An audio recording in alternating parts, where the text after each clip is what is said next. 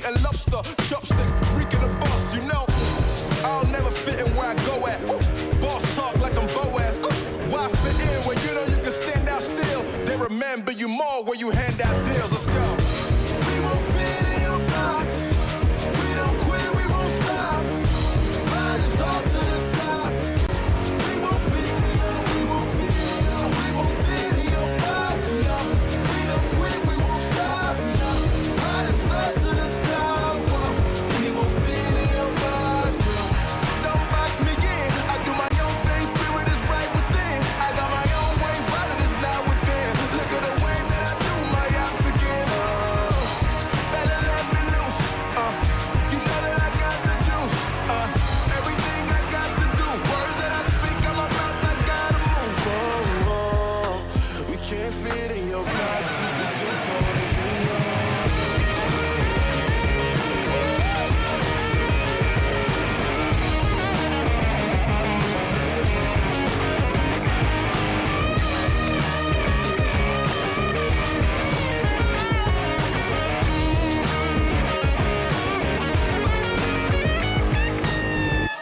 We won't fit in your box.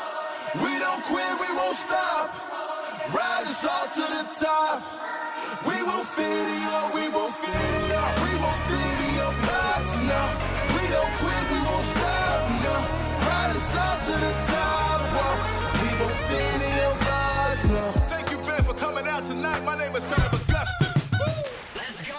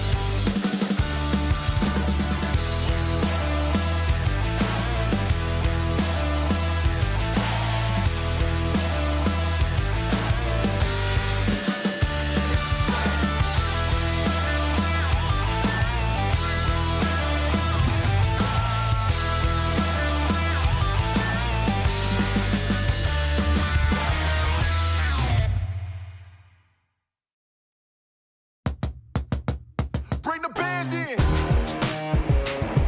Woo! Well, alright. Yeah, they want me to fit in, but I can't. I'm too different with it, too advanced to think. You know my intuition.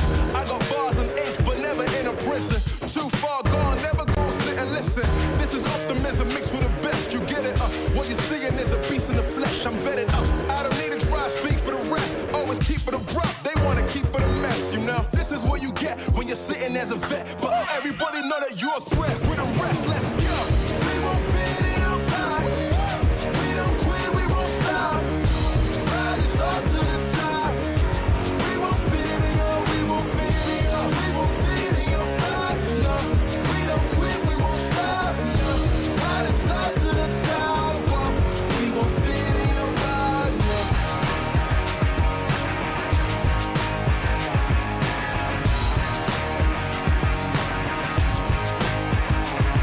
Look, I try to tell you we don't fit in your box. Why you try to box me and I got the key to unlock? I know the locksmith, optics, speak of the loss. I'm eating lobster, chopsticks, freaking the boss, you know. I'll never fit in where I go at. Boss talk like I'm Boaz. Why fit in where you know you can stand out still? They remember you more when you hand out deals. Let's go. We won't fit in your box. We don't quit, we won't stop. Ride us all to the top. We won't fit in your, we won't fit in your, we won't fit in your box. No, we don't quit, we won't stop. No, ride us all to the top. Whoa. We won't fit in your box. No. Don't box me in. I do my own thing. Spirit is right within. I got my own way. Violent is not within. Look at the way that I do my ops again. Better let me loose. You know that I got the juice. Everything I got to do. Words that I speak out my mouth, I gotta move. We can't fit in your box. You're too cold and you know.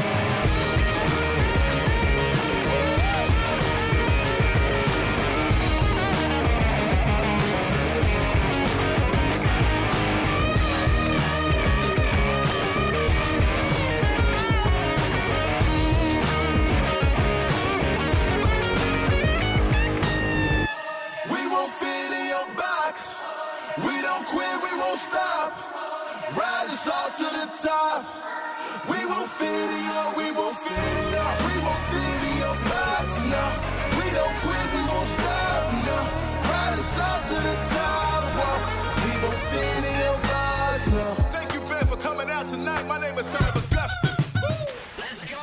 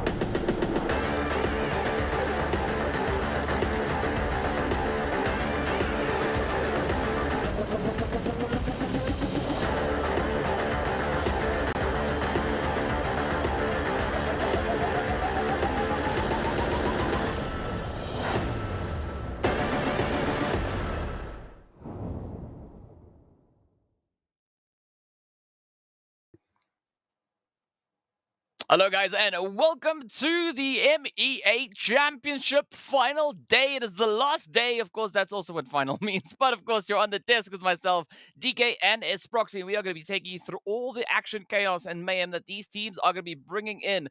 Now, as we've been seeing these teams work exceptionally hard over the past 3 days. I mean, we've had so many upsets come through, and it's all boiled down to this final day, right? Day number 4, and everything is going to be revealed, right? Here we're going to see who's going to be getting that ticket punch straight into the PMWI. And of course, well, I think we're in for quite a sweaty day.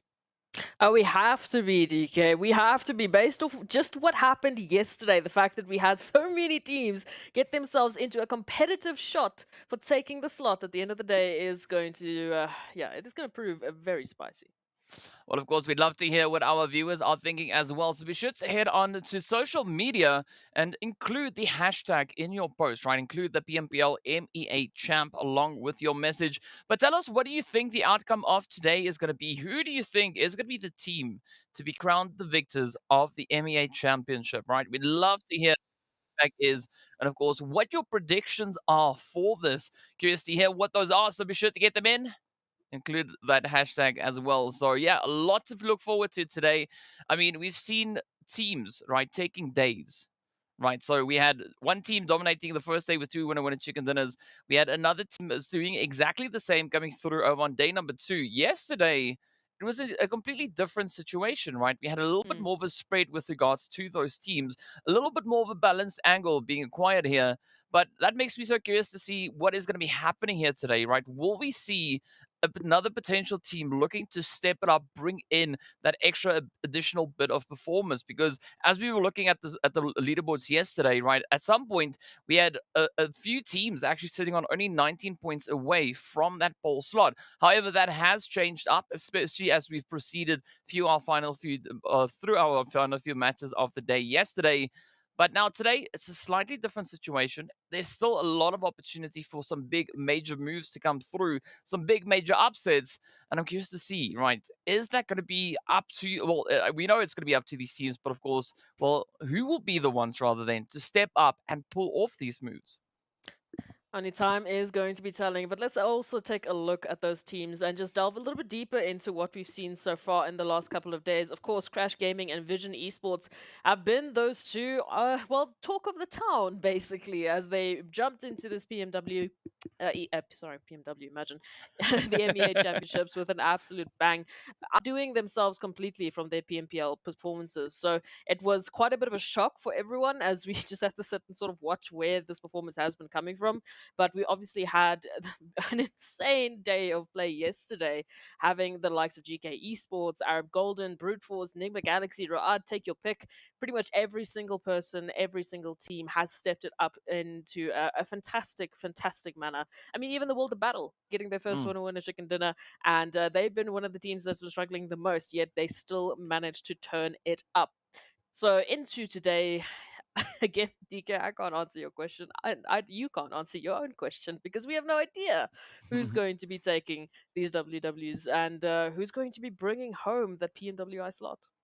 Yeah, as we know, right? Only 6 more chickens up for grabs. That is it. That is all these teams have to play for. And of course, it is going to be a very, very contentious play. And I think this is going to be essentially the day in which a lot of these performances are going to be really coming into fruition, right? Because I feel like there was still a few teams holding back a few surprises, right? Keeping a few aces up the sleeve. Now, today is going to be the opportunity for a lot more of that to be revealed, a lot more for that to come through.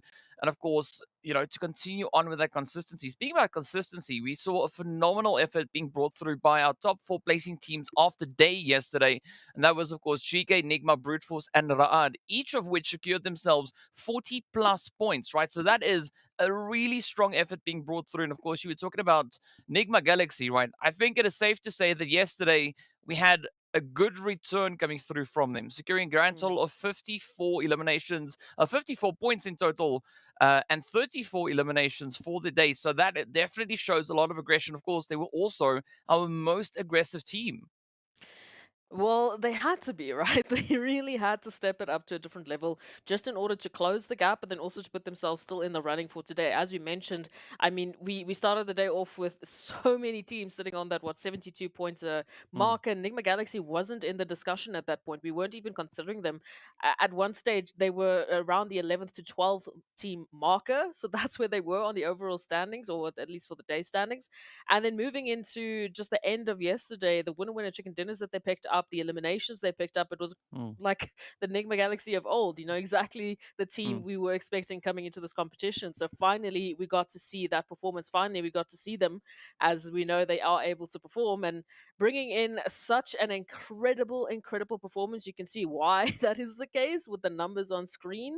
My goodness, 34 eliminations. Yeah, I mean, that is a pretty strong play. And of course, as we can see, 8,000 damage. That is an immense amount of damage being dealt by them. But of course, it is Nigma that we're talking about at the end of the day, right? So we're expecting to see stats like this come through. Of course, also taking a hefty amount of damage in turn. So it was not an easy run, right? They really had to put a lot of work in to bring in that level of performance. But I think it's all going to come down to whether or not they'll be able to replicate those efforts yet again here today. Because as we saw, the first 2 days, things look a little bit shaky, but a lot more solidifying moving into that day number 3.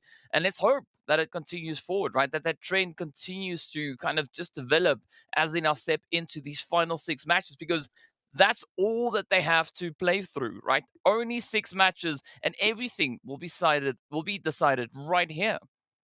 Absolutely. And again, we're going to be going through this day with a bated breath as we wait to see who's going to be those teams stepping up in these 6 matches. Any mistake, any resurgence of momentum is going to Mm. make the world of difference, especially for the teams who did very well in the last 2 matches yesterday. They can come through with absolute hype. But moving into that, DK, we need to get the day started and look at a few more things.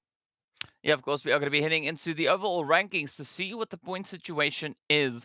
As you can see, we do find the players there from Crash Gaming still maintaining that lead of 146 points, only 9 points ahead of that of GK. But we also did see in that last match, right, the final Miramar being played yesterday, that GK were able to jump up in towards that second position. Of course, that moved the side of Vision down.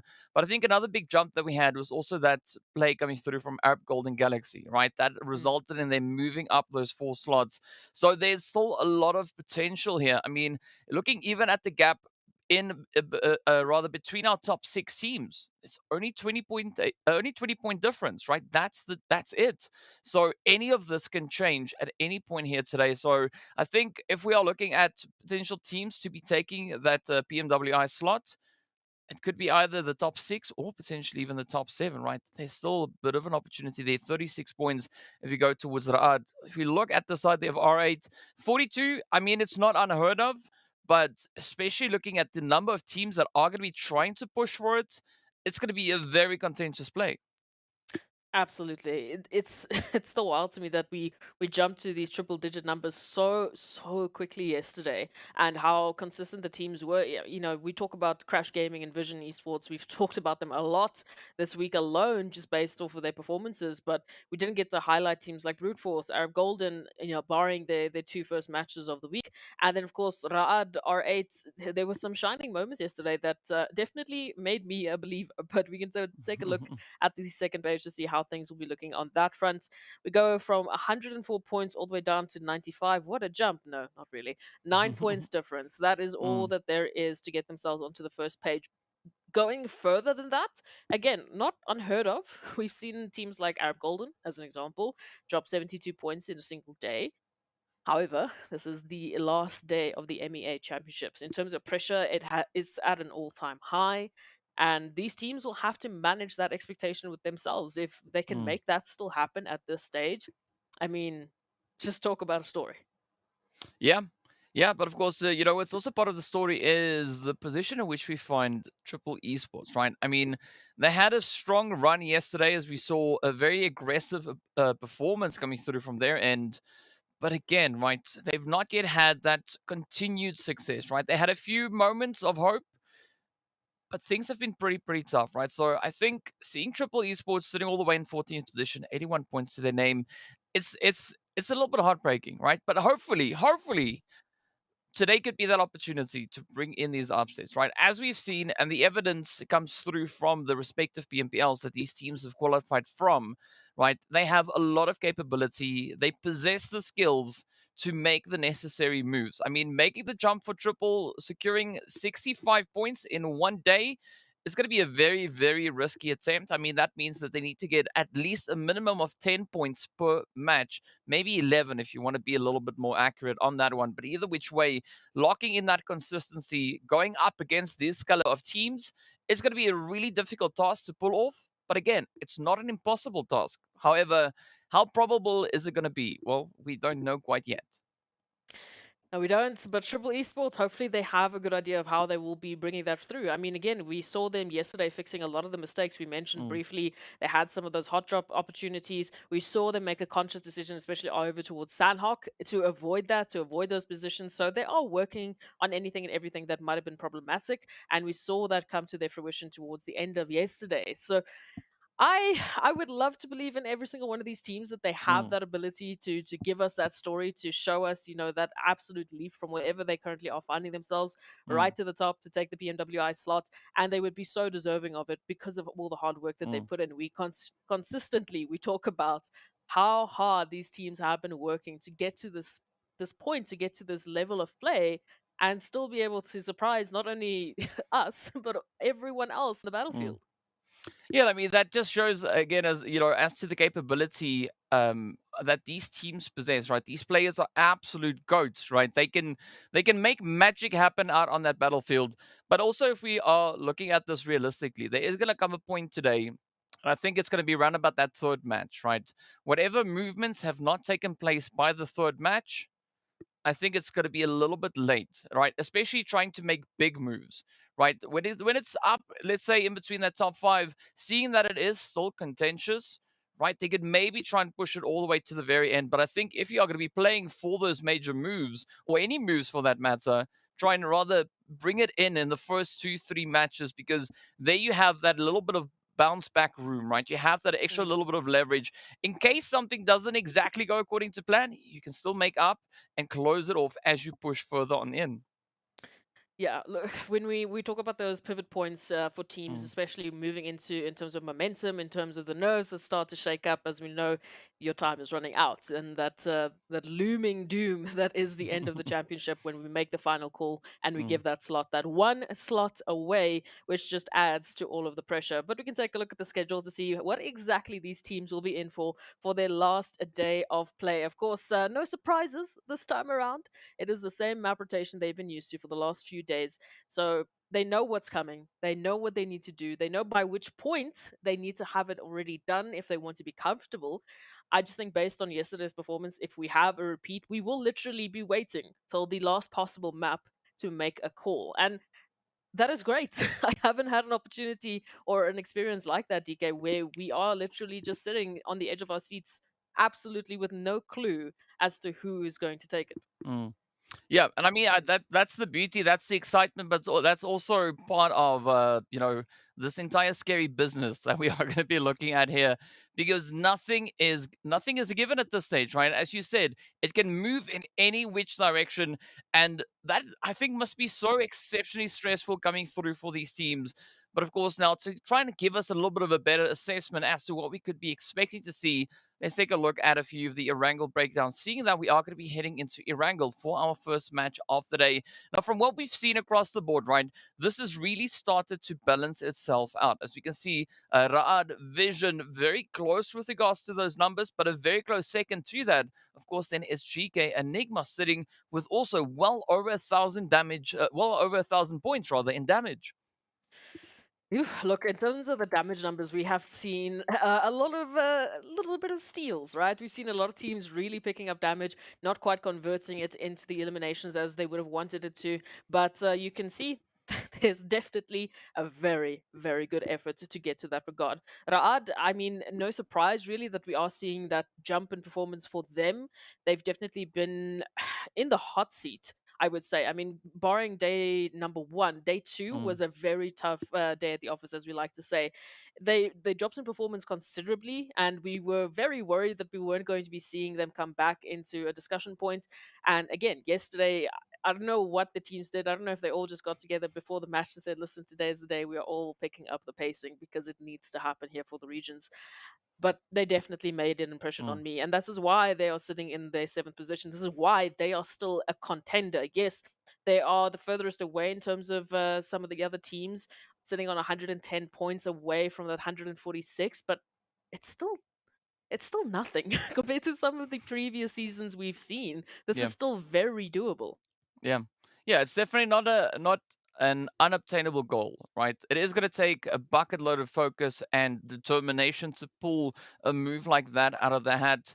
But I mean, all that we can do at this point is speculate, right? All will be revealed once we step out onto that battlefield to see exactly what these teams are going to be bringing in. But as you've said, right, there are such a strong team when it comes to the side of Erangel. So maybe there could be a bit of an opportunity, right? Maybe this could be exactly what they need. This kind of pressure to be on their shoulders for them to rise up and just bring in an absolute smasher of a match. Unfortunately, we have 3 Erangels. So there is going to be ample opportunity for that consistency then to come through. Yeah, we mentioned at the beginning of this tournament, we thought the teams that really came through on Erangels in their previous PMPLs were going to be those teams that were running away with the points. Again, Mm. statistics went out the window. Nothing went to plan, as it normally doesn't. And we were pleasantly surprised with how many ebbs and flows we had between Erangels. We had almost a different winner every Mm. single Erangel. So it was incredibly tough to pinpoint who was going to be that one dominating team. And that's, again, been an interesting point that we don't have one overperforming team. We don't have that one golden goose, as we like to say, that's really taking every single point that's coming their way, Mm. or every single map. It's just all them every day, any day. So, with that being said, moving Mm. into Erangel, 3 Erangels left. Ra'ad definitely in a performing factor. Sitting on 7th, they can make it happen. Yeah, they definitely can make it happen, but it also could potentially help them with that is going to be a little bit of Monster Energy. So a big bad shout out going out to Monster Energy, our official energy drink partner for PUBG Mobile Pro Leagues. And today is going to be that final opportunity to unleash the beast. And speaking about beasts, let's hop into our first match of the Yes. day. Oh, I mean, as we've come such a long way, but let's get this party started as the flight path is going to be starting on the west. A very centralized pathway across to that eastern side. So again, it will allow some pretty decent access for a big majority of our teams. Oh, absolutely. Yeah, this has been a little bit of a challenging map for me personally because we always only end up in the south of Erangel. I've forgotten what the northern side feels like, but I think by now the teams are definitely used to that. And looking at this now, we've got a wonderful spread of teams heading especially towards Georgiapool. No surprise there for R8 and of course Ra'ad, who we've already highlighted in bucket loads. But moving over towards that southern side, going to be curious to see if RTG will continue to go to Novo because of the potential that this might just end up on the mainland without any secondary considered. Vision towards Lipovka, no surprises really. Now we just have to wait and see where these teams will land with the zone. Okay, there it is. Yeah, yeah. I mean, we weren't asking for anything, so this is a beautiful, beautiful upset to come through. It's like, you know, the RNG gods read my mind, right? So we'd rather just keep it upstairs instead of having it come out. But again, if you want to see the live leaderboard, there it is on the edge of the screen, of course. It will also be making its way to the top of the screen once we get right down to the battlefield itself. But looking at this, though, I mean, this is like we're starting on Sanhok. Right, this is pretty much the equivalent of what we have. Looking at the available amount of space that they have to work with, it is going to be tough. It is going to be sweaty. It is, it's crazy. It's Yes. silly. This is the finals of PMPL MEA. This is the MEA Championships, and these teams have to deal with roughly 80% to 70% of the space they would normally be allowed. And look, they've been dealing with water zones on Erangel, like I said, this whole week. All right, it's not like this is a massive surprise for them, but this is the first time that we have all of this water, and we do not include that military base island whatsoever. So an incredibly, I would say, challenging spot that some of the teams, like I said, RTG, might be finding themselves in, because then normally they would, want to head over towards Novo, but now because of this positioning, they might have to just opt for multi-power instead. And again, it's not like it's a massive swipe. We've seen them go to multi-power once and twice before. GK driving, nice. I'm going to give that like a 6 out of 10. We've seen them go to multi-power before. It's not really a massive surprise, but it might throw things off in terms of the rotations they're normally used to. For Arab Golden, who's sitting in Milta, waiting for that rotation from RTG, they definitely will be like, well, what now? What must I do? Where's my early eliminations?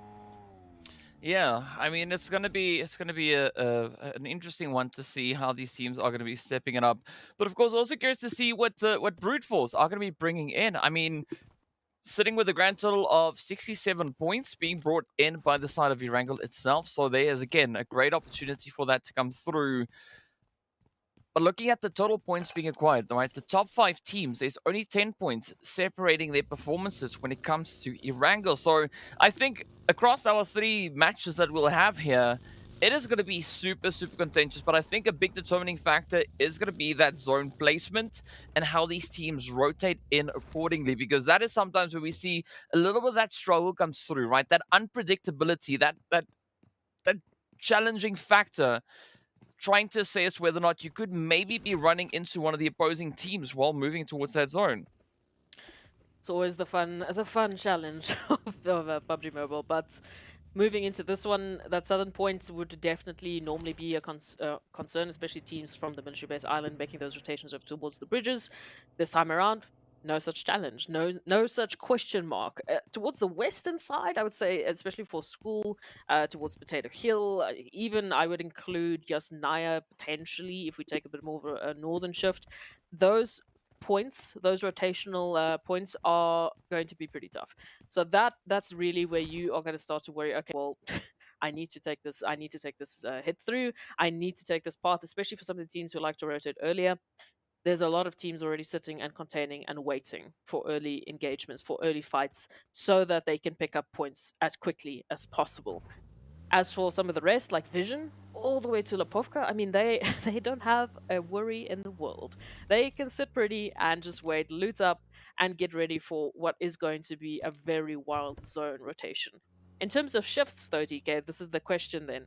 Do we go north? Do we go south? Do we head all the way to the west and basically just take away all this excitement of the water?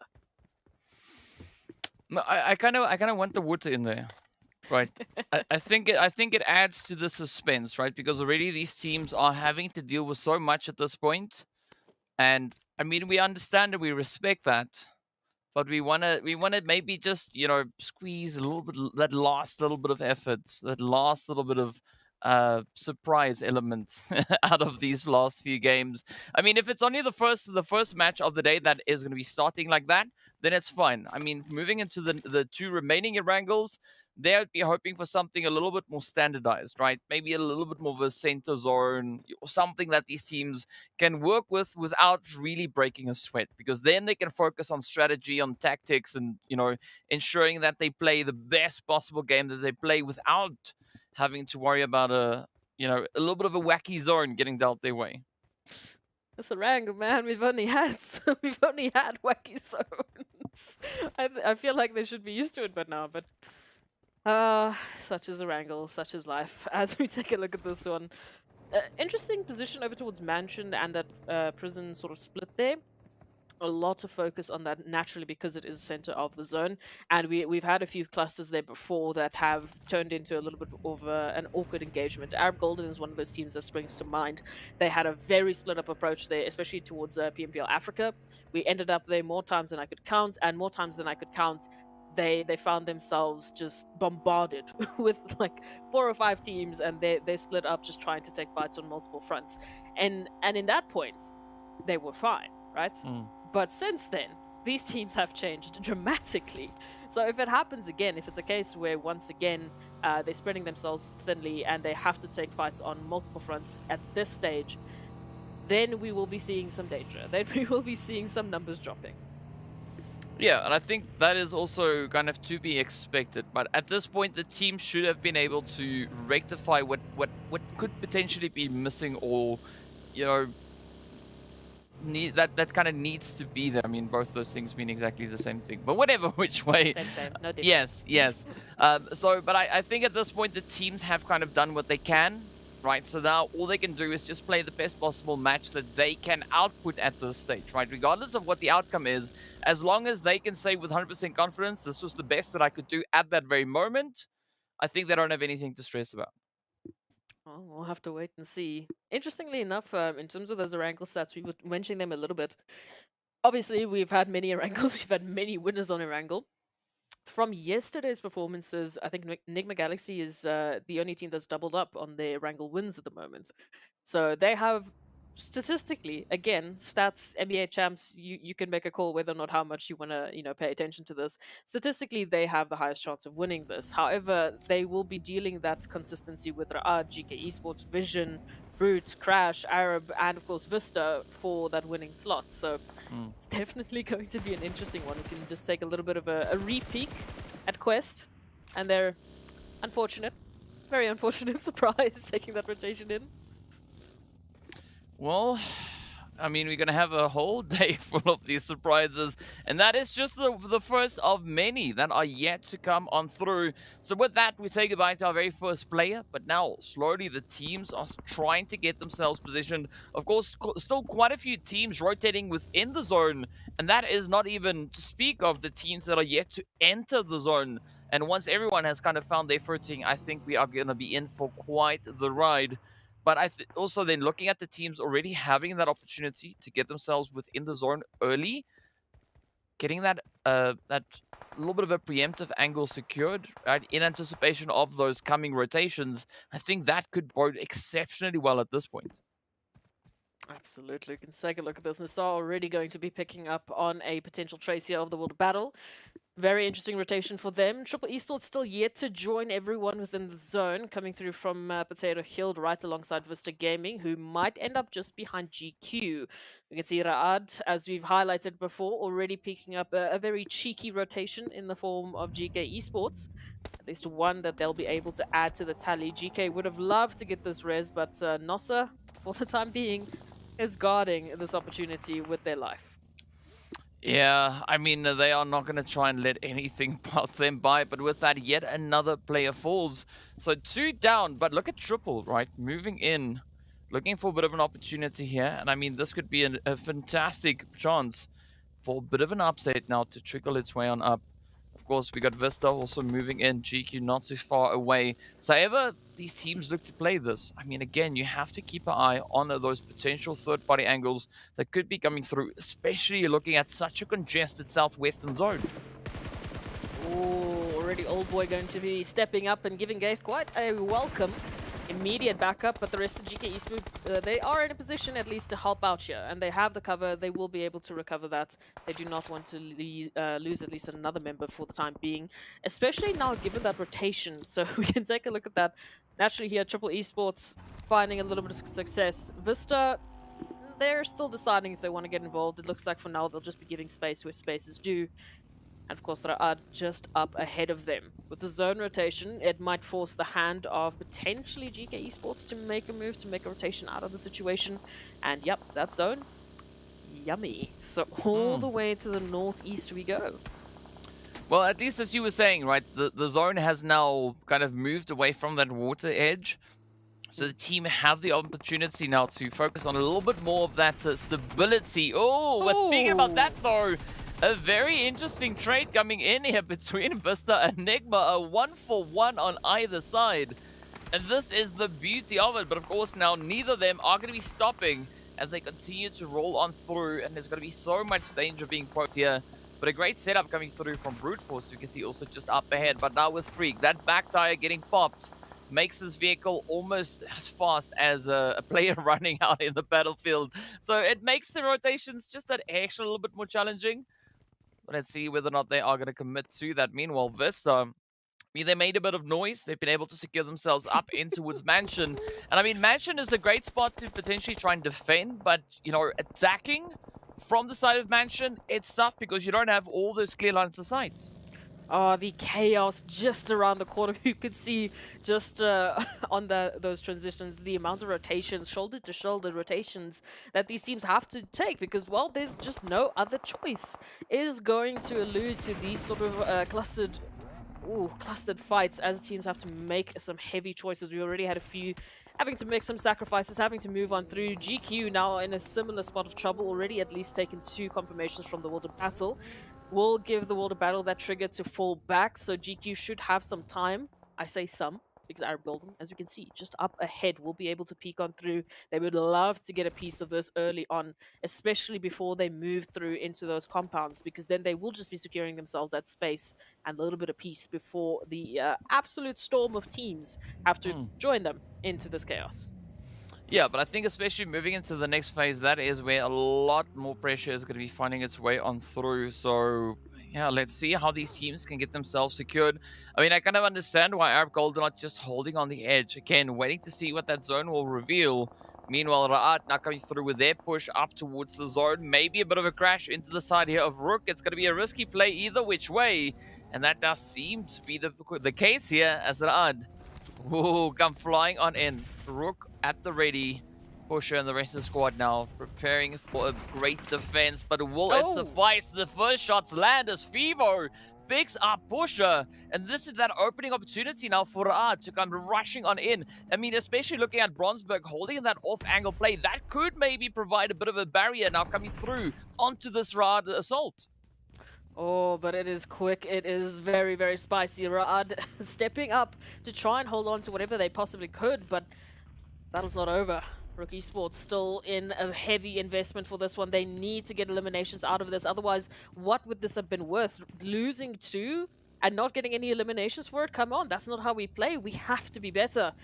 RUKH, though, up with the numbers. Bronsberg stepping up, trying to get a bit of a surprising angle. Zuxi falls down quite literally over the mountain, but NASR in with the joining. Oh, an absolute upset. Beautiful play coming through from Bronsberg, but of course now up comes the UMP as Zuxi looks to bring in a bit of that revenge play.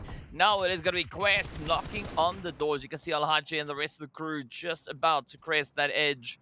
Already 4 eliminations up here for the side of RUKH. Will they be able to maintain some form of momentum here as we can see them now trying to reach across with the utilities, but of course NIGMA, Galaxy and RTG getting into a bit of a tussle up in center zone. Not the most opportune position here for NIGMA to be holding, and a lot of pressure now coming through on towards RUKH as they do find Freak. But now, will they get that whole team patched up and back, swinging at the attempt here towards RTG? Ooh, questions flying high. Oh, but there is a little bit of a helping hand. Ultimately, though, RTG will be very happy with that, as well as Vision, to be able to pick up Enigma Galaxy, as that is some heavy competition that they will be taking off the board. Still, over towards the center position. What a compound for RTG to be able to hold. Vision, of course, coming through from the outskirts, just picking up, a few eliminations wherever they can. We can see R8 here from the north rotation right past the World of Battle and Crash Gaming. RUKH and Quest, that has been something that has been brewing for quite some time, as RUKH had to bow out from the situation, and RUKH unfortunately will need to potentially leave Fever behind and focus on longevity. Meanwhile, Quest, I mean, it was a very good attempt for that third party, but timing, I just don't, or the angles at least available to them, just wasn't quite where they needed it to be. Yeah, I mean, it's tough, right? This is an exceptionally tough play, but RUKH Quest still continuing on with the efforts here. Of course, just relocating back in towards the zone. But now we have the side of VISTA coming through as RUKH gets taken out. 5 eliminations up though, but Bisk just doing their thing, just ripping it up. And now Kante, gets the hit in. Could this be? No, it won't. As you can see, VISTA securing the final few hits to close the door on Quest. Again, though, 6 eliminations up, not the worst finish. So again, some really high elimination counts coming through, but the teams getting sent back rather early. Now R8 turning their focus onto the side here of Arab Golden Galaxy. And again, maybe this could be a great chance for R8. It could also be an opportunity for Arab Golden, depending on how they can play their cards here. Again, needing to be very careful with the eliminations or the fights that they start to pick. As we know, R8 already very well aware of Arab Golden in their position. Arab trying to spread themselves out to get the better angles here into this position. But it is coming with its own risk, especially if the World of Battle choose to move a little bit more towards the south. That will obviously be determined by that next zone shift. This is quite a stack of teams here into the final moments of the first map of the day, DK. So plenty choices that these teams will need to make, especially with this next shift. Oh, yes, and of course, the shift is going to maintain that western angle as it now looks quite favorable here for the side of Brute Force, Vista, and the rest of the teams already secured there. But where will it take them, especially now looking at the teams having to push through from that western side? Of course, Hope now trying to get themselves to rest up. But as we can see, Hope all the way out in the blue, trying to heal off, trying to see if they can maybe secure a position up in towards that top 10. But as we know, it's only realistic from the top 8. That is where the placement points come through. So I don't know if Hope is going to be able to survive long enough because the blue zone will not allow too much of that to happen. Difficult choices, of course. GEEKAY Esports, they have been jumping from one fight to another. And unfortunately, it doesn't seem like their fight is really going to be rewarding them enough for all the efforts they put into this one, at least with 2 eliminations. But we know that blue zone, it just chunks HP, especially at this stage.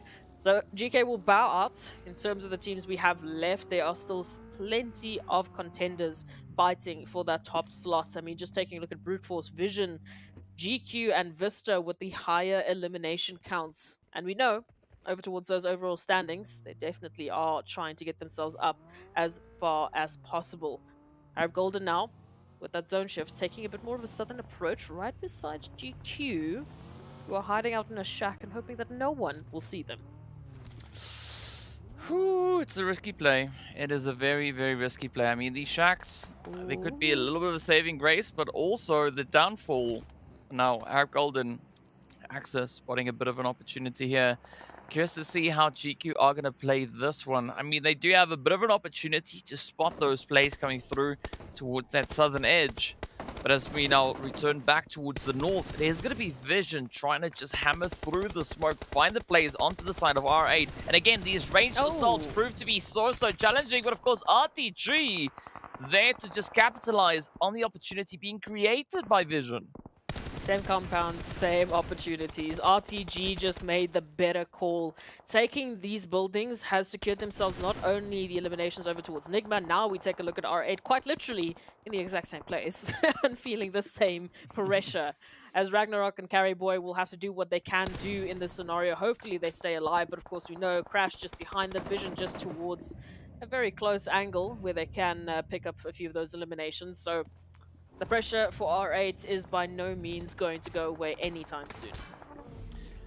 Yeah, and that could either be a blessing or a curse, we don't know, but we'll find out soon enough. And speaking about tough place though, the World of Battle getting caught over towards the eastern side as Muhammad now just tanking so much damage. Down they go. Hey, buddy! Securing that elimination. At least World of Battle being able to find that elim. Now let's see what is going to come through for Muhammad and Arthur here, as we are yet to see another performance like they showed yesterday, right? As we know, they also got that winner with a chicken dinner. I believe it was back on, what was it, day number 2? Or yesterday?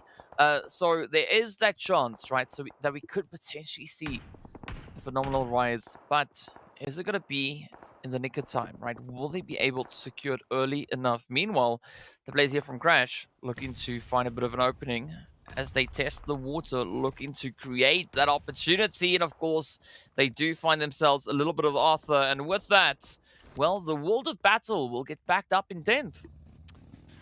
Tough times here for the World of Battle, but they've also lost members so early on that they didn't really have that opportunity to bounce in with the full power that they would need in these scenarios. A duo up against these full squads. We have 1, 2, 3, 4, 5, 6, 7 full squads. My goodness. So yeah, it's a bit of a tough decision. R8, as we said, pressure as Crash Gaming finally do move on closer. Few utilities sent out, and R8, their days might be numbered in this situation. Even if they do rotate out of this compound, well, RTG is waiting. Oh, but here we go now. The pressure is on. Jafar cooking up a bit of an 8. Beautiful rebound. Will it find the play? No, fortunately for R8, they are secured within that bathroom. But let's see, maybe this one will be on target. And the answer is yes, as Carry Boy gets found. That is one down, one more to go. This is the opportunity now for Crash to rush on through. But of course, they still need to keep a very close eye as they do secure the finish. And that is the end of the road. R8 getting sent back empty-handed, but at least potentially finding a bit of a placement point there. We're not quite sure just yet, but as we know, right, yeah, it is only from 8th place onwards. So a very unfortunate play there for the side of R8. Now NASR looking to do a little bit of cleanup over towards the southwestern side. VISTA are looking for opportunities, but NASR just denying their access. Absolutely, Mazzaro going to be sending out a few utilities, hoping for connection there to give their teammates the space they need to recover. Vault for Vision in a similar scenario. The only member still alive, and I said that way too soon. RTG, they move on in for the closure. They have been aware of Vision's position for such a long time, so that's not a surprise.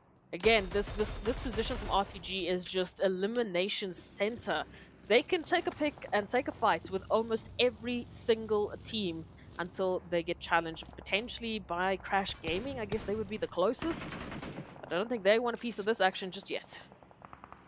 Well, let's see how this one unfolds and where the play is going to take them. Of course, now RTG, a good setup that they've got here. I mean, this compound could definitely be quite favorable for them. But the pressure is going to be on, right? They have to defend. They have to see if they can find that extra little bit of leverage onto the side of Crash. Meanwhile, NASR, VISTA getting right down to business as Mazzaro will get confirmed on up. Down they go. It's the end of the road. But now Brute Force trying to capitalize on the opportunity, looking to push a little bit further towards that center zone, looking for a bit of a setup. But again, there's not a lot of opportunity here. That, again, is sugarcoating this whole situation. Everyone out in the open, everyone taking a beating. We can see Brute Force in a similar situation, down to only pre-pod now, as we do say goodbye to Neos. And looking at this situation, that zone, now just to add a little bit of insult to injury, as rotation from this position into zone, we'll see them meet either the crosshairs of Crash Gaming or RTG or even NASR. I mean, take your pick. But NASR also have to focus on rotation, so maybe they might have a little bit of spacing there. GQ towards center, currently taking a few fights against Arab Golden. So we were asking the question, how was GQ going to turn this one around? And Arab Golden looks like they were the ones who got a bit of an ugly surprise. Yeah, we love these upsets. We love these upsets. But of course, now speaking about upsets, NASR, they still have to find a way in, right? They're keeping their eye pretty much glued onto the side here of GQ.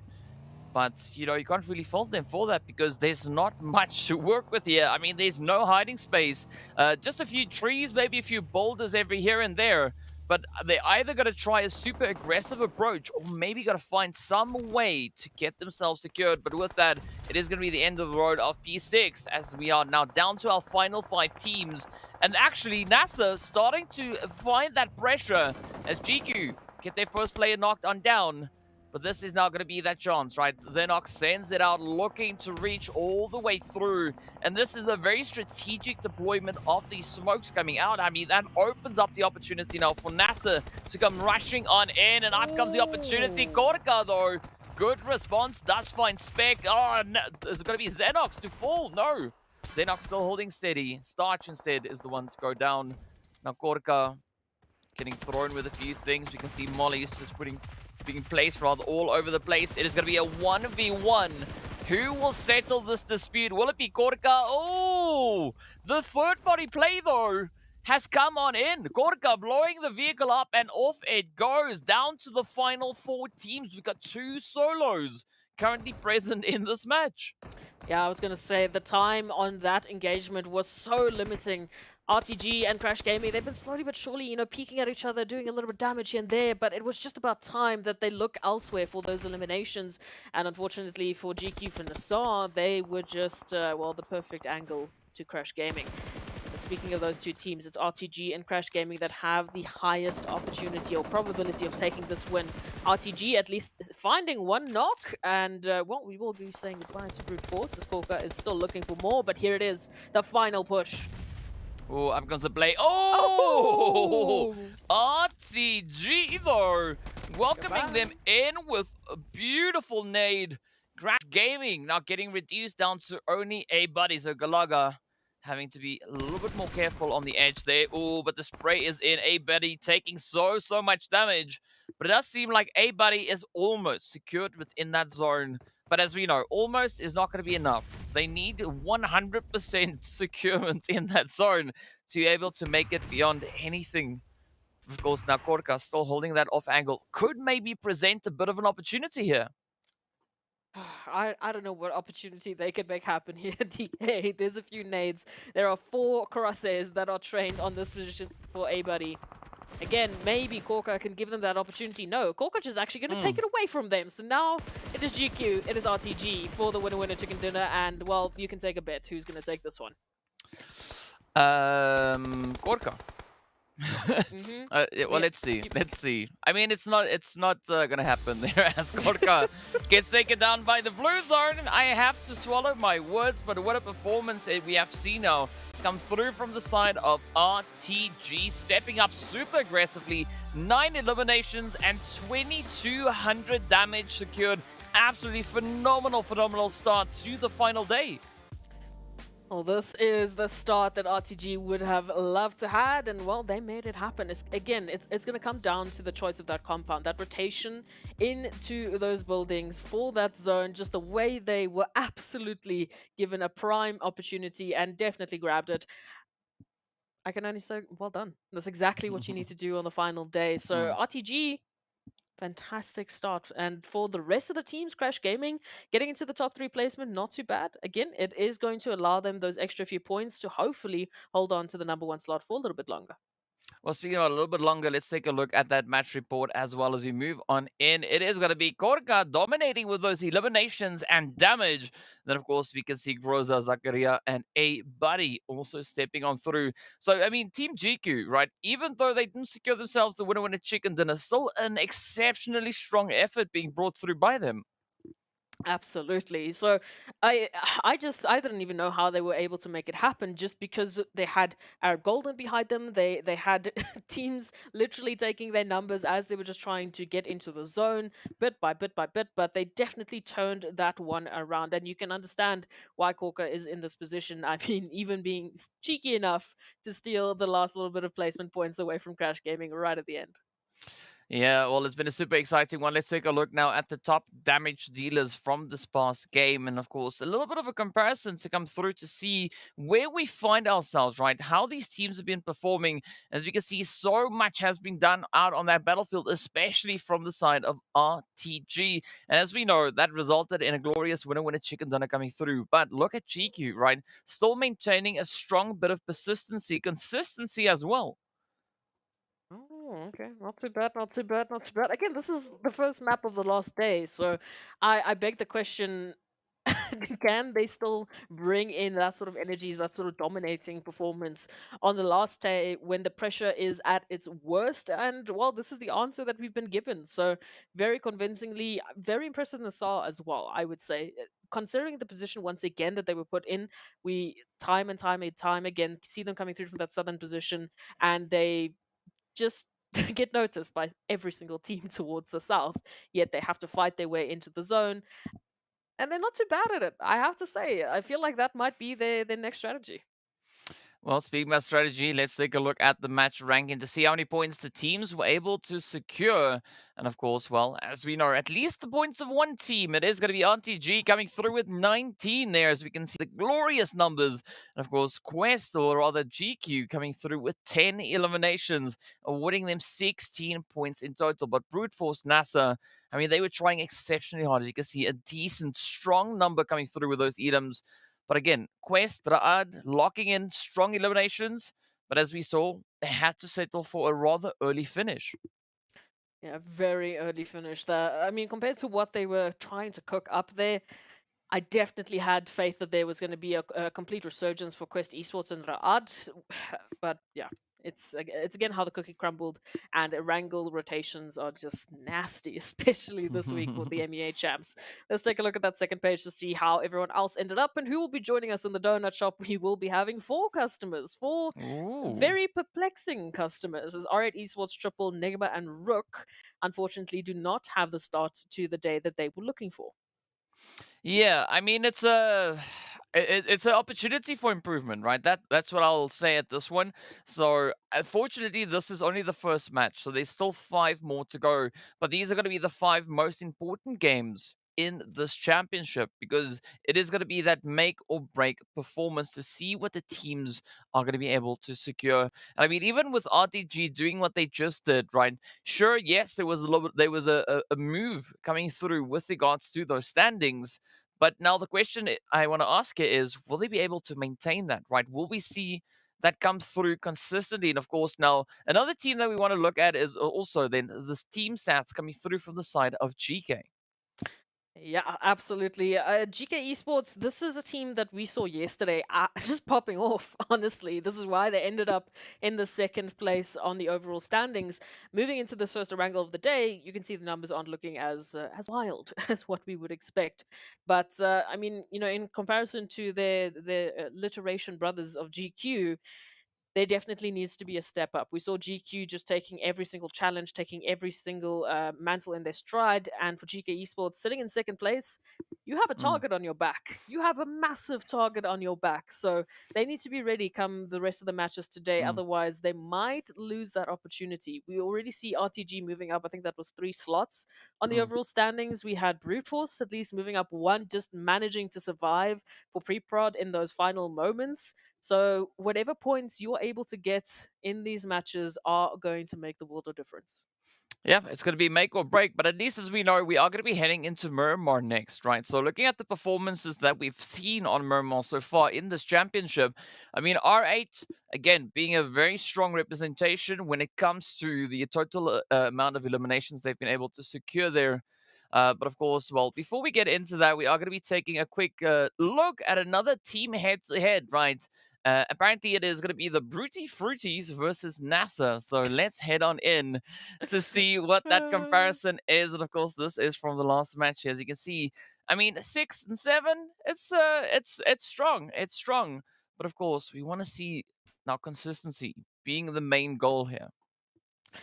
Now, yeah, look, so this is a bit of an interesting one in terms of the head-to-head to me. The reason I wanted to point it out is because obviously they both got 10 points in that last match. In terms of the application of those 10 points, it's a very different scenario. Again, NASR I highlighted as one of those teams that in the last 2 days have just been so prophetic in terms of how they manage those outskirt positions, how they manage those sort of just last minute chaotic rotations where they keep running into teams, whether they do it on purpose or not.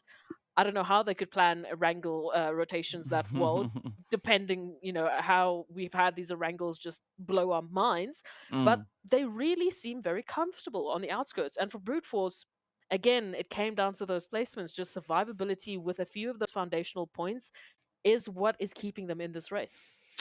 Well, speaking about the race, right, let's take a look at the overall rankings to see where these teams currently find themselves. And of course, we still have the side of Crash maintaining that pole position. I mean, GK also now looking to try and close that gap, but it is still such a challenging day. And that's now a 16-point difference between first and second place. But of course, we did see that move come through from Brute Force, moving up into with that 4th position. Again, trying to bring through that extra little bit of pressure that they can find. And there's only 4 points, 4 points between them and the position in which we see the side there of Vision. So curious to see how that's going to play out. But of course, I mean, RTG Road to Glory, they've jumped up 3 slots all the way into 8 just based on this last match. So Chicken Dinner still accounts for quite a lot of movement. Bam, bam, bam, bam. We go to that second page. We still see a very close resurgence. For Quest Esports, we know they were just alongside the Ra'ad in terms of how much damage they were outputting, how many eliminations they were looking for. So moving into Miramar, they have to be all the more aggressive. They have to be ready to bring as many points as they possibly can because they're getting closer. They need a bit more. Yeah, well, speaking about a little bit more, right? It is that time. We are going to be heading straight into Miramar to see what the flight path is going to be doing. Of course, the beautiful picture to start us on as we are heading right on down a very southern flight path. Ooh. Now, you know what usually comes along with the southern flight path? Either a complementary zone or a bit of a spanner in the works, right? Maybe sometimes we see a zone that pulls a little bit further up towards the north. But let's see which is going to be the case this time around, as the teams are going to be looking to make their way and get themselves situated. Already quite a few teams starting to break off, heading a slight bit further up north. But Arab Golden Galaxy, I mean, they are sitting with smiles on their face because they can pull straight into Via Del Mar and not have to worry about reaching that point. Oh, absolutely. I mean, this is just their position given to them on a silver platter. As for some of the rest of the teams, especially the ones that do enjoy those northern reaches, well, I hope they find a vehicle nice and quickly.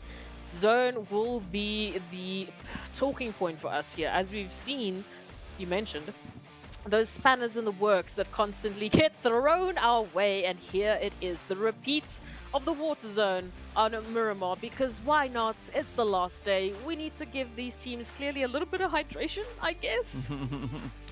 See, this is what happens when you call a zone a complementary zone, right?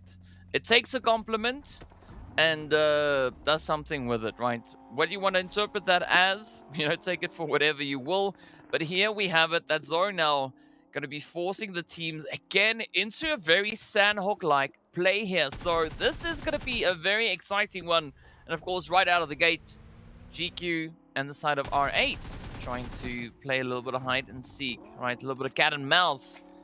But, well, R8 not going to be letting this one slide, as they could maybe still lock in a few easy eliminations here. Definitely so. As we've mentioned, any sort of points, whether it's by placement, by eliminations, whatever it is, if you can get an opportunity to just grab something early on, it is going to make a difference. We already had a little bit of some wild melee action on the map as we get the zone. I think I was just too distracted by the fact that we have so much water on Miramar going to be involved in this next phase. But either way, some potential more eliminations here for R8 Esports. And Toffees, oh, buddy, run. that's all you can do. Yes, just run, right? Let's see if they are going to be able to get picked up, as we do have the team moving out. I mean, at least the rest of GQ, they are kitted up somewhat, so they could have a bit of a response here. But now it's going to be a very dangerous play, but fortunately, the terrain is what it is, so it allows them to use it to their advantage. But now they're just going to maintain that angle, maintain that trajectory, and potentially get themselves up to a position like either Graveyard or San Martin. But moving into Graveyard, they are going to be bumping into a little bit of that Vista problem. A little bit of those Vista issues, as we can wait to see what Vista will be bringing to the table. Crash Gaming, of course, over towards that northern side. A little bit of a nice replay for us, as Jafar had to say goodbye. Again, all of these nice little bit of early eliminations will be adding to the tally later on. I was also told there was a machete that was thrown, and we missed it. So, ooh, that, yeah. But it obviously didn't result in anything just yet. Maybe we'll get a bit of a highlight for it later if they can catch it. As for the zone, Triple Esports, smack bam, very close to center, and they're in Puerto Pareso, so that gives you a very good idea of how east we are looking at those rotations. It's just, I can't believe that this is a zone that we have on our second last Miramar. I mean, it's hard to believe, but believe it because it's true. And now, I mean, a team like Triple, they're just going to be sitting there smiling, right? Because they don't have to move anywhere. They can just have a big chill up in towards Puerto. Kevin, though, has to try and, maintain a little bit of focus when driving around the terrain. Because, as we know, the physics here sometimes just a little bit odd. Oh, yeah. Physics on Miramar with vehicles? No such thing. No such thing whatsoever. But hey, at least they are having a little bit of fun as they're taking their rotations on up. Crash Gaming heading to those northern reaches, as we mentioned. One of the teams that do prefer, the Campo Militar or Tierra Bronca situations. It's going to be a bit of a rotation for them, but it's something we know they specifically are very comfortable with. Right up ahead of them, it would be RUKH Esports and Quest, who, for Quest and RUKH, I would loop into this mix, especially with Ra'ad. They were in that three-way battle in the previous Erangel. This time, at least, they have a little bit more spacing between them. I do hope we see them have a better rotation. Have a bit of a safer rotation, rather picking those engagements when they are good and ready. Because then, once again, we have we have another team to add to the tally for someone who's actually gunning for that PMWI slot at the end of the day. It's not going to be easy. Don't get me wrong. It is not easy whatsoever in the position that we find Quest or Rook, but it will definitely be fun. Oh, is this the machete? Whew, whew, whew. Oh. Throw it! Oh my goodness! How did they avoid that? No Oh, idea. that was the No best. idea. No We have- idea. I mean, still a lot of excitement coming through here as the teams are going to be trying to, you know, get those eliminations at whatever cost, right? I mean, if they got to throw machetes all over the place, might as well do it then. But yeah, big ups to Tofi for being able to dodge machetes. I mean, it's not an easy thing to miss, but well done though, nonetheless. And of course, speaking about, you know, not so much easy things, we are looking at a lot of those rotations now coming through, right? GEEKAY pushing towards the zone, coming in on this western side, but they have the World of Battle position just up ahead of them, as well as RUKH just on the inside of zone. So there is a lot of, you know, danger just looming all over the place. Oh, absolutely. I mean, this is what we would come to expect, especially with this eastern zone. And I guess this is something we haven't obviously spoken about. It's a bit of the elephant in the room. The spacing that we are just cutting in half for these teams with this next rotation. They already had so much of this on Erangel, and quite literally, I mean, it's a pretty much a copy and paste zone. So now moving over towards Miramar, cutting all of this wonderful space that they've been accustomed to in half, practically, is it is going to allude to quite a few scattered approaches. So in terms of approaches, I mean obviously positions, right? If you take a look at teams like Arab Golden, Vision, Triple, NIGMA, Galaxy, they are hiding towards the coastal lines, right? They are all the way scattered between Impala, Puerto Pareso. They are holding onto those ridge lines because we've seen before, if that zone moves there, it is tough. The sooner you get yourself into that position, the better you set yourself up for the later zones. Yeah, no, that is true. But let's see how much of a setup these teams will have here, as there's still quite a few to rotate up. I mean, we got the Crash Gaming team, RUKH, GQ, R8, Brute Force, and maybe half of Quest, right? As Alhaji has already been able to secure that footing, now heading towards Impala. But the zone is also about to shift, and that is going to apply even more pressure to the teams out in the blue. But unfortunately, not a super aggressive shift, right? It maintains a decent position over on towards the mainland. We did see a little bit of action coming into the edge there of Los Leones. But looking at the positioning this time around, I think R8 and potentially VISTA might have a really strong angle with regards to that zone. Oh, absolutely. So, I mean, the positioning that they're going to be holding into this next phase could give them a lot of spacing as soon as they obviously make that rotation and get themselves into the zone. Cough, cough. But yeah, I'd be very curious to see how it's going to work, mostly because of that zone still has the opportunity, still has the potential of moving to the east or to the south. Then, you know, all of this potential greatness will be taken away from them. In terms of the zone rotations, as we've seen, it has centered up at least towards the mainland. We're not going towards the water anymore, thankfully. Just a little bit of a spread on the outskirts of Impala. So that means the teams can finally get a little bit more comfortable, spread their feet out onto the land, and hopefully find some good sitting places. Ooh, Neighbor Galaxy now coming through from the southern side. They obviously are going to get a bit of a surprise here, DK, but now where do they rotate past this point? There's not a lot of space left. Yeah, I don't really know because I mean they've got the World of Battle, RUKH, they've got GEEKAY as we can see, Triple, so many teams that are going to be trying to lock down on these already occupied angles. So I don't have an answer for you, as I honestly don't. But what we also are seeing is the World of Battle now finding a beautiful answer to the push coming through from the players of RUKH, and also out in the blue, Prestige. Beautiful spray coming through here from Korka. I mean, GQ still caught in a very similar position up to this point, as they've not yet been able to get their butts back in towards the zone. And I mean, as you can see, right, this is only the second phase, but you know, Naki Charis doesn't mess around. It is going to just start to amplify that damage. So the sooner the teams can get in, the better they will be. Has to be the case here. For GQ, they have a bit more opportunity because unlike the rest of the teams towards that northern side of the blue zone, they can get towards Los Leones, towards at least more a western approach of Los Leones. The rest just have to go straight down because of timing, because of, as you said, the blue zone moving in, looking for the eliminations. So it's a little bit more of an opportunity for GQ than I would say the rest of the teams in the same position. But it's not going to be over anytime soon. This is what I was speaking about. Crash Gaming having to move straight down. R8 Esports having to move straight down. We've got RUKH Esports right behind R8, and it looks like they've actually isolated some of the members of R8. So RUKH is going to be dealing with some tailgating for a little while as we wait for that zone rotation. Ooh, especially towards that southern point. Ooh, okay.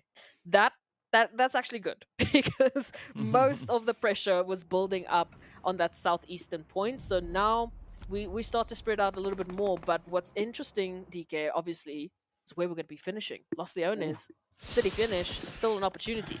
Oh, yes, there's a very, very high probability for that to be the case here. But now, speaking of probabilities, I mean, RUKH still trying to find a little bit of a play here. They do have Eugene holding on to the front line here. We can't exactly see where the whole rest of the crew is. I mean, they are now slowly starting to move up as we got Rami and Pusha now just trying to bring in a bit of that extraction. But I mean, it's very odd to see RUKH still hugging the blue all the way till this stage. But they have to get that position in, right? And I mean, they've been traveling for so long to get that, you know, just to click for them. But still, such a big challenge remains ahead of them. And of course, Crash could be looking to keep a bit of a gate play onto that angle. Meanwhile, there's going to be Vision and Quest. Oh, in contention for Cigar here. Who's going to be the one to find it, though? Beautiful hit coming through from Alhaje. The first one falls. And now is that opportunity for Quest to just drive it in and find the rest of Vision.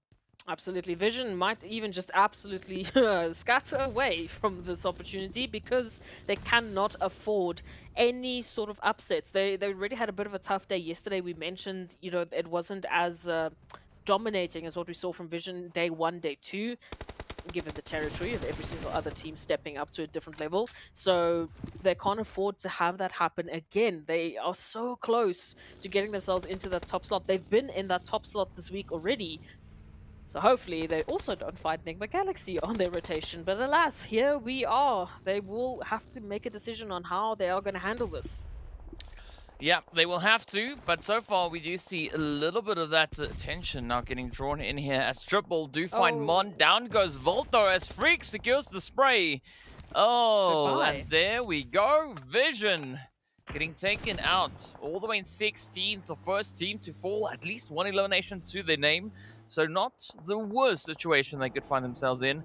But of course, now speaking about challenging situations, RUKH actually managing to get past the players here from Crash Gaming, well, at least for the time being. But Kevin not going to settle for that as they continue to drive the hits in. But now Crash, they need to get to zone. I was going to say, don't speak too soon. This is going to be a tough time both for RUKH and for Crash Gaming. Again, late rotations. For Crash, they're a little bit more comfortable in this situation, but you can see they've already had to give up a buddy. Ooh, if they're not careful, they might have to give up Kevin as well, but they should have meds to deal with the situation. The side of RUKH Esports in the zone, again, still have to move on. They can't really invest time in either getting reses here or getting these eliminations back to the side of Crash Gaming. They have to just give up what has already been taken from them, unfortunately, and focus on staying alive in the zone. We can see Eugene, confirmation there. So both Crash and RUKH are relegated to only 2, at least for Crash's sake. They are in zone and just waiting to see if they can surprise RUKH. Meanwhile, the world battle, GEEKAY, a little bit of a car chase here. Oh, yes, just a little bit, right? Nothing too hectic, nothing too crazy. But of course, now the pressure is going to come through here as World of Battle actually light it up. They do find Santa. So that is 1 down, 3 more to go. So let's see if World of Battle can now stick to their guns and continue with this rampage. Of course, they got to watch out for the side they have RUKH. But we also then see the players from GQ all the way over onto that far western side. But for the time being, Mohammed, tries to find the angle. Beautiful jump shot over the wall. But now they got to keep that focus on, right? It is only a 2-piece left. It is Mohammed and Hazem left to defend. and they've got quite a few pressure points to worry about. And you can see in the bottom of our screens, NIGMA Galaxy and Quest going head-to-head as well. The damage is being dealt all over the show. Even the World of Battle now feeling the brunt of the action of RTG, obviously holding those high-rise positions so they can just lay down the law whenever they feel like it. And now even RUKH step in, so the World of Battle caught literally between 3 teams looking to just take them out and say goodbye, back to the lobby for you. Well, they're still managing to hold strong, hold steady. So let's see if they can survive the onslaught. Meanwhile, we go back to Quest and NIGMA as it is a 3v3. Beautiful nade coming in there, finding a good bit of damage onto Koops, but not sufficiently so to knock them down. Icy, though, with a phenomenal spray, does find Walsh. Gets that confirmation in as well. And this is now... talk about an upset, right? Crash having to rely solely on what they have left in this game. I mean, down to Kevin they go. Quest also trying to make the most out of the situation, but Faidan still going to be keeping a bit of an off angle, right? Not going to be looking to get themselves revealed just yet. Maybe that could play in their favor and find the angles that they need now on towards NIGMA. Unfortunately, that flank does have a timer on it. We can see the blue zone already moving in, going to be forcing them out of that position. They have to go into the vehicles. Quest, the rest of the team have to step up and take NIGMA down, or they will be saying goodbye to their first Miramar of the day. It is down to the 3 PC of NIGMA Galaxy as Lord just desperately tries to run from that res. But a little bit more utility, a little bit more positioning could mean Quest take this one home, as they have the better numbers, at least for the time being. Oh, it's Definitely on the money. Down goes Freak. Absolute insane effort being brought through by the side of Quest here. Already taking down Koops. Now getting that lock in. This is the opportunity Quest have been waiting for. Lord has been revived. So let's see whether or not the opportunity will remain as NIGMA now make a bit of a play here onto the side of Triple as they find Thor. But that doesn't do anything with regards to the angle of being held here by Quest, right? So you can see Lord now hopping in the vehicle. This is the chance for Dart to step on through. But of course, the suppressive fire coming in from RTG as well as Triple. So this actually allows now the escape of NIGMA to come through. Not bad, not bad. Definitely an opportunist where they can be. And I don't even know how they managed to get to this point. It was just looking like it was going to be over, but here we go. Saving graces moving in. RTG, fantastic performance at what we saw on the previous Erangel. They would love to double it up, and already taking 1 piece away from Quest might get them that much closer. However, it's not over. We've got Triple Esports just lurking right behind them. Kevin as well from Crash Gaming will be finding themselves in this position quite soon. So RTG, they might have a bit of a surprise looming behind them as they are focusing so heavily on Quest. Yeah, well, this is exactly what Triple needs, though, right? Kimo, Old Boy, the final 2 defenders, the final 2 players left to make a stand. And now they're going to come inching up, but of course now, well, the vehicle rotation, those sound cues will get sent across as Triple make the play. They could actually be rotating up towards the side of NIGMA Galaxy as well. But it does turn into a completely different situation here as RTG are trying to get their hands on these angles, these positions. Kimo also now getting received there, but down it goes the trades. Old Boy getting shipped out. That is a very unfortunate play now for Triple. At least 5 eliminations up. Quest gonna be looking to rotate up yet again. RTG looking quite comfortable, quite steady up on the high ground. But can they turn that in their favor?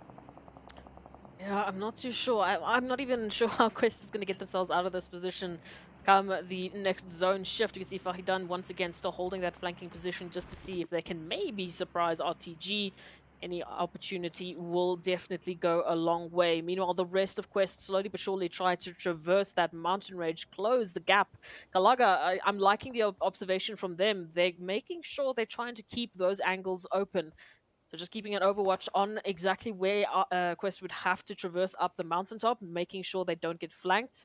I have to wait and see how RTG is going to manage this. It's a 4v4 essentially. So in terms of numbers, there's no real winner, but positioning definitely going to RTG. Well, let's see now. Will RTG be able to get it though? I mean, these cliffs, could maybe say it's a bit of a saving grace for the side here of Quest, right? Because, I mean, try as RTG may, they have not yet been successful in securing those sprays. But of course, RTG have a few other opportunities to play for here. I mean, they've got that beautiful line of sight down into the rest of Los Leones. But as we can see, that blue zone is going to be closing in. We sit with just about 30 seconds on the clock. And then the next level of pressure will be revealed. I think the zone is going to be moving towards the northern mound, just towards the northeastern side of Los Leones itself. But let's find out. You can see that mound right there, smack dab center. Nobody's holding on to that position. So let's see how accurate my guesstimations are at this point. And of course, we haven't seen much coming through from the city itself, right? GQ, Ab Golden, Rad, R8, GK, they've all been quiet. But now this could be the opportunity to move, and that is exactly what they get. And this is, again, where RTG find themselves in a phenomenal setup because they can continue to maintain that high ground. Absolutely, they can stay on the mountain ranges. It's only really Quest that might be a bit of a challenge for them. As you said, they can't quite yet find the line of sight on towards Quest, but now this rotation is going to force Quest's hand. They have to move up further and further. The more they go, the closer they get to that road, the more they put themselves in the way of RTG. So you can already see one knock has been found. RTG slowly but surely trying to dissect these angles. Kante now taking a little bit of damage as well. So their time might be numbered. Let's see now. Jade down. Vista doing what they can at this point. But RTG, I mean, still, I feel like they're a little bit torn, right? They can't decide where they want to go, right? Are they going to play this angle? Or are they going to play that angle? And also that spread allows quite a bit of information being acquired by them. But I think in order for them to make any form of success at this stage, they need to just commit to one angle, clear it up, and then focus on to the next one. Which angle is that going to be, though? I have no idea, right? I have no idea. But, you know, that's what makes sense in my head. But I think there's a reason why I'm sitting here and not there. Yeah, there's a reason we're just watching, right? We don't know. RTG definitely have more information than we do about the situation, but in terms of what's surrounding them, obviously NIGMA Galaxy just below them. Getting the zone will definitely go a long way for the duo of RUKH and Lord. As for RTG, ooh, they have found Fahidan, so this is great. At least for the side of RTG. Not so great for the side of Quest, who is fighting for those top slot positions. Oh, Kante getting caught out. Oh. And that will be another knock added to the list. Just 2 more to go, and then RTG will have found the quest they've been looking for. Yeah, well, we can tick that mission off. But let's see now, will Kalaga find that Molly over onto the edge? Oh, Da tries to make a run, but down they go. Al-Hajj now getting caught in a very uncomfortable position. You can see them just looking on as the snowman survives the flames. And that is the beauty of skins, right? Logic does not matter here. But again, opportunity presents itself. Galaga trying to find Mozaro, but for some reason the shots just don't want to connect up. Well, it was enough to scare Mozaro for that position, so I think job done, at least. You know, maybe it was just that. Just shoot around them, make them afraid, let them leave.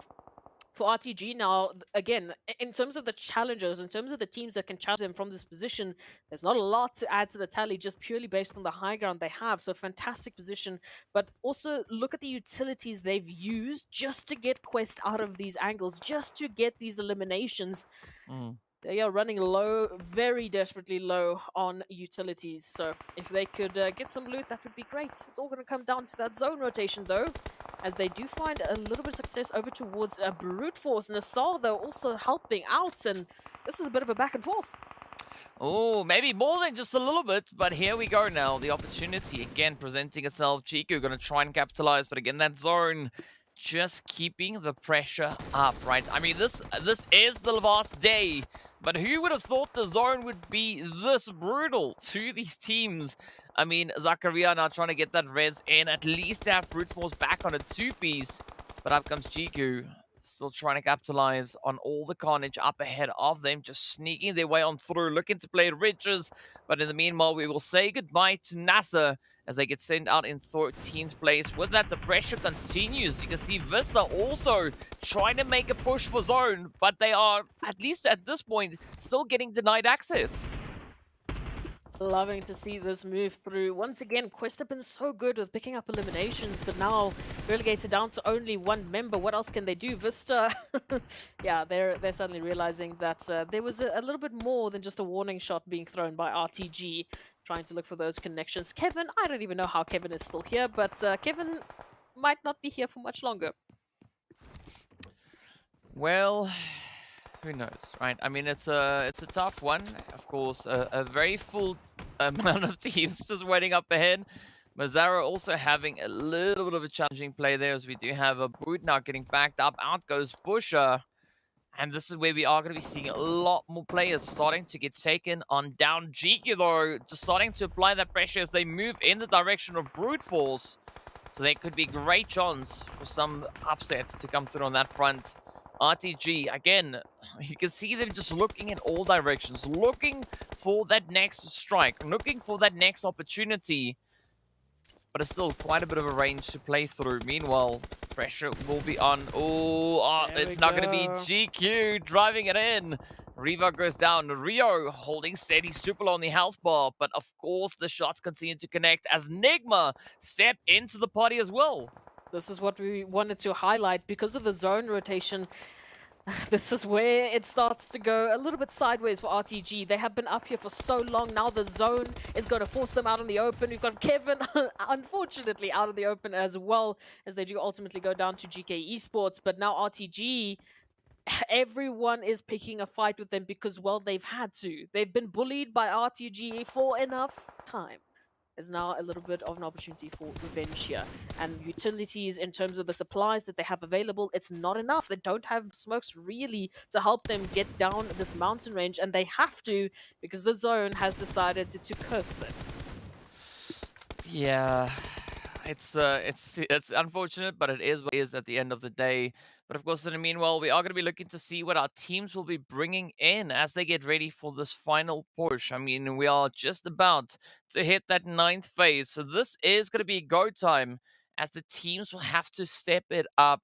I mean, the last time that we saw, right, it was still looking pretty grim. Even the side there for Vista, holding on to that position, not finding a single elimination, also down to only one remaining player. Such a challenging angle to play from here. But of course, now we've got a few gremlins creeping their way on through yet again. That just shows you how hot and heated the action is out on the battlefield. I mean, it's like, you know, it's just starting to heat up that it starts to heat up even more things than it should. You know, it's clearly heating up our feet a little bit too much, but hey, at least we know the action is still going to continue and these teams will be getting their points one way or another. But into that position, RTG, man, what a position they had held for such a long time. Quest really didn't have much of an opportunity to take that one further. Keeping an eye out on the scores, I have to give it up to GQ though. They are reining in some hectic eliminations, already on 11 at the moment. So with their position with the next zone, they might even take this one home. But we'll wait and see. Yeah, I mean, we just had the players there from RTG getting taken down. I mean, they got sent back with a bucket full of points as well because they've just been such a menace, right? Again, these positions looking to be so favorable for so many of our teams here. But of course, it is that 9th stage, right? It is going to be do or, well, don't at this point, as we've got one team rather, still holding on to not a single bit of eliminations. And of course, with that, it is going to be the side there, Vista, but it is Bisk now. Bisk coming under a little bit of fire, looking to see if they can maybe get a little bit of something happening here, but unfortunately they will not survive as they get taken down. It's now down to our final 3 squads. It is going to be a 1v1v2, right? GEEKAY, GQ, and NIGMA battling it for that winner chicken dinner. We got Hope now rushing in. Oh, and the upset is there. GQ has been taken out, and of course the match just ended. So let's see if we can get some predictions as to who we think won this last match, right? I mean, there was 2 teams left. 2 teams, that's all that we had, right? NIGMA being one of them, and then, of course, the other team to come through was going to be the players there from the side of GEEKAY. So give us your predictions. Tell us, who do you think won the match? Of course, apologies for the gremlins, right? We have no control over these gremlins, hence why we call them gremlins, because they do what they want when they want. But Oh, yes. yes, game number 2, of course, is going to be going straight to the side of NIGMA Galaxy, What? walking away with an absolutely phenomenal play. A very, very toughly earned chicken dinner, right? It was not easy, but 1,500 damage, 5 eliminations, and they took 1,200, almost 1,300 damage. Wow. Okay, that's the duo of NIGMA Galaxy taking the win. So very impressive. That has. I don't even know how they turned that one around. I mean, we took a look at the pressure that NIGMA were put under by Quest. Quest immediately got their got the comeuppance to them because they were immediately put into the pressure cooker by RTG. RTG immediately got revenged upon because they were taken out by the zone and everyone else that was getting bullied by them. So wow, what a difficult situation. It's tough. I mean, it's tough, right? And of course, it's no surprise to see this. But let's take a look at our match report. As we can see, KORKA again coming through with that representation. Then we've got Neos, Da, and Neos bringing in the remainder. So again, a very strong effort being brought through by the side here of Team GQ. I mean, they've just been so active for the first 2 games. Impressive performance being brought through here. Again, KORKA just being the highlight player for GQ today. In our last 2 matches, consistently, they are bringing in some eliminations. They're bringing the damage. It's incredible to see. Brute Force as well. The Broody Fruities, DK, as we like to say, definitely also still going to be staying in the discussion for some time. Moving into this Miramar, it was just wild in more ways than one. Well, of course, speaking about the wild, let's take a wild look at our match rankings as well to see where these teams find themselves. How many points they were able to secure. Of course, GQ walking away with 17 points, 12 of which came through from those eliminations. So it makes so much more sense to see KORKA sitting in the slot which they sat in, bringing in half the eliminations of the squad. So, it's a tough day, but of course, the action continues all the way to the 4th place, right? Double digits being accrued across the board. Triple Quest, though, coming in with some really strong elimination counts, but unfortunately, not having that opportunity to secure themselves any placement points. Yeah, look, this was by no means an easy match. We could have basically told you that from the first zone and all the rotations thereafter, that this was not going to be easy whatsoever. But a fantastic showing from our teams to make this one happen. Again, shout out to Nigma for actually turning that into a win. We didn't get to see it, but I'm sure it was absolutely insane. Moving over towards this side of things, Arab Golden, NASR, Vision, these are all Crash Gaming. Hello, these are all teams that very much need points, very much want to get points because it's going to get them that much closer to that PMWI slot. But yeah, this Miramar really did not go to anyone's plans. Yes, I mean, it seems like the zone was, out with a vengeance, trying to really challenge these teams all the way to the next level. I mean, and that's the beauty of the randomity that we have here, right?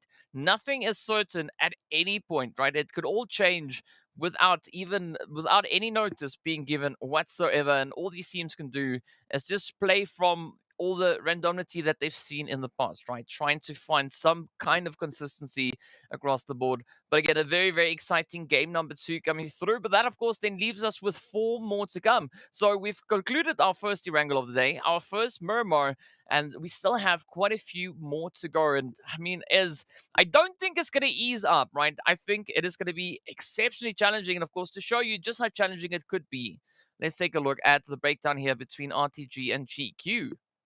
Yeah, 2 teams that definitely got given a plethora of opportunities to pick up some massive points in that previous matchup. Of course, GQ just outdoing RTG, even with their incredible positioning that they had just for a little bit of a time before the blue zone swooped in and took it away. But an incredible showing from GQ today. We already highlighted them in that first matchup. Obviously, that being in the form of KORKA, with a very difficult position that they had done and they had been given. They got to top 2. Once again, they put themselves in a massive placement. So I don't know what it is with these teams, but they're just turning up the heat in the last possible opportunities, in the last possible maps. This is the performance they show. It's crazy. It's crazy. I mean, because even if you look at it, right, the possibility of a team coming through with like a back-to-back-to-back winner chicken dinner? It's not. It sounds a little bit crazy, but it's still a possibility. Looking at what these teams have done, I mean, in the first day we saw back-to-back chicken, right? 2 chicken dinners getting brought in back, consecutively. So let's see what's going to come through. But of course, on that, we are going to be taking a quick break. So be sure to stay tuned. I'll see you guys right back in a short few moments.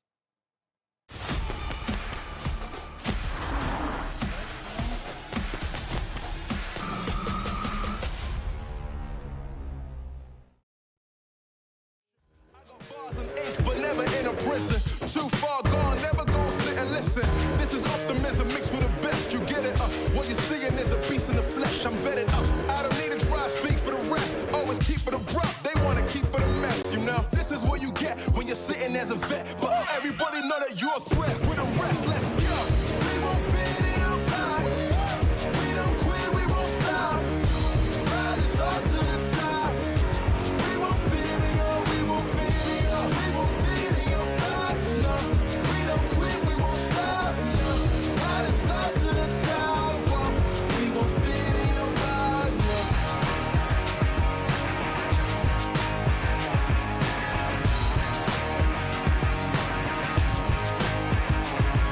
Look, I try to tell you we don't fit in your box. Why you try to box me and I got the key to unlock? I know the locksmith, optics, speak of the loss. I'm eating lobster, chopsticks, freaking the boss, you know. I'll never fit in where I go at. Boss talk like I'm Boaz. Why fit in where you know you can stand out still? They remember you more when you hand out deals. Let's go. We won't fit in your box. We don't quit, we won't stop. Ride us all to the top. We won't fit in your, we won't fit in your, we won't fit in your box. No, we don't quit, we won't stop. No, ride us all to the top. Whoa. We won't fit in your box. No. Don't box me in. I do my own thing. Spirit is right within. I got my own way. Violent is not within. Look at the way that I do my ops again. Oh, better let me loose. You know that I got the juice. Everything I got to do. Words that I speak out my mouth, I gotta move. Oh, we can't fit in your box. We too cold to get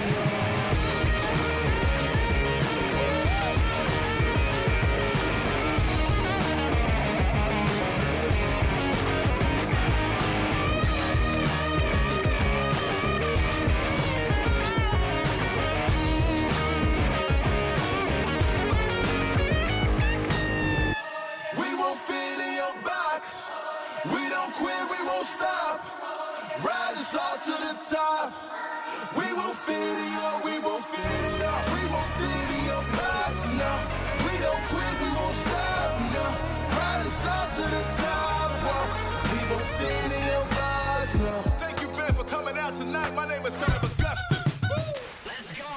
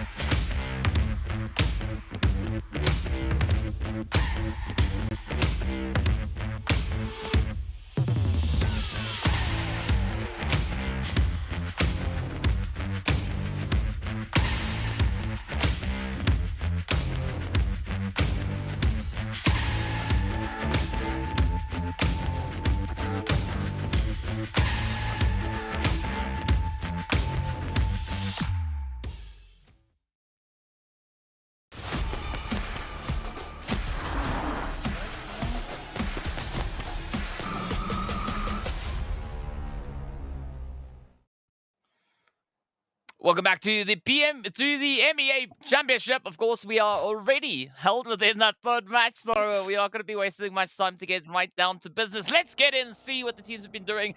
Of course, we had our flight path starting all the way over at that Sanhok military island, heading way all the way up towards North George, over on towards that western side. The zone has popped over on towards the eastern side, as we can see right there. We haven't lost a single player. Everybody is still rotating now that we all caught up. Let's see what is going to happen here as we have a mass migration of teams up in towards center zone. Oh, finally, we are here towards the eastern side. And yeah, now we have to wait for that next rotation to pop in. Ooh, to the north we will be going. So shame, these teams, they just have not had an opportunity for peace in this Erangel. And once again, Erangel is just forcing these teams into a whole different gauntlet. We are going to see at least one elimination coming through by the looks of it naturally towards that western side. It is just absolutely packed with teams. So NASR, unfortunately, will have to say goodbye to one of their members, and then things are looking a little bit pink, but we will continue as we move through into the zone. The absolute chaos that's going to be that center of the coastal lines that are still available. DK, I mean, we only have 50% of the land in the zone. Just 50, even less than 50, I would say.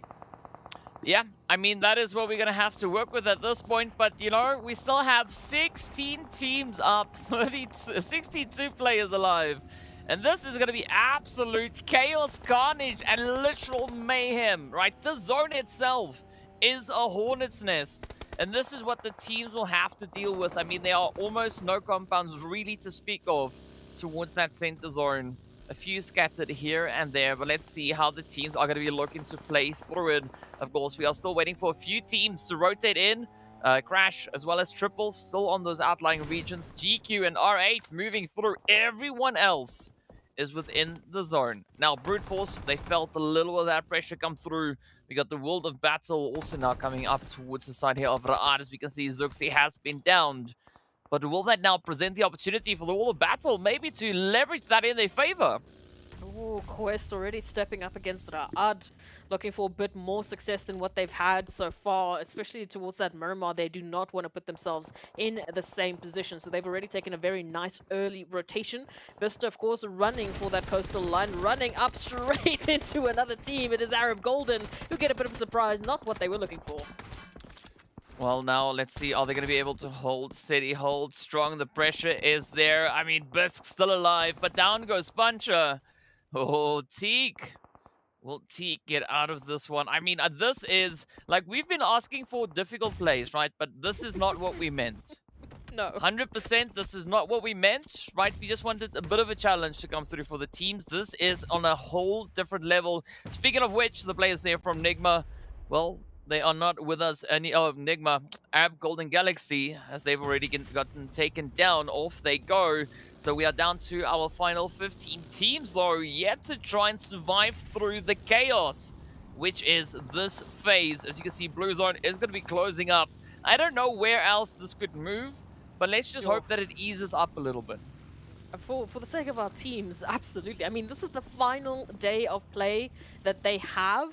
And they just have to deal with zones like this. I mean, we still have water left in this next phase. You have to be kidding. I don't know who did what sort of prayers you were sending to the PUBG Mobile gods, but this is ridiculous. This is some of the worst zones I have seen these teams have to deal with so far. Yeah, I mean, this is absolutely crazy, but of course, Crash now still strolling through with a late rotation. Maybe this could be another setup for the side there of Crash to come through. Who knows? But then meanwhile, it is going to be RUKH now trying to find some kind of fortitude here. I mean, looking to at least bring in some kind of a play. Triple also now just strolling up in towards the zone. It's going to lead them straight to the side here of RUKH. If they dodge RUKH, it's GEEKAY. If they dodge GEEKAY, it's NASR. It's the World of Battle. It's GQ. It's so many other teams. And this is not the kind of zone that you want to try and rotate towards a center position. Like you said, we made a bit of a joke earlier. It feels like we're over towards Sanhok instead of Erangel. And once again, we say the same thing. We said the same thing about Miramar. It's just, there's only water today. There's only water here for these teams, and then a lot of chaos. The world battle we say goodbye to as Triple Esports hold their ground for the time being. We'll see if the remaining members will be able to bring something back. But once again, reduced down to a duo. No choice in the matter, really. And they will have to rotate over towards that coastal line. In terms of Triple Esports, things aren't looking that much better. They still also have been relegated down to a duo, trying to pick up eliminations where they can, holding everything into this Wizard Tower and hoping that they can stay alive. Well, only time will tell what these teams will be able to pull off, but in the meanwhile, Crash, they found a bit of a potential entry point here. They have NIGMA in their sights. Well, I don't know that whether or not they know that they have NIGMA in their sights, but they are going to rush it regardless as Kevin comes through. Freak now just running all over the place, trying to dodge the lead. Out comes the utilities, a little bit of a preemptive nade. But Freak, they've already ducked out of the compound. Now it is going to be Kevin taking that damage. Let's see if the nades will find the placement here. Of course, now it is a heavy defensive angle being held by the side of NIGMA. I mean, rightly so. They don't want to give up this position. Have you seen the chaos in the rest of the zone? It makes sense. I don't know if they are aware of this, but if they can deal with the threat being posed here by Crash, it could definitely ease up quite a bit of the zone for them. Well, that's definitely going to be a great opener coming through from Lord. Already 2 down for the side of Crash Gaming. But Walsh in the compound, utilities being sent out, trying to get that hit. A Buddy will still be in this one at least. Kevin was the one going down. A Buddy goes down almost immediately as I say that. So never mind. It is Walsh for Crash Gaming to try and hold the flag high, to try and keep them in this one. NIGMA Galaxy, they can back off with the success, with the ease of mind that they have done the damage necessary. Even if Kevin and A-Buddy get up into this position, I do not see them going further from this point.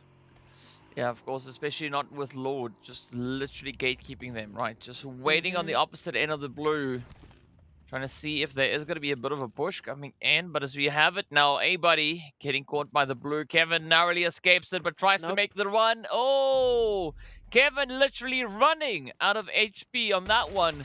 And now it's all down to Walsh. But Lord, you got to watch out, right? If the blue zone did that to them, it's going to do exactly the same thing to you. And this is not the kind of setup that Crash wanted to have, rotating towards this absolutely insane zone. With that, the nade is there. Kevin gets confirmed, but Walsh still remains. Not going to be dipping out just yet. Instead, hopping in the vehicle, looking to see if they can maybe find some way to rotate towards safety. Raouf and the rest of NIGMA also going to be doing the exact same thing. You would talk about a challenge. This is exactly what they have all to work with. And NIGMA catches up. Coops comes in and down goes Walsh. Who would have thought? Who would have guessed that you would see NIGMA running a player down, crashing into their vehicle, and with that securing themselves the needed elimination? You will not pass, is what NIGMA Galaxy has said, and they have done so beautifully, exactly what they needed to do. In terms of containment, in terms of gatekeeping a team, there's your textbook example. NIGMA Galaxy now will be rotating into the southern portion of the zone. Quest here over towards that coastal line, obviously with VISTA right behind them, or at least what's remaining of VISTA, with only It's a Boot still being up and at 'em. Right up ahead of them, we've got RUKH and Vision, so this is going to be an interesting rotation. GQ still in the conversation as well, just up north of this position. And Brute Force over towards that northern side, the most northern point of the zone. They're feeling a little bit of damage. The World of Battle, I mean, what a spread that they have. Just, I don't know if it's because of the initial rotation, trying to get a bit of positioning, or if they are literally just hunting anyone and everyone, but they are very widely spread, and Muhammad will be heading right past Brute Force Esports. Yeah, I mean, it's an interesting one, but one thing that I'm really relieved to see at this point is that the zone has come to its senses, right? It's moved back onto dry land. A little piece of water, but it's not a significant piece. So the teams now have the opportunity to get their focus back on the positional play, back onto the aggression, and not having to worry about, you know, scurrying themselves back into the zone just to try and keep up with it. But of course, we are still left with 14 teams. You can see so many teams have been running into quite a few issues along the way, right? Quite a bit of aggression being shared across the battlefield. But now NASR holding center zone, a bit of an opportunity there, at least a bit of quietness coming their way, as the rest of the teams will have to deal with these edge positions, especially looking towards that more western side right there where Triple and the World of Battle are situated, but also over here towards NIGMA and RUKH Esports. NIGMA, as we know, as we've seen, they have already just jumped off of the wonderful success of picking up Crash Gaming. So momentum are running high, and is exactly the level at which we need NIGMA to be performing if they do want to take that slot away from everyone else here. RUKH Esports caught between quite literally a rock and a hard place, or at least a smoky place for the time being, as all of that utility has been deployed, and they are trying their best to get themselves back up on their feet. Well, let's see. It is still going to be a very tough attempt here. As the shots now are connecting through from the side of Quest. But Quest now also having to decide how they're going to answer to the action or the pressure being applied from VISTA and GQ on the opposite end of that zone. NIGMA having to try and cover that bit of ground. The zone just within reach. They still have 140 meters to go. But I think it's going to be heavily reliant on what RUKH and Quest are going to be doing in this next play. Of course, if you missed it, this is what happened to the side here of Crash and how they got absolutely obliterated. Coops running out, running and gunning, right? Doing what they had to secure those eliminations. GQ also now just, trying to leapfrog themselves back into that zone. As they need to. There's no other choice but to make this one happen. Again, talk about these final few zones, how challenging they have been and how challenging they will continue to be. Brute Force, I mean, lots of spacing towards that northern side. Every single other team here towards the south or the east, fighting for a position, fighting for an opportunity to stay in this one. Quest already feeling the brunt of the action, joining the side of RUKH in this compound, trying to stay desperately alive as one has been taken from them. And a bit of a team Molly, unfortunately, is not going to help the situation. Yes, if you're not going to make it all that pleasant, but Fivo needs to watch out. Not a lot of health to work with as they do find the damage over onto its Kante. But now this rotation coming through from the side of Quest has opened up the opportunity for NIGMA to inch their way back in towards that zone. RUKH now trying to deal with a few players upstairs. We can see Reno trying relentlessly to just keep out of harm's way. NASR though with a beautiful spray onto its Kante that turns the pressure onto RUKH. He's going to be finding themselves in a very, very challenging situation here. Utilities getting sent across. RUKH running straight into that one. And down goes Quest. 4 eliminations up. RUKH now rushing up towards RTG, or rather the other way around. But RTG being met with quite a bit of aggression. Also, RUKH taking an absolute beating. As you can see, Bronsberg not just making that dash for center zone, trying to get the heck out of dodge, but they find a bit of an opportunity over towards the side of RUKH. Here we go, NIGMA now looking to capitalize as they find RTG coming in with that third-party play. It is pressure, it is heat, it is Rio trying to survive, but they will not be able to pull that one off as RUKH fall alongside RTG. NIGMA Galaxy, once again, hello, how do you do? Thank you so much for the eliminations. We desperately need them. We want to get that PMWI slot, and so far NIGMA Galaxy definitely being very convincing as to why they would deserve it. But now, we continue on forward. Who else will NIGMA be looking for? GEEKAY Esports already spreading out quite far. Santa getting that information as to where they are holding. GQ even peeking up ahead. They had a fantastic game on Miramar. This time they have been relegated down to a duo, so it will be a bit more difficult. But hey, NIGMA, they won with a winner-winner chicken dinner only with a duo, so if they can make it happen, it has to signify that everyone can make it happen, but they are just on something else today. Everyone else now moving towards that zone as it has shifted a little bit more towards the northern side, really favoring the World Battle. NASR, I would say Brute Force as well, Triple, and even RUKH. But for NIGMA, this is going to be a very interesting opportunity. It is going to be an interesting opportunity. I just got to laugh at Ethan. I mean, I won't repeat that, but that was funny. Either which way, now, the teams going to try and make the most with what they've been dealt at this stage. I mean, 28 players trying to find a position to secure. NIGMA still in the outskirts. You can see them attempting a bit of an angle towards the side here of RUKH. But it is not going to be that easy. I think a good opportunity here could be to wait and see what is going to come through from GQ. But the plunge has been taken as Lord finds the opener. Reno getting that self-nade in, and that is exactly what NIGMA now needs. to just apply even more pressure onto the rest of RUKH. Fivo managing to get themselves completely healed up. NASR in the accompanying building. Where will this one go? Is this going to be an absolute rush play coming through now from NIGMA? I mean, they've been able to pull essentially the entire team into this compound. And it is going to be their first a bit of a challenge here to try and find that angle towards Fivo. But still, at the same time, being able to evade the rest of the sprays. But there we go. Go Fivo, though. Stopping two. Now, Freak and Groups, they need to pick it up. Fivo are going to be applying that mid pack as soon as they possibly could. We can see the teamwork trying to happen here. Crossfire good enough, but unfortunately Coops is better as they move in a quick confirmation over towards Fivo. And now NASR, the only member alive here for RUKH. Utilities being sent out. NASR's time is numbered. The rest of NIGMA Galaxy here to activate and take out RUKH. Now Coops trying to reach in with all the extra utilities they can spare. But again, you got to watch out because GEEKAY is still going to be hanging in the wing there.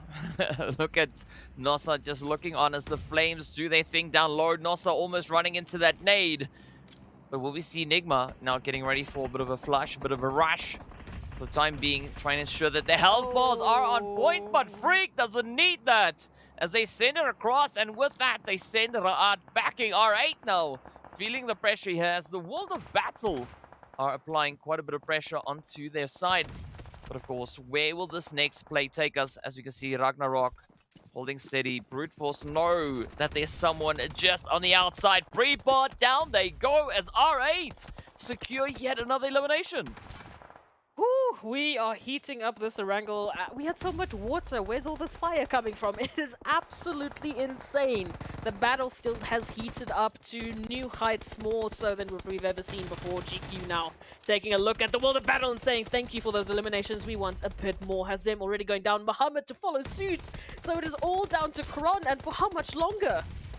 Oh, AZ sent out the nade, trying to find that opportunity. It's now going to be Corona holding steady. AZ super low on health, but fortunately, they were already starting that res. Now, Group's going to come pushing in, find Stofies. Down they go, though, as AZ comes in with that beautiful Uzi. Oh, but Freak just flying down the side of the hill. GQ, though, going to be settling for that 7th place. 2 eliminations to their name. NIGMA already on 14 eliminations. The World of Battle could maybe be their next victims. Will the battle continue forward? Lord finding the one. Freak, yes, in a bit of a tough position here. Has fallen down. You can see Kron now rotating around, trying to find that angle. VISTA moving in for a little bit of a help. They want a piece of the action. It's a Bood. As a solo, definitely needs to take any opportunity to their advantage. But with all of this chaos, even with all of these eliminations, and NIGMA Galaxy now, they've been relegated down to only 2 from the full squad. So this is a very difficult position to put themselves in. But it's a Bood. Still potentially another victim, and the world of battle, Kron specifically, could follow suit. Ooh, but look at this. Coops now moving up. They're not going to sit around and wait for something to come their way as they move out. Corona obviously spotting that rotation coming in, but now it's all going to be down to that opportune strike. Oh, Coops on the money takes down the World of Battle. Now, a Brood is going to fall next. 17 eliminations up already. Coops sitting on 6 of that. Freak and Lord coming through with 5 each. Now, where's NIGMA going to move towards next? Are they going to turn their focus onto Triple or R8? Could it be GEEKAY? Who knows? Coops already on 1.1k damage. Lord with 700 plus. I can't even understand what the rest of the team must be on with the sheer amount of eliminations, already beating our record for the highest elimination count so far.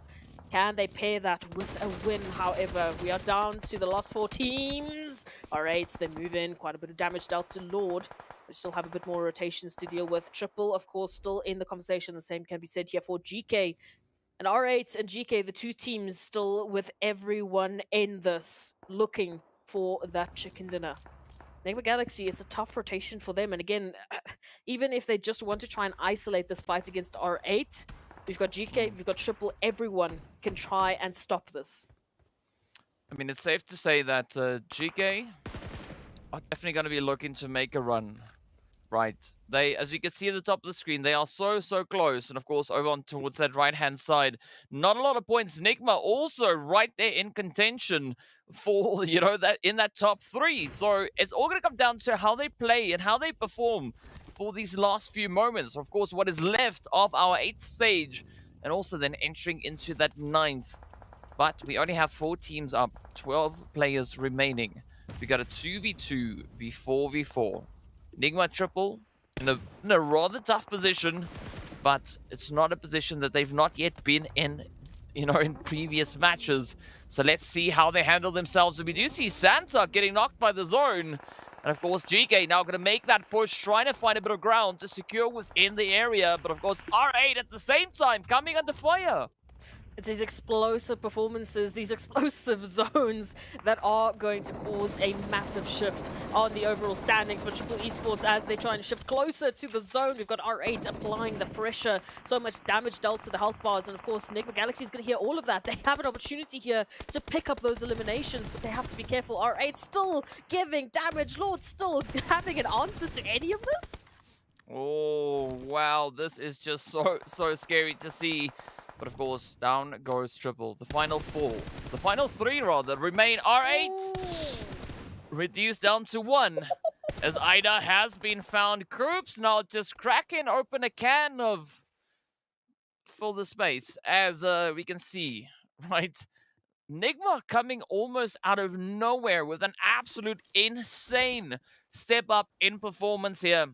But now GEEKAY looking to at least bring in some kind of an effort here. 10 eliminations to their name, and they are going to go up against the side of NIGMA. It is going to be a 2v3 to have that winner-winner chicken dinner decided. Oh, again, it's in terms of numbers. We've seen NIGMA Galaxy literally just in the previous game win this with only a duo. Now they are once again up against a gauntlet.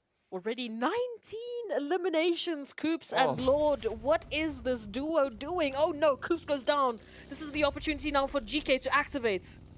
Well, up comes the push, up comes the rush as they come flying on in. NIGMA trying to hold steady. Lord now having to drop down as the rush is there. GEEKAY secures the victory. But a very close call coming in on either side of the pond. As you can see, GEEKAY securing a 12 elimination victory, 4 damage points shy of hitting 2,000 dealt in this past match, while only receiving 267 damage. I have so many questions. Okay, so I mean, just to break it down, that was an insane Erangel. The zone, the flight path, it was scary. I can't even. I don't even have words for that. Anyway, moving on to NIGMA Galaxy, picking up 19 eliminations. Even though they don't get the winner chicken dinner, does it really matter at that stage with that elimination count? Not really, no. But of course, we are going to be hopping into our match report to see that breakdown between the teams, just to see what the performance was. And of course, well, it is going to be a NIGMA-dominated roster that we have here. But of course, Gaith coming through with those 2 eliminations. But I mean, this was such a challenging play. Koops definitely going to be taking the MVP for this one. An absolutely phenomenal performance. 1,300 plus damage. That's insane. It's again, when we highlighted them, they had just taken out 2 teams in the form, of course, VISTA, and I believe it was the World of Battle, and then they just continued. They did damage wherever there was an opportunity. So definitely looking forward to seeing those insane stats a little bit later on. But this was an incredible performance. And I mean, if you want to go against, even just the comparison between GEEKAY and NIGMA Galaxy, I think that would be quite an interesting comparison. We can probably take a look at that a little bit later on, but I don't think anyone could really outshine the performance that NIGMA just gave us. No, it's gonna be tough, right? It's gonna be exceptionally hard to beat, but absolutely phenomenal play. But I mean, what an insane zone that was, and of course now it resulted in quite a bit of carnage. Well, the match results will reveal how much carnage we had happening on this battlefield. 19 eliminations again, right? NIGMA, I just don't even know what that is, but GEEKAY, I mean, also going through with 12 eliminations, but because of that insane run, NIGMA take away the top slot. So absolutely well done to them. And then, of course, looking at the rest of the eliminations coming in, it was tough to find anything, seeing that NIGMA and GEEKAY were just out there farming. I mean, RUKH coming through with, what we could say, the second highest or third highest elimination count, sitting on 5. And from there, it is pretty slim pickings. But, of course, the slim pickings continue even onto the second page. I think I'll never be able to actually recover from this, but let's go take a look at those highlights because of course we know this was an incredible Erangel. I mean, we jump into the action straight here in the last 7 teams still available, and already here we see NIGMA just going ham. 12 eliminations, make that another one as free, just rolls on over the competition quite literally. But it was an incredible battle from NIGMA Galaxy. And again, for the momentum of that Miramar win just as a duo, now we come back and we just we make it even better. With 19 eliminations, I'm speechless. I'm gonna stutter for the rest of the day now. Thanks for that one, Goops. Now I'm left with the stuttering co-host here. I mean, it's great. It's fantastic. You know, we'll just we'll do with it whatever we must. But I mean, this was just insane. NIGMA coming out of nowhere with that absolute beast mode engagement. I mean, we were talking earlier about unleashing the beast. And this is what NIGMA did, right? They unleashed the beast to the next level. I mean, had GEEKAY moved into this engagement with only 2 players, things could maybe have turned out in a slightly different way. But, you know, it is what it is. And of course, see that we've just spoken about unleashing beasts. We got to give a big shout out going out to Monster Energy, our official energy drink partner for the PUBG Mobile Pro Leagues. I mean, if this approach works for NIGMA, I mean, I'm quite scared to see what is going to happen if anyone else tries something similar to that, but absolutely phenomenal job. That puts NIGMA on 40 points for the day, right? And that's after the 3rd match. 40 points already. Yeah, it's only been 3 matches. It's again trying to do this math myself is just going to leave me in a stuttering state. So thankfully we've got some graphics to take a look at who can do the math for me. But an incredible performance from NIGMA Galaxy. 2.8 thousand damage, but 19 eliminations. So you want to talk about conversion rates? I mean, there it is for you. A lot of damage, as we've seen. They literally were rolling through competition, team versus team versus team. So it's understandable that they took that amount of damage. They had 10 assists on top of it. So it's just incredible. Yeah, it's insane. It's like almost mind-breaking performances that we saw coming through from their end. So absolutely crazy. But now we want to see that momentum continue because I mean they did an absolutely phenomenal job on the lovely Erangel that we just had. But of course, well, match 3 marks at midway points. That means only one thing. Sanhok is going to be our next game to come. So I'm curious to see who's going to be the team to dominate, right? How is Sanhok going to play out? Will we see another NIGMA play come through? But of course, right, as to be expected, we got to take a look at the overall rankings to see how this absolutely insane match impacted everything. And well, NIGMA, they jumped up 2 slots all the way into 2nd place, but GEEKAY still now, well, not still, but GEEKAY now moving up into pole position. Crash getting relegated down to 3rd. Look, I'm not surprised. I am surprised, but I'm not. I don't even know how to explain this. Ultimately, we've seen the performance from GEEKAY and NIGMA. For GEEKAY, it's been that consistency. It's getting into those top slots. It's getting to those top positions. For NIGMA, it's been a very explosive performance, picking up those ridiculous eliminations. They're not even the highest elimination counted team, but in terms of just today's performance, definitely so. Bringing all of this down to the last day, to the final 3 maps, that takes some guts. That is confidence to a whole different level. I said it. If we could still see teams dropping these mind-boggling performances, we are in for an absolute treat, DK, because it means we go into these last 3 maps. We go into a match like Sanhok. I mean, that's chaos, on its own. We go into our last Erangel, our last Miramar of the day with zones that we couldn't have even predicted, let alone the team. So they are having a field day trying to chase after that PMWI slot. I mean, to just to emphasize how crazy stuff is, right? If you remember the first page, it is filled with ties. It's filled with ties, right? From 2nd to 8th, all the way tied. If we move into the 2nd page, I mean, again, there's not a lot of points separating these teams. As you can see, the jump from that 9th place towards 10th is only 3 points. Then there's 4.72. Then the gap starts to widen a little bit. But I mean, this is an absolutely phenomenal play. But you gotta give it up to the side. They have Team GQ, right? Holding on to that 9th place, and they are the only team in the top 10. No, wait, the only team in the top 12 that have not yet secured themselves a winner chicken dinner. So bringing in that level of performance without getting a chicken dinner, I mean, that is absolutely phenomenal. So I think they are due for a bit of a chicken, right? I mean, it would just do my OCD quite well at this point.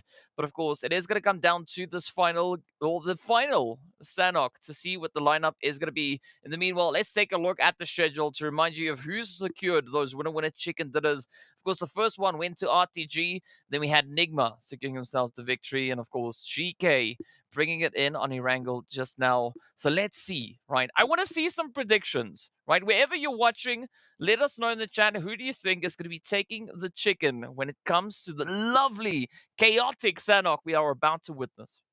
I don't even know if we could even compare the chaos of Sanhok to what we just witnessed on Erangel. Look, if Sanhok still turns out to be even more chaotic, I don't know what sort of placement that would be on the map to actually be awarded that, then I feel sorry to some extent for the players today. It's great to watch because shame, you must just make do, but oh, what a wild day that this has been so far. And we've only been, halfway through our map rotation so far.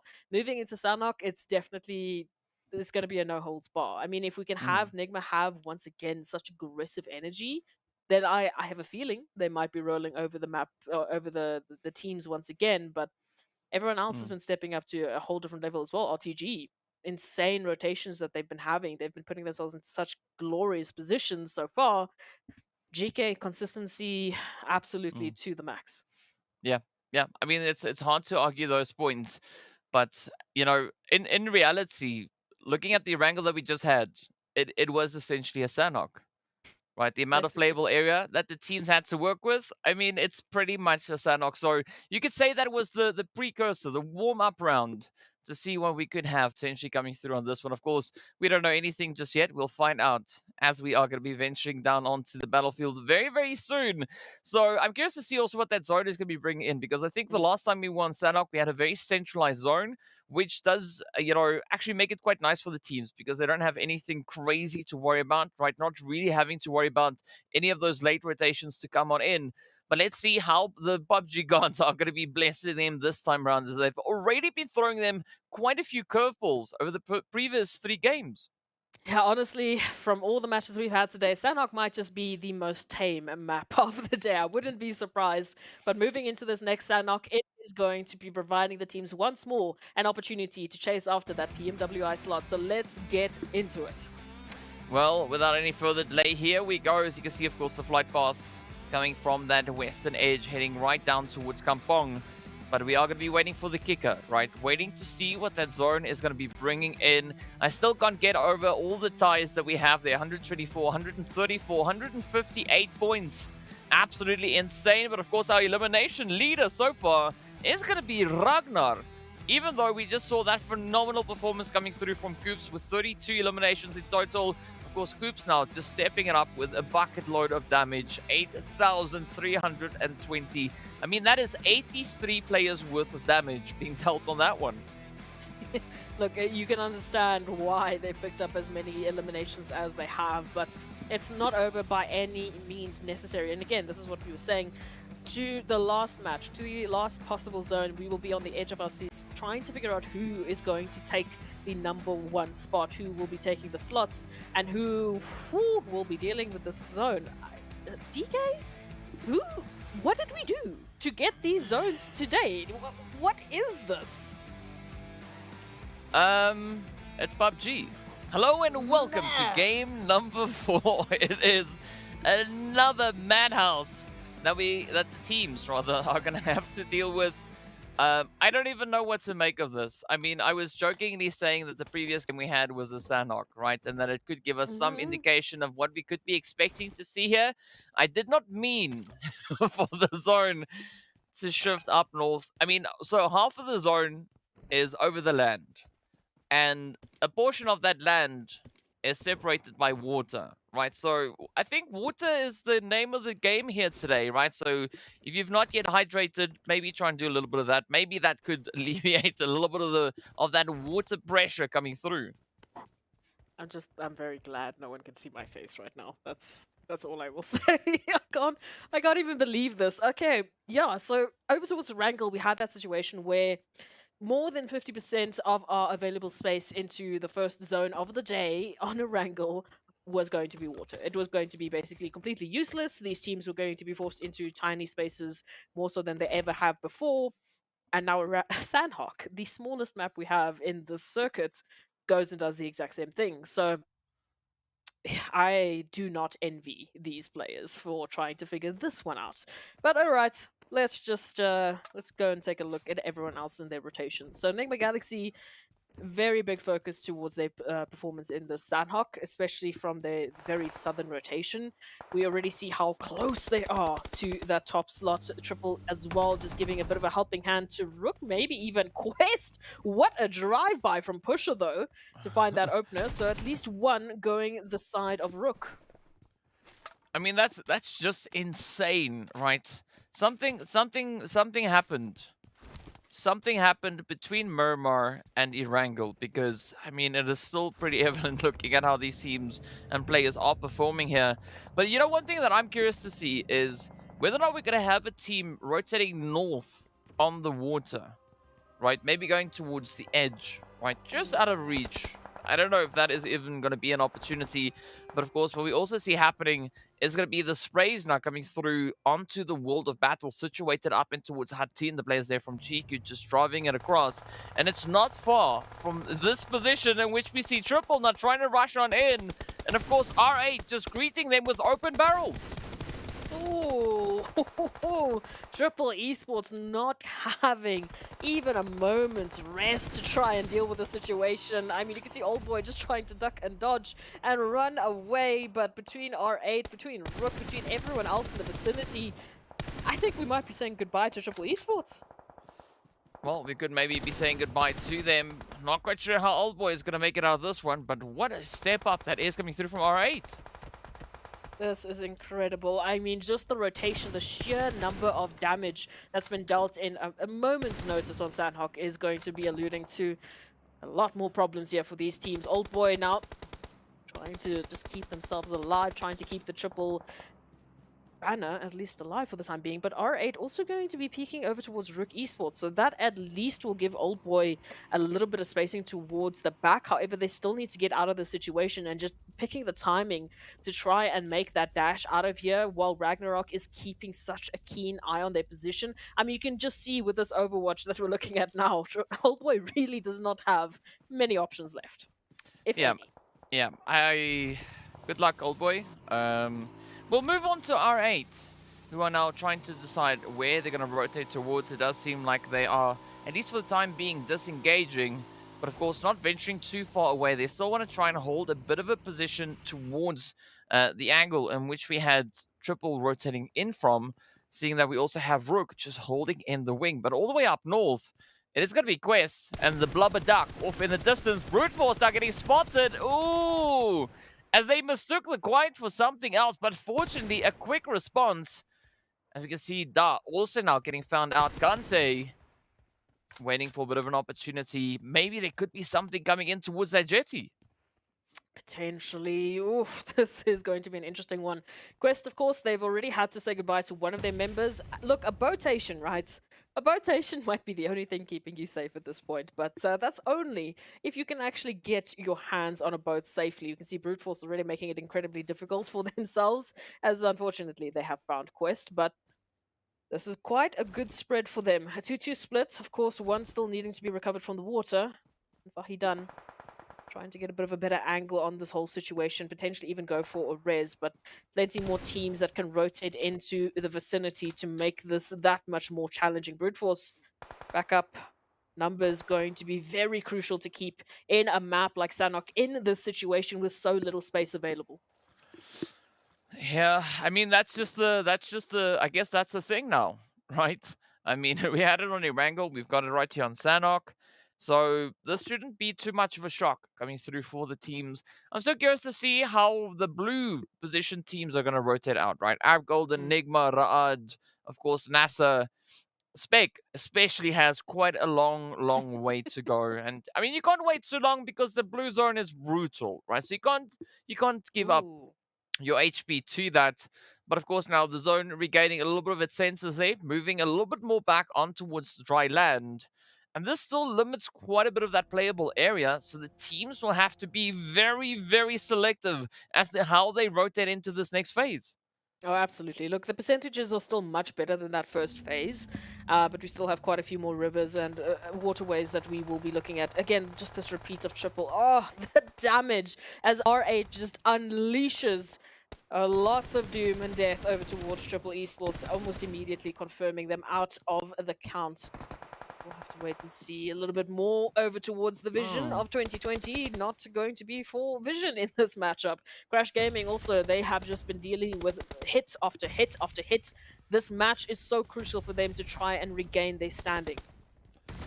Well, let's see if that is going to be the case here for them. But of course, now the pressure is on Crash, sitting on a 3-piece. I mean, they have a bit of an opportunity here, potentially at the expense of the World of Battle. But the World of Battle, I mean, they've been showing their mettle here, right? They've been really trying to find that momentum, trying to get back into the swing of things, get back to that performance that we saw, which they had over in PMPL Africa. But it's going to be a tough one, whichever way you go. Now, Crash Gaming, you can see them being slightly reluctant, right? They don't want to just blindly make a play for it, seeing that the zone is still kind of being quite favorable to them. Meanwhile, Vision, yeah, I mean, that's it, right? That is going to be the end of the road, having a ticket punch, at least that elimination up, a point to their name, but that is not going to suffice. That will not allow a comeback for Vision, at least not on Sanhok. Yeah, and then after that, there's only 2 more maps, right? So time is ticking. The maps are starting to run out, and these opportunities are not going to come around often. As you can see, NASR now, a rotation for them. Yes, Spec still towards box, but it looks like they have found a vehicle, so hopefully they will be joining the rest of their team in the zone. We can see NIGMA finally have made it into the zone. Nice bit of a western rotation for them. They don't have anyone to worry about behind them, so this could be a prime opportunity for them to take this one further. And again, we can see how close those points are. If NIGMA once again has just a dominating performance, they're getting very close to securing that slot. I'm not going to say they will, because I don't think anyone can till the last game, except the World of Battle might be able to give us a few surprises. I love this from a World of Battle, though, playing the upset. I mean, you know, might as well risk it for a biscuit somewhere, because, you know, gaining 108 points, it's not something they'll be able to pull off at this point, but they can still go out with an absolute bang. They are going to be looking to make it as contentious as they can possibly make it. And now RUKH trying to figure out how they're going to play this one through. NASR attempting that res towards Reno, but not fully committing to it just yet. Up comes Krona, nade in hand. This could end the run right here for RUKH.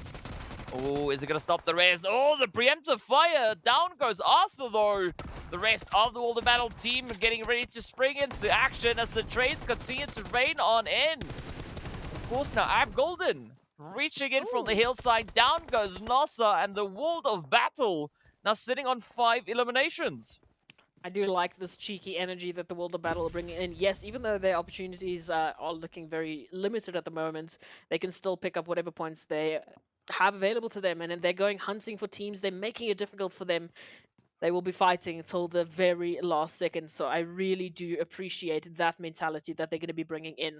Continuing on to the zone, of course, we can see RTG. Yeah, bit of a rotation for them. So over towards this eastern side, as we can see, Brute Force just up ahead of them, who has already been beaten down by so many teams in the vicinity, just off of the bats of that fight with Vision. Now they have to deal with so much more. Oh, NIGMA, what a rotation right across the bridge, right in front of not only GQ, but also RUKH. Yeah, that's a very, very bold move to make.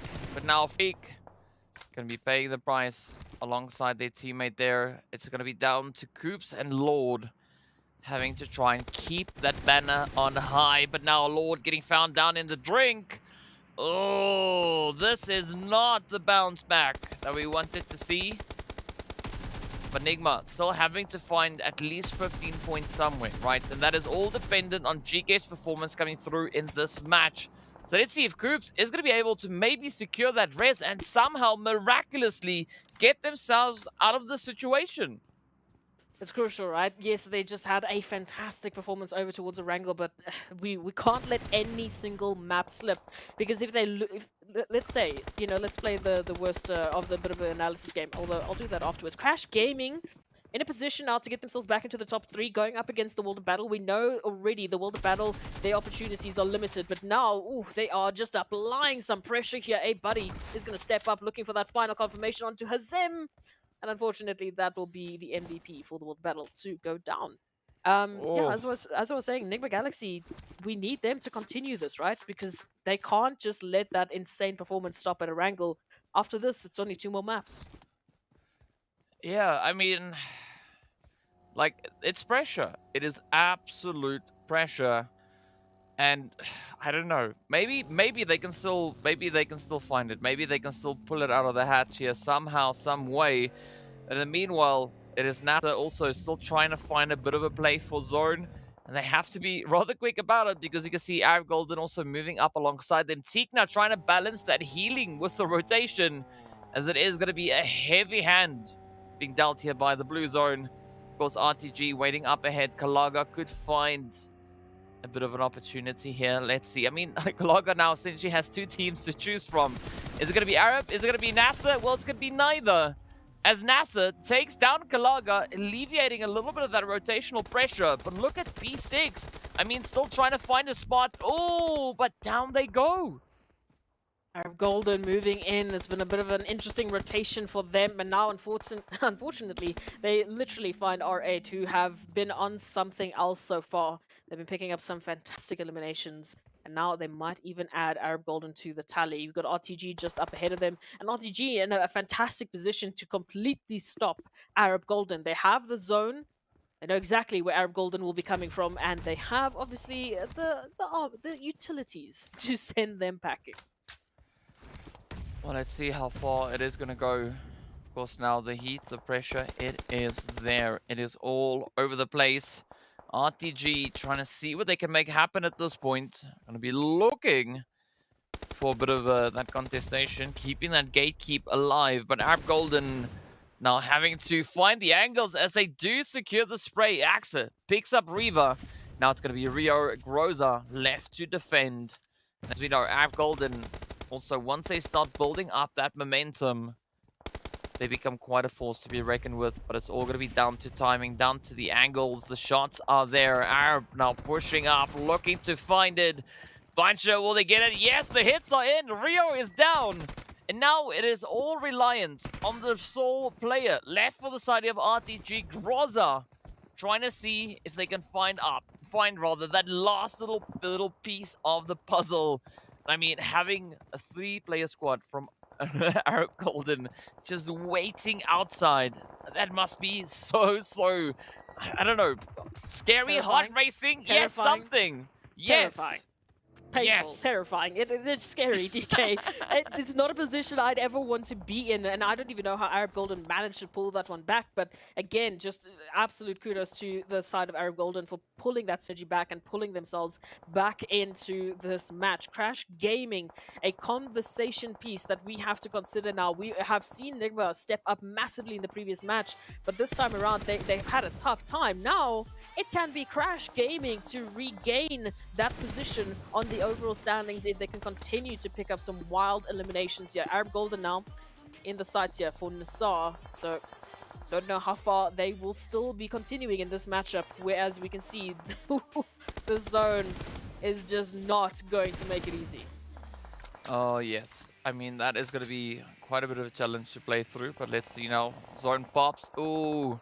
R8 finding themselves smack dab center zone.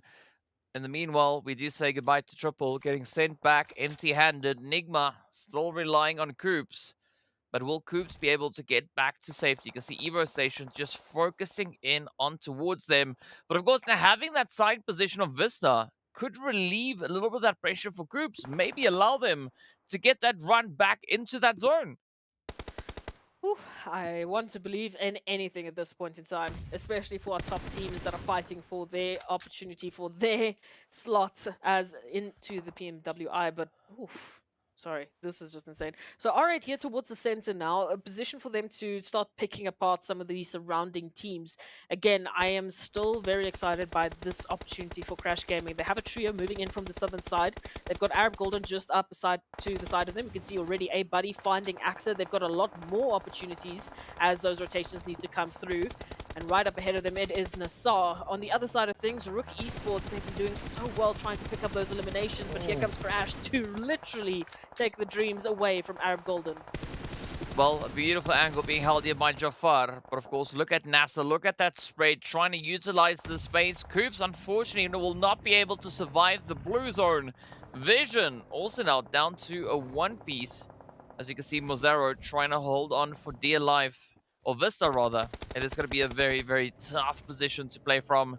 But now, Crash trying to get the edge of Zoran under lockdown. They do have RUKH to worry about as well here, right? So they can't get that tunnel vision just yet.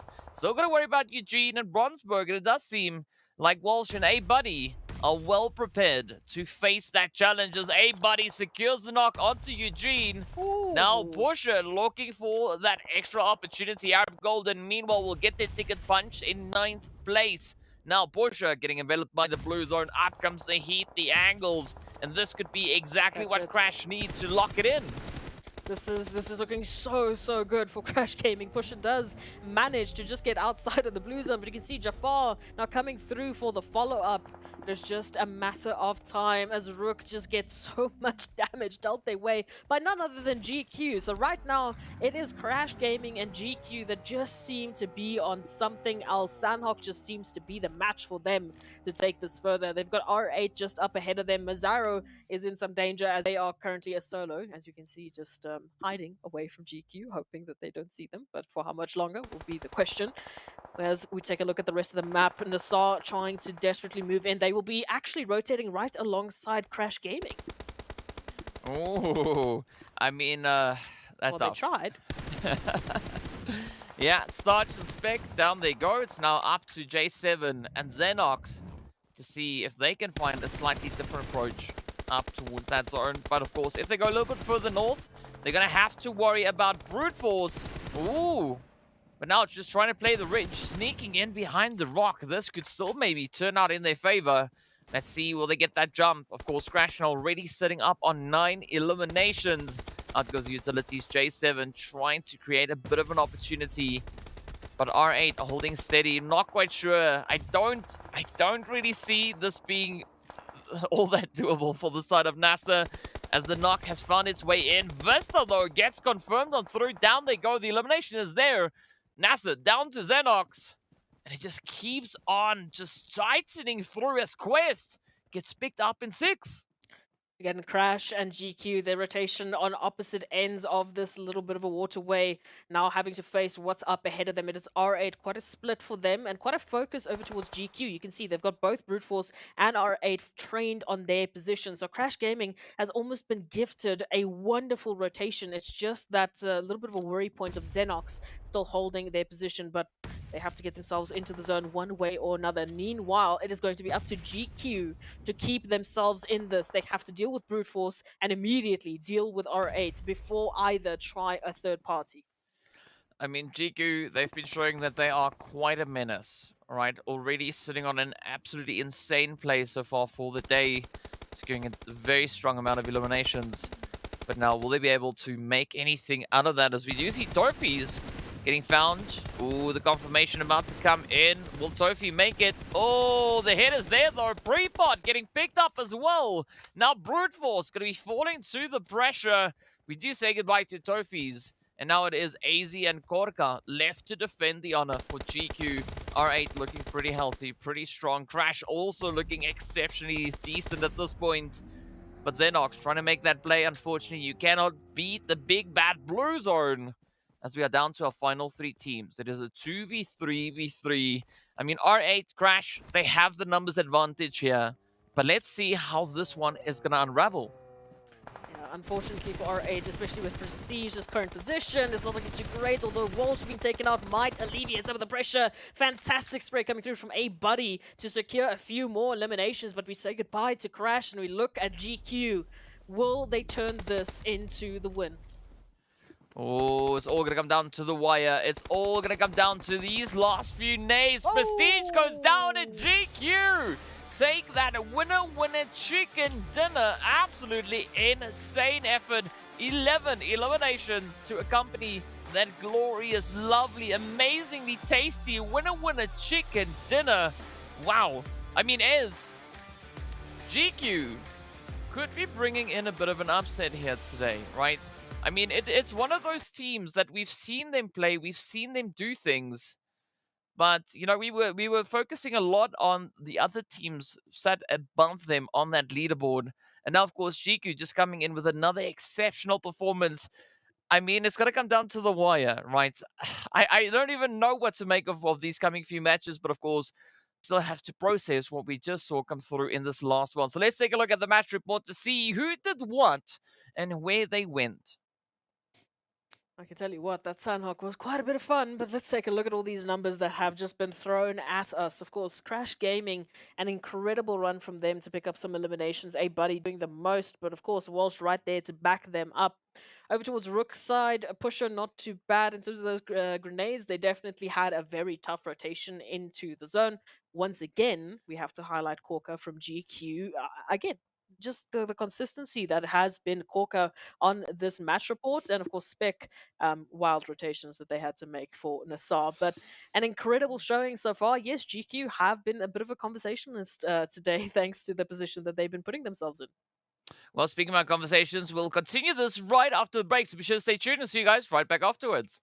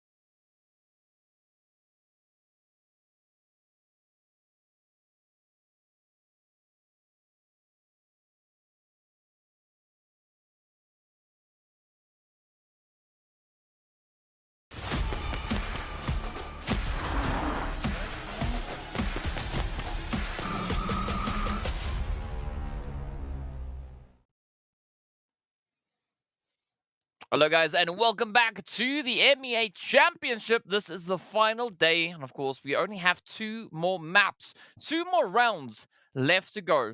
It is going to be Erangel, it is going to be Miramar to be those final decisive matches to see who will be walking away with a PMWI slot. But of course, in case you missed it, this last Sanhok we watched was absolutely insane. Such a phenomenal performance with, of course, the players there from Team GEEKAY stepping up, securing themselves an 11 elimination winner with a chicken dinner. But let's take a look at that of match rankings as well to see exactly where the teams found themselves. You can see there, Team GEEKAY, glorious run. Crash, though, coming through with 12 eliminations. But R8 and RUKH also cooking up an absolute storm, 9 eliminations each. Oof, it was a wild Sanhok, let me just tell you. But of course, that was the follow-up to the insane Erangel that we had. So again, chaos just absolutely personified. But GQ picking up those 21 points, Crash as well. Just an incredible showing from these two teams. We highlighted some players there from RUKH Esports. R8, of course, the the hammer over towards Triple Esports, taking them out so early on. And they continued a very good, consistent performance. So incredible showing from them. Brute Force, NASR still in the conversation. The World of Battle, having to highlight them just as a team that is not giving up, which I really like to see. We mentioned their mentality into these last few matches, regardless of their standings, is very admirable, and I appreciate to see it. Yeah, I have to concur. I mean, it's phenomenal to see that level of focus and determination just being, prevalent all across the board. And I mean, this is tough, right? This is the sweatiest 24 games that they are going to be playing here, and of course, we are down to only 2, 22 out of the way. The final 2 yet to come. But what a performance that was, though, on Sanhok. And of course, as a result of such an insane play from the top placing teams, the second page is a little bit Rough. barren, right? I mean, we've got 5 teams not finding a single point.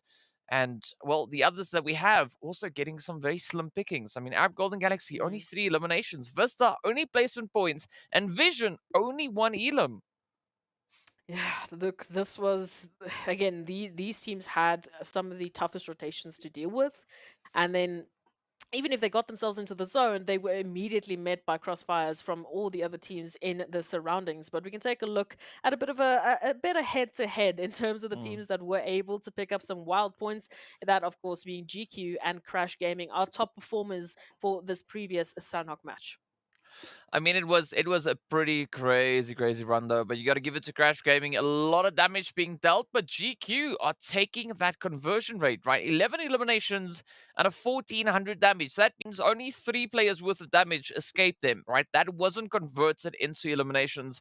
So phenomenal effort. But of course, Crash, I mean, they were just shooting at anything that moved. And it shows. I mean, they got 12 eliminations out of that. Absolutely incredible showing. 2.3k damage. It says a lot for Crash Gaming. And they definitely have to pick up these points wherever they can. I think with this sort of performance on the overall standings, it should look a lot healthier. But in terms of momentum, we were talking a little bit about it off camera. It can't stop here. We say that more oftentimes than not, and I will just quantify that with the fact that we only have 2 more matches left. Yeah. 2 more opportunities for any team to try and get themselves into the number 1 slot, and that is the only place you will be awarding yourself a PMWI slot. So they have to make it in these next matches. Well, to keep the pressure up, let's take a look at the overall rankings to see where these teams are currently set. Of course, we can see Crash now taking a beautiful 2-point jump up into that pole position. So absolutely amazing. That, of course, has moved down GK and NIGMA. Brute Force still maintaining that 4th place. So nothing has changed. But GQ, with that insane performance, also jumping up 4 slots all the way into 5th place. My goodness. What an incredible showing so far.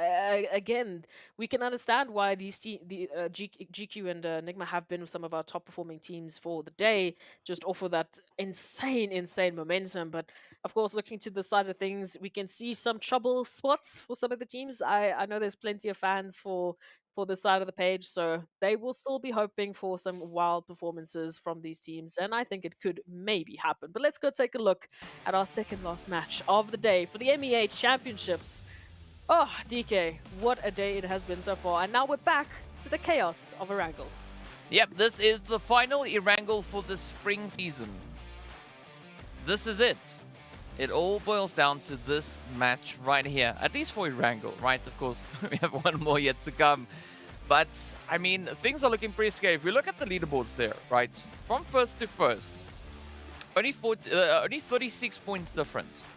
So anyone sat from, from second to fifth place can make a play for the top position. I mean, GEEKAY are already 2 points away. That is not anything, right? That is just a little bit of a boom boom, and then they've got it, right? So, this is going to be a very, very tough one to play through. But of course, let's hope the zone is a little bit more gracious towards these teams, right? We are not looking for any insanity to make its way in. Of course, we want a nice and decent zone to work with. Let's see if that is going to be the situation. Let's take a look at this. The flight path, once again, it looks normal. That zone doesn't look normal at all. But it's a lot less of a bit of a problem than what we saw on that previous Erangel. Moving into this, there is still water to take a lot of the space available away from these teams, but there is a very good spread of opportunities for teams, especially towards those western sides, to take up their positions, to take up their usual spots, and be treated to an incredible last Erangel of this championship. Oh, I mean, yeah, so we went from a Erangel zone, a Sanhok zone on the previous Erangel to this one, which is maybe a bit of a Vikendi, right? It's something similar to that, more or less. Not exactly, don't quote me on that, but whatever, all right? So, yes, that is going to be quite an exciting zone, but I don't think the teams are going to feel as pressured because they've already had 2 semi-brutal starts in the previous 2 matches. So this time around, I think they are going to be breathing a sigh of relief, saying like, this time around, it's fine. This is doable. Let's get the job done here. But of course, already right out of the gate, we have RUKH and RTG finding each other rather over towards that Malta side. So the action is not going to take long to start coming in, as we are just a few moments into this match, and already we have a bit of carnage coming in. Fevo, unfortunately, caught in a rather uncomfortable predicament here. But let's see whether or not this is going to be the trend for RUKH, as the rest of the crew are quite some distance away. Yeah, you can see Zuxi was making their way through, but immediately they have to turn around because the confirmation is there. And for RUKH, they need to keep their numbers in this one. Second last Erangel of the day. In terms of the stats, we know there are some teams who really do love their Erangels, RUKH being one of them. We highlighted them as one of the teams that had some of the best elimination rates on Erangel, some of the teams that had some of the best winning rates on Erangel, and moving into this one, unfortunately, starting it off with a trio might make things a little bit more challenging, but I don't think it's anything outside of the realm of possibility. I mean, speaking about Erangel, DK, there are 2 teams specifically that really do enjoy their Erangels. That, of course, being GEEKAY Esports and NIGMA Galaxy, 2 of the teams that we've been highlighting today as just incredibly excited teams to try and take that slot away from everyone else. I mean, I think GEEKAY definitely enjoying it a little bit more, right? Because they've been able to secure themselves a grand total of 100 points. Coops, watch out. Those hay bales are nice little stoppers there. But yes, GEEKAY, they've already secured themselves 100 points just on Erangel. I mean, 2 winner chicken dinners for GEEKAY. That is a phenomenal run to have. I mean, NIGMA, only 6 points behind that, also sitting with 2 winner chicken dinners. So I'm curious to see how both these teams are going to be faring here. But, I said this in the break, right? I think they could be another team to keep a very, very close eye on. And I think that's our lovely pinkish colored team there, right? Of course, they go by the name of Team GQ. So I think that is going to be one to watch. They might have something up their sleeve, right? I don't want to say anything because I don't know, but I just have a feeling. Well, I mean, they've definitely been the top performers for the day. They've picked up a total of 57 points today alone. So we can understand why they've jumped slots so phenomenally, ending them up currently in the 5th place on the overall standings. They're about, what's that, 36 points away from the top slot of Crash Gaming. 2 maps left.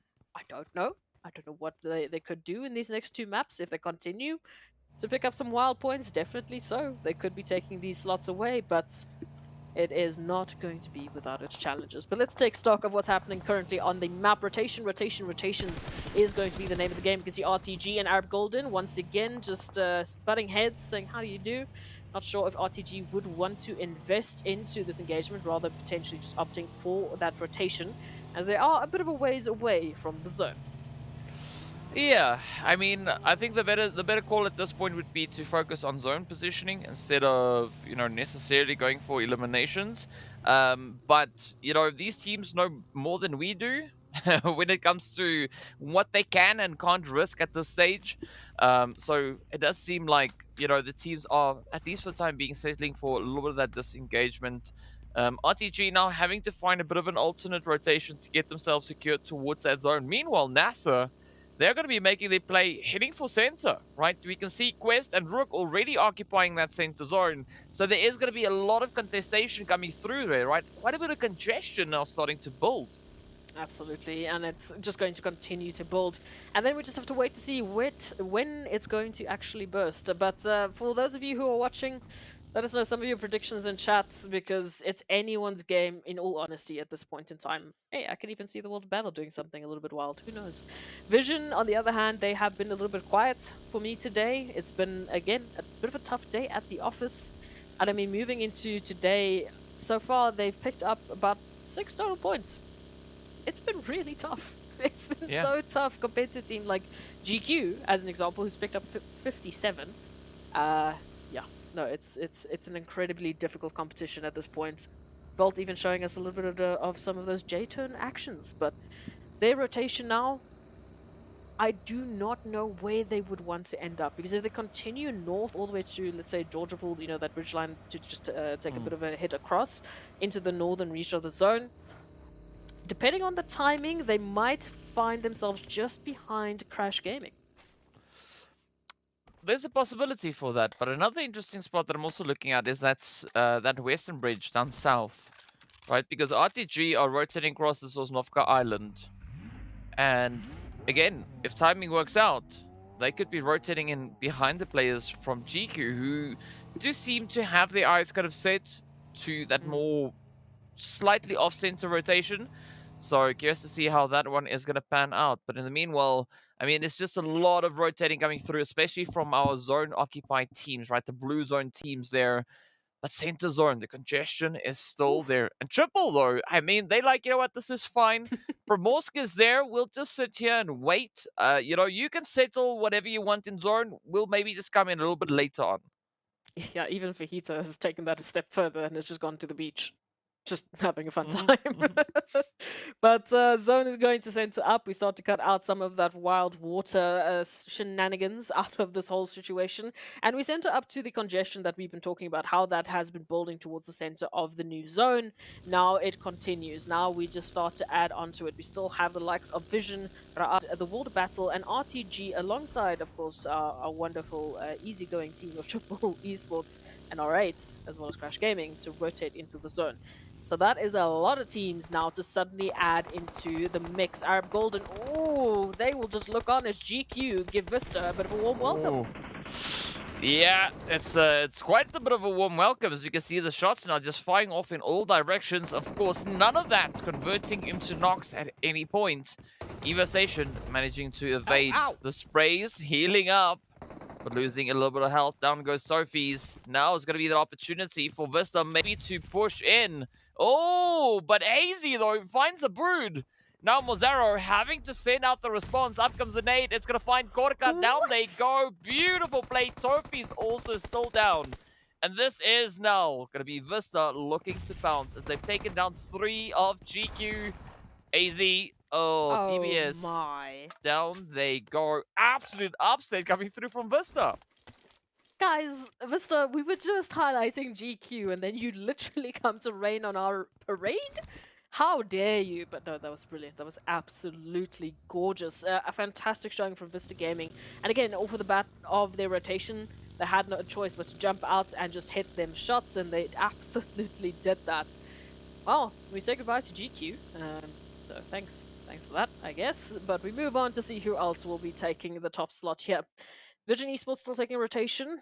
Crash Gaming actually opted from that northern rotation to go all the way to the west, very close to where we saw R8 actually rotating from. So I'm very curious to see where they'll actually end up. I don't know if they're going to go all the way down to Quarry, if they'll be just behind R8. And obviously where Vision will end up, because they've also just been basically following suit for Crash Gaming. Yeah, I mean, it's going to be an interesting one, right? It's odd to see it happen, but it's interesting all at the same time. In the meanwhile, R8 now going to be looking to condense that split of theirs just a little bit. Still keeping Esketon on a little bit of a scouting mission, trying to gather information, looking to see what is happening elsewhere in the zone. But here we go, Vision and Crash. Not just rotating past each other, but no one is going to be taking the stop over just yet. Maybe that could be the case here now for Kevin, but it's still going to be a very challenging angle to hold, as Crash could maybe set up a bit of a gatekeep. But it doesn't seem like Vision are too committed to pulling straight in towards the zone. Instead, they'll rather settle for Quarry and working their way through the marshes, trying to get themselves up into the zone. I mean, anything is better at this point in time than trying to take on the likes of Crash Gaming, who just had a phenomenal showing on Sanhok. So momentum is there. I agree, just continue on forward, please. Triple Esports in the meantime might be able to cut them off as they've rotated up from Mosque. However, Thor is still left behind, so it will be not a complete Triple Esports if they do take that engagement, but at least they've got some compounds secured. Moving on into the rest of these rotations, these wild rotations, as we move from that center down into the southern zone. You can see GK Esports still yet to find a position in. Right up ahead of them, they've got the Water Battle and NASR. You can see that rotation already just being highlighted by these wonderful sprays, but now they need to make their move.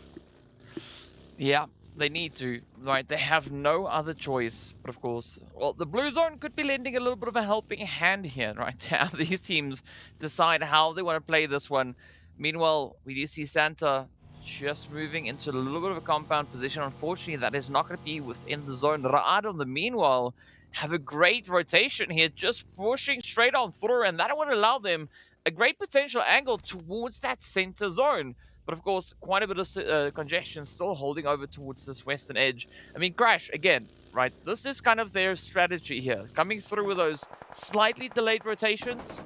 Looking to see if they can maybe find a few wanderers along the way. But now for the time being, Vision, they are going to have to deal with this whole R8 situation. Already Prestige, taking a decent chunk of damage, but still not necessarily in so much danger. Not yet, at least. R8 right up ahead. Crash Gaming will look on, as well as Vision from the southern point. We can see, yeah, Thor. I think that might have been an AFK, so maybe a bit of a network issue that happened there because they were still in Primosk when that elimination came through. So that is a bit unfortunate for Triple Esports. We'll see what they can make from this. However, R8 now continuing to move on forward. Center zone going to look as chaotic as ever. Both teams trying to hold on to some angles here. Crash Gaming just making this so difficult for R8 to move on up. They get a little bit closer, they say, oh, no, can't go that way, thank you very much, we'll have to choose something else. And now Crash Gaming in a very similar position here with Brute Force. Would be very curious to see if Crash Gaming is actually going to go for any of these earlier rotations, because there's a lot of teams on these outskirts, and we've seen Crash and Vision, one of those teams as well, that are very comfortable with these outskirts engagements. They like to, just slowly but surely take some fights on the outskirts, pick up some eliminations before they even deal with what's happening in the center. Well, let's see. Maybe they can find a few more. R8 could maybe find a bit of action there. As you can see, Prestige and Ragnarok already just hopping out of their vehicles, getting ready for a bit of action. And there we go. The knock is in. Crash Gaming. Ooh, getting a double hit delivered. Of course, returning the favor, but the confirmation is in as Crash loses one. Kevin now down on their knees. Walsh trying to see if they can maybe save their fallen mate. Now is going to be a buddy also just running on in. But Brute Force rotating up from the north. This is going to be an absolute spanner in the works. Yeah, Crash Gaming, they don't have the luxury of time. It's R8 to put in the damage numbers. Brute Force trying to get a piece of the action, but Ida says, no, these are our eliminations. Don't you dare. As they confirm Crash Gaming out of this map. They will have to just watch. NIGMA goes down as well. Guys, please, these are our top performers for the day. Just calm down. And as we know, NIGMA, they were 15 points behind right? That is the position that we had them in. That gap might widen, who knows? But R8 now feeling a little bit of that heat, feeling a little bit of that pressure as Vision come on strolling through. But at least it's safe to say that, you know, NIGMA is still 15 points behind Crash, regardless of how this game goes, because, you know, neither of them are here anymore. So there is going to be a great opportunity now for a team like GEEKAY to step up and potentially steal the show, seeing especially that they were only trailing by 2 points. So we are yet to see anything come through from the side of GEEKAY, but in the meanwhile, it's going to be Vision now looking to leverage the angle towards R8, but a great nade coming through here from Prestige. Not going to be backing down, finds the angle on Mon, the weapon doing something odd, but down they go. Try and try again. Eventually, the shots will leave the barrel. Now, Prestige being brought to their knees, and the rest of R8 having to find a bit of a different approach here. But fortunately, they have secured themselves within that zone. Yeah, we were just highlighting GK Esports as one of the teams still in the top 5 that have an ability to pick up points, but Brute Force was actually the team to make that confirmation over towards R8 happen. So they're still in this one. You can see them picking up some eliminations and moving on. So with only 15 points separating Brute Force and Crash Gaming, who's now been obviously confirmed out, there is an opportunity here to take this one further. GK Esports, that team, only 2 points behind Crash. They could confirm this right now and then just by picking up some great eliminations over towards NASR. Oh, what a quick replay as to the magic we just had happening out on the battlefield. But again, I mean, also Brute Force, they're also one of those contenders, right? I mean, yeah, sure, there's still quite a bit of a gap. There was a 32-point gap between them and that pole position. But the opportunity is there. As we know, Brute Force, no strangers when it comes to these challenging plays. And already we can see Brute Force now down to a 2-piece towards that more southern edge of the zone. But here we go. It is going to be the side of RUKH coming through, just playing on the edge, looking to lure the players here from GEEKAY out. But they have to be careful because they could also be handing them some elims. Take a look at this one now. Rotations in. GK trying to get a little bit closer. They have at least found those 2 eliminations already, so they've put themselves in such a great position for the overall standings, but they now need to start building that buffer. Now give them some breathing room moving into the last match of the day, because as we've seen so far, anything can happen, especially to our top contenders. 3 eliminations up as they continue their rotation into the zone, coming through from that northern side. NASR just up ahead of them as a potential problem. We look a little bit more towards the southern side. We do see RTG having a bit of a problem. They have picked up at least an elimination or 2, so they should be able to rotate. However, they will be doing so with a 3-piece. Meanwhile, it's the calm before the storm as everyone just takes stock. Zone will be moving in. That zone will be forcing their hand as they now need to just crash on into the zone and find some place. Oh, I mean, you were talking about crashes. Look at that. Raouf, Yeah. that is a very unfortunate play. But now, speaking about rotations, right? I mean, we've got Vision holding over towards the western side. I suspect them either to push straight through the edge, or maybe take a bit of a southern rotation, right? If they rotate south, they could find themselves moving in alongside Brute Force and RTG. But of course now GEEKAY, I think also they could be opting for a bit of a play towards the north, right? Just sneaking straight into the zone that we can see up ahead of them, because they only have Reno waiting there. I mean, they obviously don't know this, but that could be that opportunity that GEEKAY needs to get themselves secured, because NASR not going to allow too much of anything really to come through at this stage. Absolutely. We can see a few more rotations now moving in. Brute Force now stuck between a rock and a hard place as they try and take stock of what's happening. And Quest Esports coming through from that western side. Very interesting position for them. But GEEKAY, as we were highlighting them, oh, in a very similar position to where we saw NIGMA fall. And they immediately lose 2. Oh, yeah, that is super, super tough. But now the pressure rides on the shoulders here for Ragnar. I mean, already they got those 3 eliminations up. So as we mentioned before, they were trailing by 2 points. So this does mean that they've been able to catch up to Crash, right? As we saw, Crash went out early, so it's still, you know, open for the taking to see who's going to be bringing in these upset. With that, it is going to be the end of the road for Ragnar as the world of battle secures their 4th elimination. And I mean, this is good, right? Points are points at the end of the day, and World of Battle definitely trying to improve their overall positioning. Yeah. But let's see how they're going to be able to fare through this one. Meanwhile, well, they get met with a bit of an opportunistic angle there as Krona gets found. Xenox, beautiful play.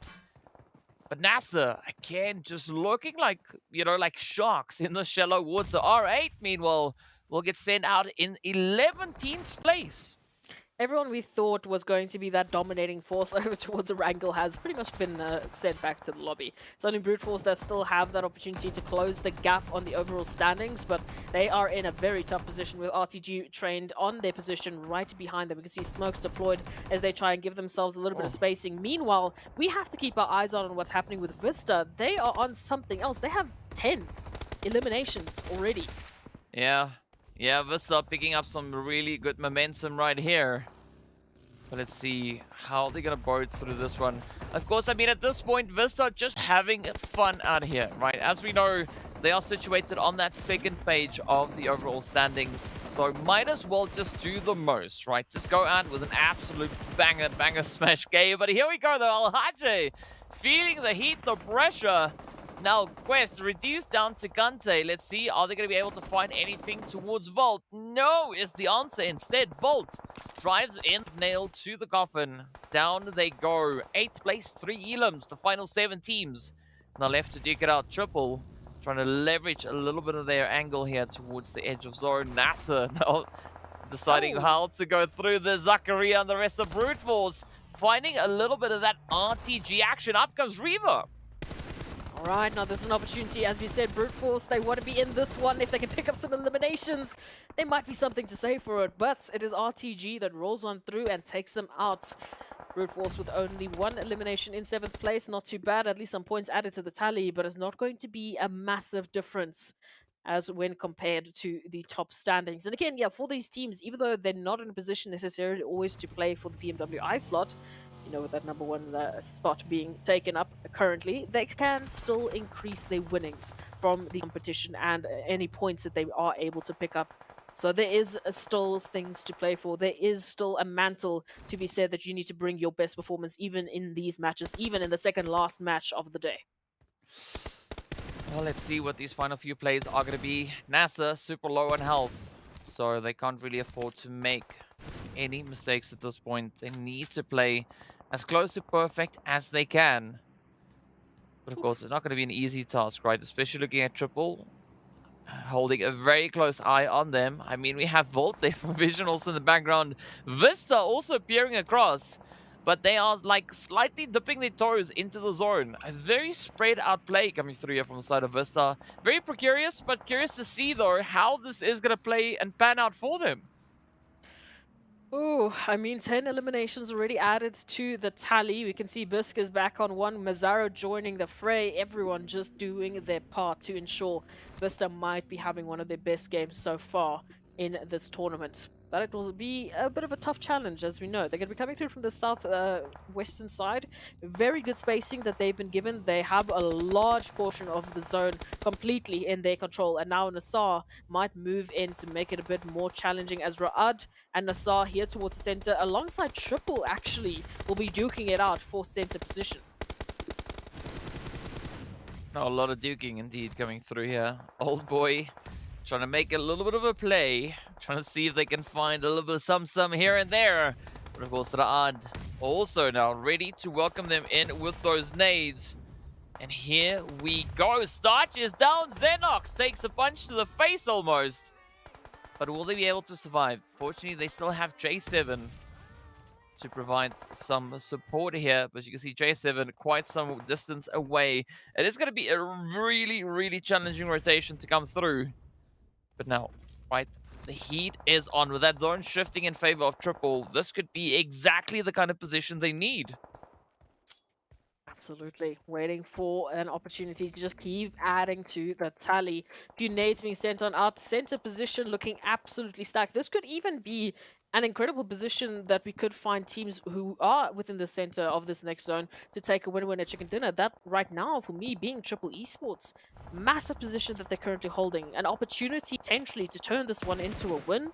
Again, like we said, even if you're not going to be playing for the slot, you could still be playing for points and for that prize money. Yeah, it definitely could be. But here we go. Team now having to make their final few stands. I mean, VISTA now starting to try and solidify at least a bit of a controlling position towards the southeastern edge. I mean, they still have RUKH, NASR, and the rest of the lobby to worry about. So let's see exactly how VISTA are going to look to finish this one up. I mean, 10 eliminations, though, looking absolutely glorious for them. No, they are looking spicy. They are looking aggressive. They are looking like this is going to be the map for them.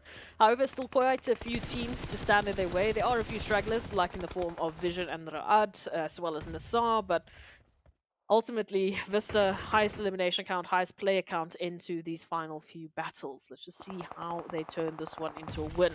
NASR feeling the brunt of the action, down to only Xenox now to hold the line. As you can see, that rotation in. It's going to be a tough one. RUKH up ahead of them, though, will be receiving a taste of their own medicine as, once again, Mazzaro steps up for Vista. Oh, come on, come on. Come on, Bisk. Come on, Mazzaro. What you gonna do? Of course, now, I like this position. Vista, it's just amazing, right? Still having all 4 players up. Yes, Kakao has been brought to their knees. It's there. But they still have 4 players making it to the stage. Now Volt sneaking into the side. They have RTG, gets 1 confirmation. Now it's all reliant on Riva and Rio to see if they can clutch it out. I mean, the responses are all over the place. That is going to be Vision down. 6th place, 6 elims. Some nice points acquired right there. But what will the final 5 teams do? As we can see, we've got three duos just strewn throughout the zone. I mean, Triple sitting on 3, so that does really play into their name. But still got to watch out for that side of Vision. Xenox now trying to lock it in, but J7 secures the spray. NASR gets the return on Xenox. And now J7 gonna try and get it in, and there we have it. Down they go. The shots are there. RUKH getting sent out in 5th. Great crossfire coming through from NASR, but again, timing is going to be of the essence. Smokes immediately deployed because they need to get their numbers up as soon as possible. Meanwhile, Vista focusing their attention over towards RTG. Triple Esports left to their own devices here towards the center as Vista get closer and closer to their position. Depending on the timing that Triple find here, they could potentially surprise Vista and take this win away from them, even though they have been so good. They've been so prophetic in this aggression. They've been so quick on the trigger, quite literally. But now it's going to come down to these last few teams to see who will be turning this one around. For NASR, they still have quite a bit of a tough one right up ahead of them. Yeah, I mean, they still have quite the way to go still. But now, I mean, you want to talk about 4 teams to finish up in the final circle. This is a beautiful setup, right? NASR, RTG, Vista, Triple, all just holding steady. I mean, you gotta say, right, day number 4, right here, the last day of the championship, the last Erangel for the season. Not disappointing as these teams continue to sneak their way on through, but we've now hit that 9th stage. There's not going to be any more zones after this. It is only blue. So let's see who will be clutching it up. Beautiful Nathan coming through from Rio as they find Mazzaro. 1 down. So many more to go. Riva, Rio sneaking in. Already sitting with 6 elims up. NASR sitting on 7, trying to jump at the opportunity. But unfortunately, the hard cover proving a little bit challenging to fire through. Now, Icy could have the angle here on towards J7. Is it going to be on the money? Yes, it is! Pinpoint accuracy. Beautiful spray. And now it turns to Xenox to see if they can survive the onslaught. Icy, old boy, along with Fajita, trying to just lock things down. But of course, still got to watch out for that RTG player in the wing. Xenox still involved in the conversation as well. This is what happens when you leave a team like Triple Esports to their own devices, and this is what happens when you do not take Xenox out when you can. Another nade to follow up. Great damage dealt to Old Boy, but Triple Esports, for the time being, they are still somehow in this one with the confirmation of Xenox out. It's down to our final 3 teams. It's not going to stop soon, though. Here we go. It is that last bit of contention, that last bit of pressure building. VISTA sitting on 11 eliminations. Now, Triple. Oh, they do lose Old Boy, but down goes the Brood. Rio trying to clutch it up with a little bit of that DPS spray. Now the battlefield has been evened out. 2v2v2. Couldn't ask for better numbers. Triple now trying to bring their third player back into contention. But here we go. Bisk trying to find the last bit of RTG. But the blue zone might beat them to the punch. And that is exactly what we see coming in. Absolute insane. But here we have it.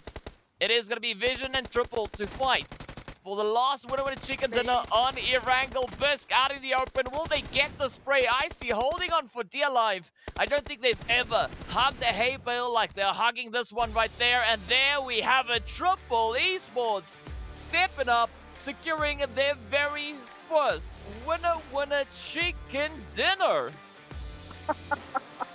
What a time to pick up a winner chicken dinner. Second last map of the MEA Championship, and you decide now is the time to make the plays happen. I really wish we would have had this Triple Esports a little bit sooner into this whole competition, but it is better late than never. So absolutely fantastic performance coming through from Triple Esports. And what is going on with the Erangels today? I mean, either you get these wild zones, or you get these dominating matches, or you get a match where all of our top teams don't have an opportunity to get much.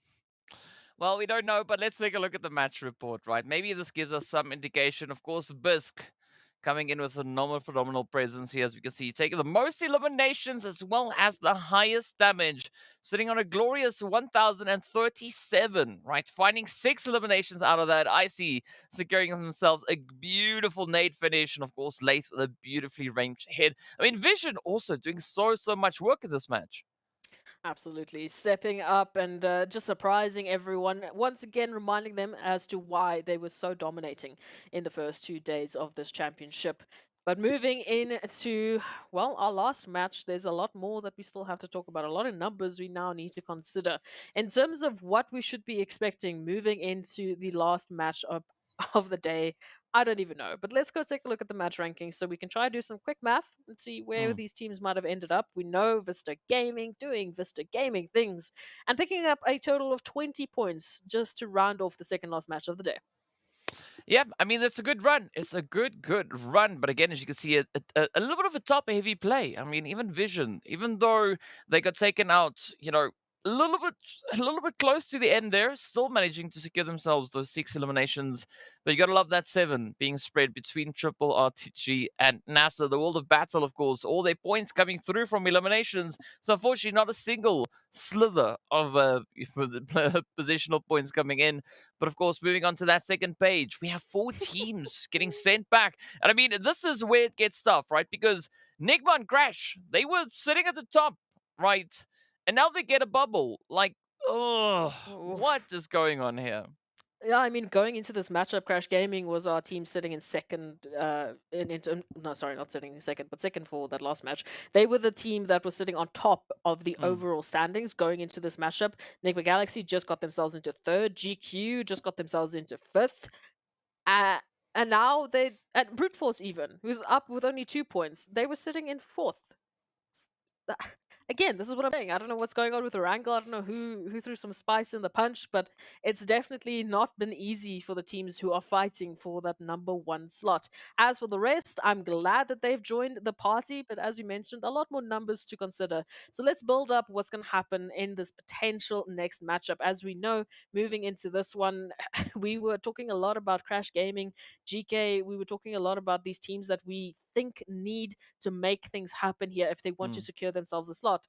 Lo and behold, we're going to be going into the last match with many questions, many unanswered questions as to who's actually going to be the champion. Who knows? Who knows? I mean, one way that we could potentially take a look at that is, of course, having a bit of a stat breakdown between the two, right?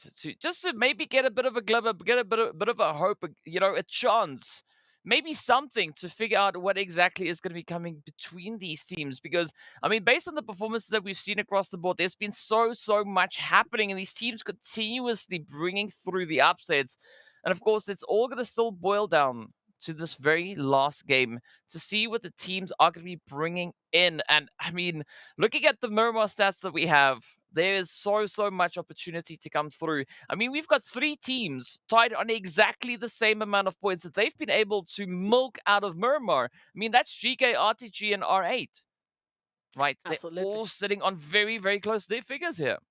Yeah, but we can take a look at the day performance so far of, well, these two teams that are going to have their work cut out for them into the last matchup. That, of course, being GK Esports and Crash Gaming. 2 teams that were leading the pack and currently might still be leading the pack based off that change. We know GK got 3 points moving into that Erangel, so you can do quick math. That means they're just basically 1 point ahead of Crash Gaming. So these 2 teams are going to be our focus points moving into the last matchup. And very similar, very different at the same time. You can see the damage numbers looking much more healthy in terms of what Crash Gaming have been able to bring in, but that doesn't give them much points, DK. The only way you're going to be able to pick up those points is placements and eliminations, and that is where GK have been shining just today. Yeah. No, they definitely have. I mean, you can't take it away from them, right? But they've been putting in the effort. They've been really trying so hard to continue that contention, to keep the heat of pressure up, because as we know, it ain't over until it's over. It's all gonna come down to the wire, down to the very last match to have it all be decided. And I mean, it's scary to look at what we have on these leaderboards. I mean, it is so close. We've been seeing so much movement, right? It's the gaps have closed, the gaps have opened, then they close again, then they open again, then they become bigger. Like, what is going on, right? So many upsets. But of course, we've got even more stats to take a look at. Absolutely. So just continuing the talk of momentum. In terms of the performance that we've seen just today from these 2 teams, NIGMA Galaxy and Brute Force, 2 teams that also are in contention, a few points away from GK and Crash, who we just highlighted, but they still have that opportunity in their current 4th and 5th place, respectively, to pick up the pacing. NIGMA, naturally, have had wild eliminations today, picking up 24 so far, and looking like they might not stop. Again, we remind ourselves, a good portion of that was just from one map. Yeah. 19 of those came through from one game. But of course, now speaking about one game, we need to take a look and see what the overall rankings look like, where these teams currently find themselves. Of course, it is going to be GK now getting moved up into pole position. As we said before, they needed 2 points to catch up to Crash. They got 3. That puts them 1 up ahead of them. And of course, NIGMA still holding on to the 3rd place. Brute Force still sitting in 4th. But Vision, they've now jumped up into 5th ahead of the players there from GQ. But RTG, they've gained 2 slots, moving all the way up into 7th. It's been an incredible showing. We've definitely had a very shook top 8 so far. But yeah, I still can't get over this top 3. So for me, going into this last Miramar, we've obviously got Crash Gaming, just 1 point difference. I mean, come on, that's 1 elimination. Let's see if you can make it happen, please. NIGMA Galaxy, 18 points from the top slot. That is very doable based on what we've seen today, especially based on what we saw alone on Erangel, that they did more than that just in terms of eliminations. I don't know if they're going to be able to do that on Miramar, but there is that opportunity. Just getting 18, maybe let's make it 19 to be safe. 19 points on the last match of the day could mean a PMWI slot for NIGMA Galaxy. A complete from the bottom up, here we are, let's take that slot home. So there's massive opportunity. Over towards this side of things, we've seen these teams really step up the pacing. Triple Esports, the World of Battle, you name it. They have been here. They have been heard. Well, of course. Well, speaking about being heard, we also have to give a big shout out going out to Monster Energy, our official energy drink partner for the PUBG Mobile Pro Leagues. And now, this is going to be the last opportunity for the teams to unleash their inner beast as we are heading straight into Miramar to see what the teams are going to be doing.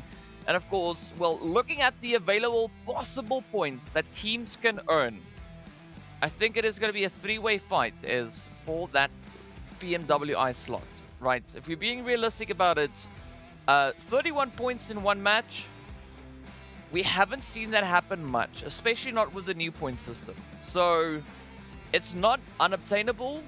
It's just not very, very likely to happen. So, I mean, unless, of course, Brute Force have something completely different up their sleeves and they can pull out an absolute insane clutch strategy, I don't see that really happening. I mean, but it is definitely going to be on between NIGMA, Crash, and GEEKAY.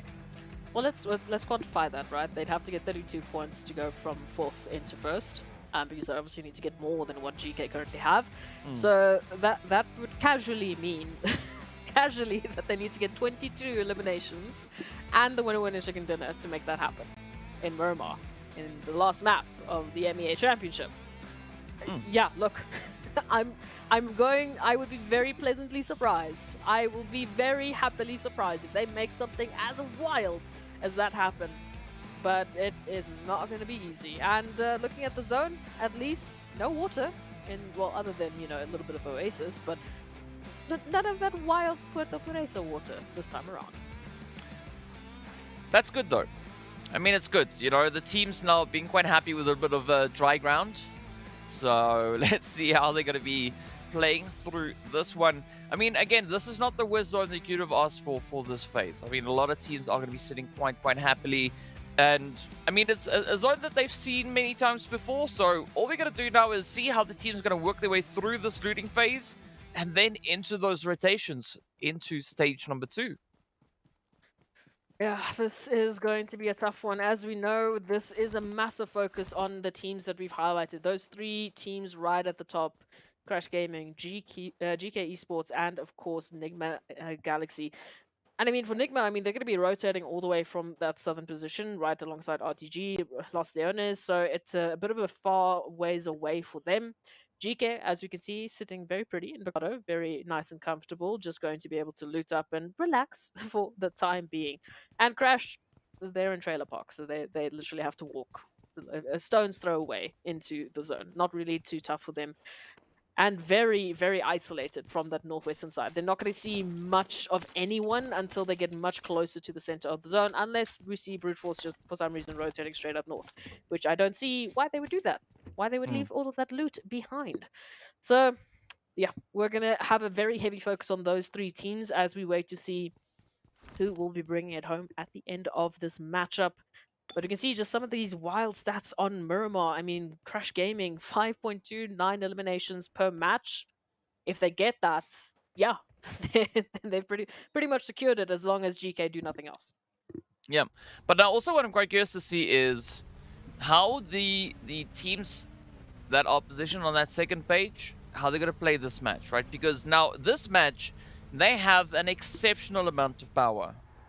Because they have the power to decide who goes where. So that's a little bit scary, leaving 8 teams with the power to control your fate, right? Well, it's not leaving them with the power, they just have the power, right? That's just the way it is. So, they're going to have to play an absolutely phenomenal game. And of course, it is going to be RUKH Esports starting with the first upset here as Eugene finds the angle on towards Neos. And this is not a good start for Brute Force, but I mean, it's not the worst, right? They can still make quite a bit with only 3 players. Quite a bit indeed. This is going to be definitely a very fun matchup to witness, because we've already had so much chaos just alone today. We've had to see these teams bring through a different performance, a different level of performance, right? And we've highlighted some incredible individuals who've brought definitely a lot of momentum to their team. I mean, just thinking back to that Erangel with Coops and with Freak and with the Lord and with everyone from NIGMA Galaxy taking it to a step higher than they ever have before. Man, I don't know where they keep this like motivation, this energy, this momentum in after so many matches, after such a long journey. They can still pull out these wild performances. I mean, they are just built differently, I guess, right? I mean, that is I think probably the most accurate way to state that. And of course, just look at that nade. Eugene finding Neos. So there we go. Yeah, but Brute Force needs to be careful. I mean, as we said before, there is pressure on their shoulders, right? They've come into this match with a 31-point difference between their position and first. So if they are aiming to get that ticket, they know what they need to do. They need to play one of the best PUBG games that they have played to date, at least within the championship right here. Yeah, no, they do. And that definitely will go a long way if they see the individuals stepping up to new heights. I mean, I was just taking a look at the eliminations we've had so far. We have Ragnar currently, by the looks of things, at least until someone else did some more math for me, picking up 37 eliminations. Going into these matchups, we had Biscay on 33, and then third we had Coops with 32. So a lot of eliminations that has come through in these past couple of days, and I can't expect anything more from these teams at this point. I think they're just going to continue to change up the feeds, change up the overall standings, change up our expectations as we just sit here absolutely baffled at how they still can do these things, all of these wild things in the last matchup of the day. But a lot of eyes on NIGMA Galaxy, especially if they can pull out a winner chicken dinner with, what is that? I mean, 19 points that they'd have to make that happen with, so at least 9 eliminations. Mm. We've seen that 19 pop up more times than we can count, so I still think it's possible. Yeah, yeah. But I mean, so even just for GK and Crash to make any ground here, they're gonna have to hope that something happens to Nigma, right? I mean, Yeah. they could maybe try and go find Nigma. Good luck with that. I wouldn't recommend it, but either which way, you know, to each their own. But starting it off, Nigma could find a bit of an opportunity onto the side here of the world of battle. And as you said, right, they are going to need at least 9 eliminations to accompany a winner-winner chicken dinner, or even more so, right? Because if they settle for second place, they're going to need a bucket load of eliminations. And as we know, Nigma, they are capable of bringing in a game of that level. So let's see if this is going to be that decisive mode. Are they going to flick the switch and engage that full-on beast mode? The other consideration is to make that it's 19 points, well, it's 9 eliminations and a winner chicken dinner, if barring the fact that Crash and GK do nothing, that they get no points. So, if anything, Nigma needs to find those two and take them out. Make them a part of your 9 eliminations, else it's going to be tough. But we'll wait and see. They didn't have the best last Erangel. We can see that rotation now heading towards San Martin. All of this, what if, maybe, we'll have to wait and see. Triple Esports off of the back of a great winner chicken dinner. Heading against a very similar opponent. It's once again Vista and Triple going head to head. The age-old conflict coming through here yet again. Let's see if Triple are going to have a bit of a vengeance play here, because, you know, Vista came through with 14 eliminations. Well, Triple had to settle for half of that.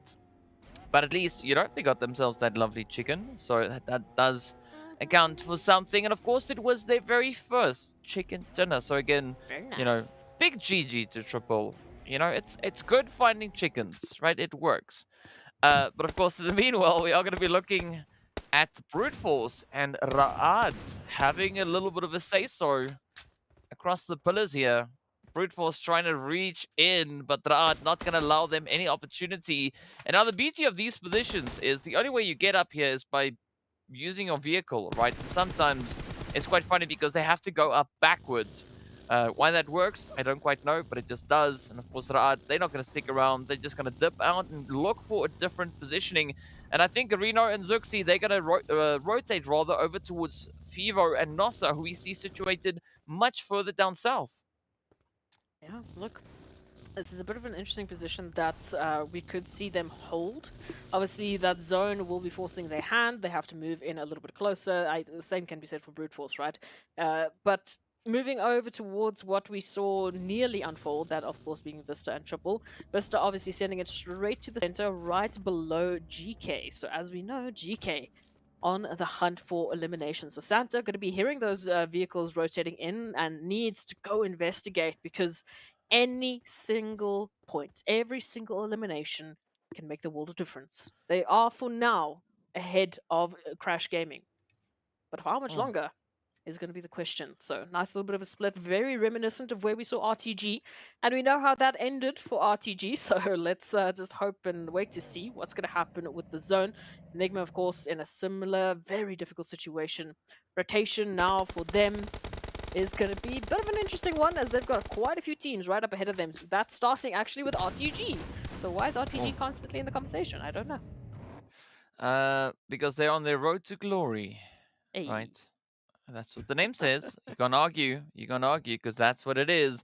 Unfortunately, Groza not going to make it past that point. Down they go. So that is the first casualty coming through for the side of RTG. They have the rest of the squad now to move towards the cliff sides, and that is going to be a very difficult position. But especially now with the zone centering up onto San Martin. Oh, this is going to be absolute crazy action. Of course, the city finish. I mean, San Martin, a little bit more tightly packed than we have up in towards Los Leones, but also not that many buildings to utilize. So the teams are going to have to play quite sparingly moving into that region. But again, looking at the angles being held there by R8 and NASR, Ooh. I mean, that is such a strong position, and that could potentially be the one to challenge. It's oohs and it's ahs and it's NIGMA Galaxy losing one member as they move on forward. It looks like the World Battle will continue that front as they look for the remainder of that team. Crash Gaming over towards that northern side. Continue their rotation on as Vision just looks on through. Bit of a back and forth. Ooh, Nath getting some good damage. Kevin definitely locking it down, but no eliminations to add to the tally just yet. GK, though, finding Vista. Finally, there is a bit of an activation there. So now it is the race against GK and Crash as they have spotted two teams. They know there needs to be those elimination counts. Again, it hurts because these teams will be going through, right, not knowing absolutely whatsoever what the other teams are getting, how many points they are picking up so far, how it's going with them until the end. They just have to do their best. Yeah, and that's all they can do at this point, right? Is just try their utmost best. And meanwhile, we do see the players there from the World of Battle and Enigma Galaxy going at each other's throats. And of course, now GK getting caught in a bit of pressure here, as we do see Vista knocking on the door. Santa has been brought down. Lord are going to be just holding on for dear life. Will the World of Battle find that angle? Ooh, it is close. Arthur almost getting that hit secured. But now, Nigma, only 2 eliminations up. As we said, they need at least 9 and a winner chicken dinner. So let's see what Lord can do here. I mean, World of Battle are disengaging. They are going to be heading themselves towards that zone. So that does alleviate a little bit of that initial pressure. But still, Lord not having a safe rotation coming towards the zone itself. Ra'ad, in the meanwhile, will be our first team to get backed up and shipped out. Off they go. And still, the pressure continues. Absolutely. At least they have at least picked up 2 points, so that's something to add to the tally. Absolutely. We don't know what, of course, the solo of Lord will be doing in this situation out in the blue. We wait, we see, we wait. Over towards that southern side, we can see Vista holding a nice little bit of a position, somehow, some way, still in the action, but they are alongside GK. And we saw there was a little bit of that back and forth. It's a boot to quite the number of damage. And I'll have to wait and see if this is going to turn any way into the favor of GK.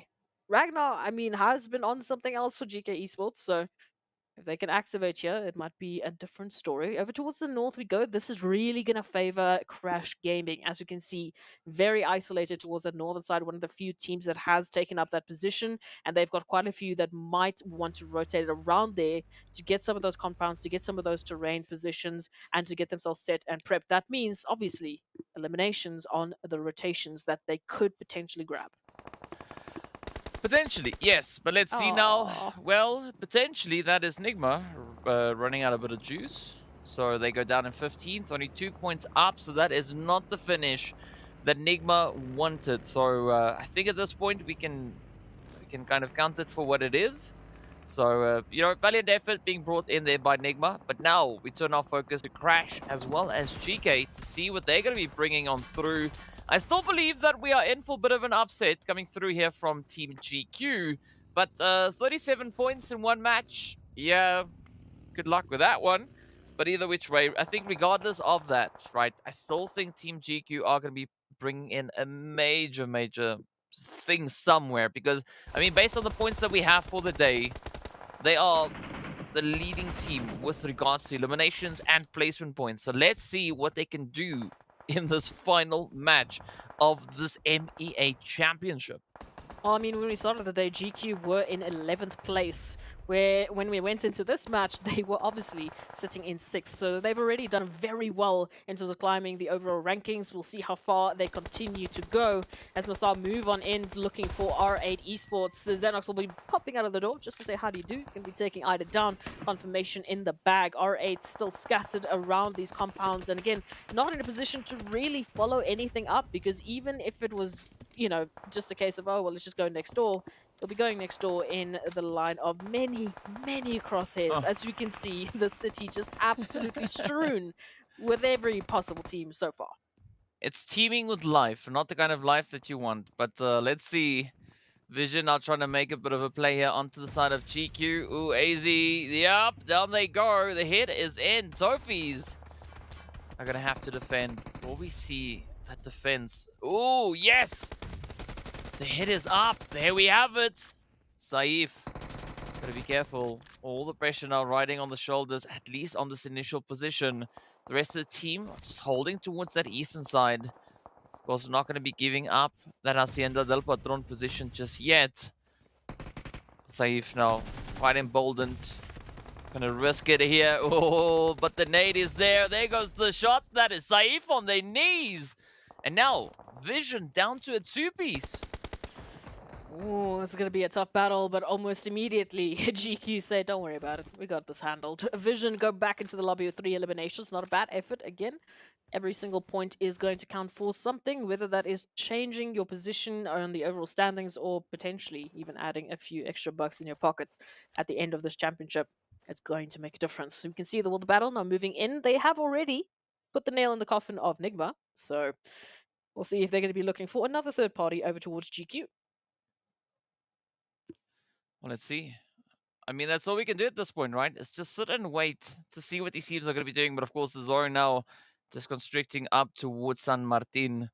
And the World of Battle, GQ, as well as Crash, yet to rotate on forward. Vista holding on to that southern positioning. I mean, that could also be quite an interesting angle to try and utilize. But the World of Battle still very much determined on finding the side of GQ. So let's see how that one plays out. In the meanwhile, a quick replay here coming through as NIGMA tried to make some magic happen here. A relentless effort on towards Groza. But of course, then we know what happened, right? It was a little bit of tough luck. But at least we know how they managed to pick up the points and the eliminations that they were able to find. While we wait to see what the World of Battle have to say about the situation. GQ already up with 5 eliminations, definitely going to help them on the overall standings. But the World of Battle, ooh, is going to make that much harder with that beautiful nade sent out, and a spray in the air is not quite going to hit the last nail in the coffin here of GQ. Ooh! Until that, at least. Thanks. Wow. Oh, upset. There comes the upset. You gotta watch. You gotta watch for that. Of course, the World of Battle getting a beautiful play there, but it is going to be Mohammed being brought to their knees. Hazem, fortunately, positioned within the edge of zone. So I think that's going to be it. World of Battle down to 1, as I don't see Hazem really being able to secure that res, especially now that the blue zone is going to be closing in. Crash also still going to be trying to make the most out of the available situation here, looking for any opportunity as they come rolling through. Going to be trying to push up on the edge. But here they go. Kevin sneaking in, looking for a little bit of an upgrade, right? Want to get that loot crate. But of course, they've been spotted. The vehicle now could pose a bit of a threat here. You got to get it out of harm's way. For the time being, Crash still holding on. As they need to, because they don't know yet what GK have been up to or what they've been able to actually accomplish. So Crash Gaming definitely fighting their hardest to get themselves into that #1 slot. Already up with 2 eliminations is definitely going to help the overall tally. But they want to get a lot more, because even if, you know, at this point we just ended off with 2, I have no idea what GK would have been able to get and how that would have changed the overall standings. As it currently stands, it means Crash Gaming is ahead. But for how much longer? We can see GK here over towards a very interesting position between Vista and NASR. Brute Force right up ahead of them, and Arab Golden. we'll have to wait and see how they're going to activate, how they might be able to find a few more points. Well, the pressure is definitely going to be on. Here we go, though. Crash Gaming not going to be backing down while still having to secure that final effort to get themselves in towards the zone. But of course, with this now, Jafar taking a bit of damage. That zone getting ready to close on through. Ooh, where's the zone going to stay? Is it going to move towards the city? Is it going to go over towards that eastern side, western side? Where will it go? The answer will be revealed momentarily as we get to see these teams prepping for a bit of a squirm. Of course, now the zone just building up the suspense here. As we can see, it is going to be San Martin, right? So, Brute Force, smack dab center zone. Ab Golden, a nice bit of an off-angle position there. It does allow them just to slightly disengage from the heat and pressure that we have in San Martin itself. Absolutely. We can see Crash Gaming immediately wanted to make that rotation, got a little bit of damage as the World of Battle once again is the nail in the is just an absolute thorn in everyone's side, in all honesty, today. But we love to see it. GEEKAY, meanwhile, have been greeted by VISTA. It's been a very back and forth position between these two teams as they've been equally rotating shoulder to shoulder. Biscay goes in and immediately gets a brunt of damage, and now GEEKAY, they need to hold this one down. They need to make sure it does not end here. Only as a trio they stand up against Crash Gaming. Want to see, up comes the spray though. Oh, Brood goes down. Now GEEKAY not out of the woods just yet, right? Still holding on to that 3-piece, looking to see what they can get out of this match. Still going to be running for that pole position, trying to solidify it as best they can.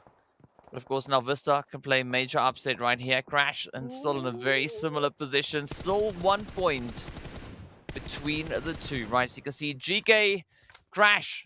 I mean, there's 1 point separating those two teams currently, and we're not in placement point territory yet.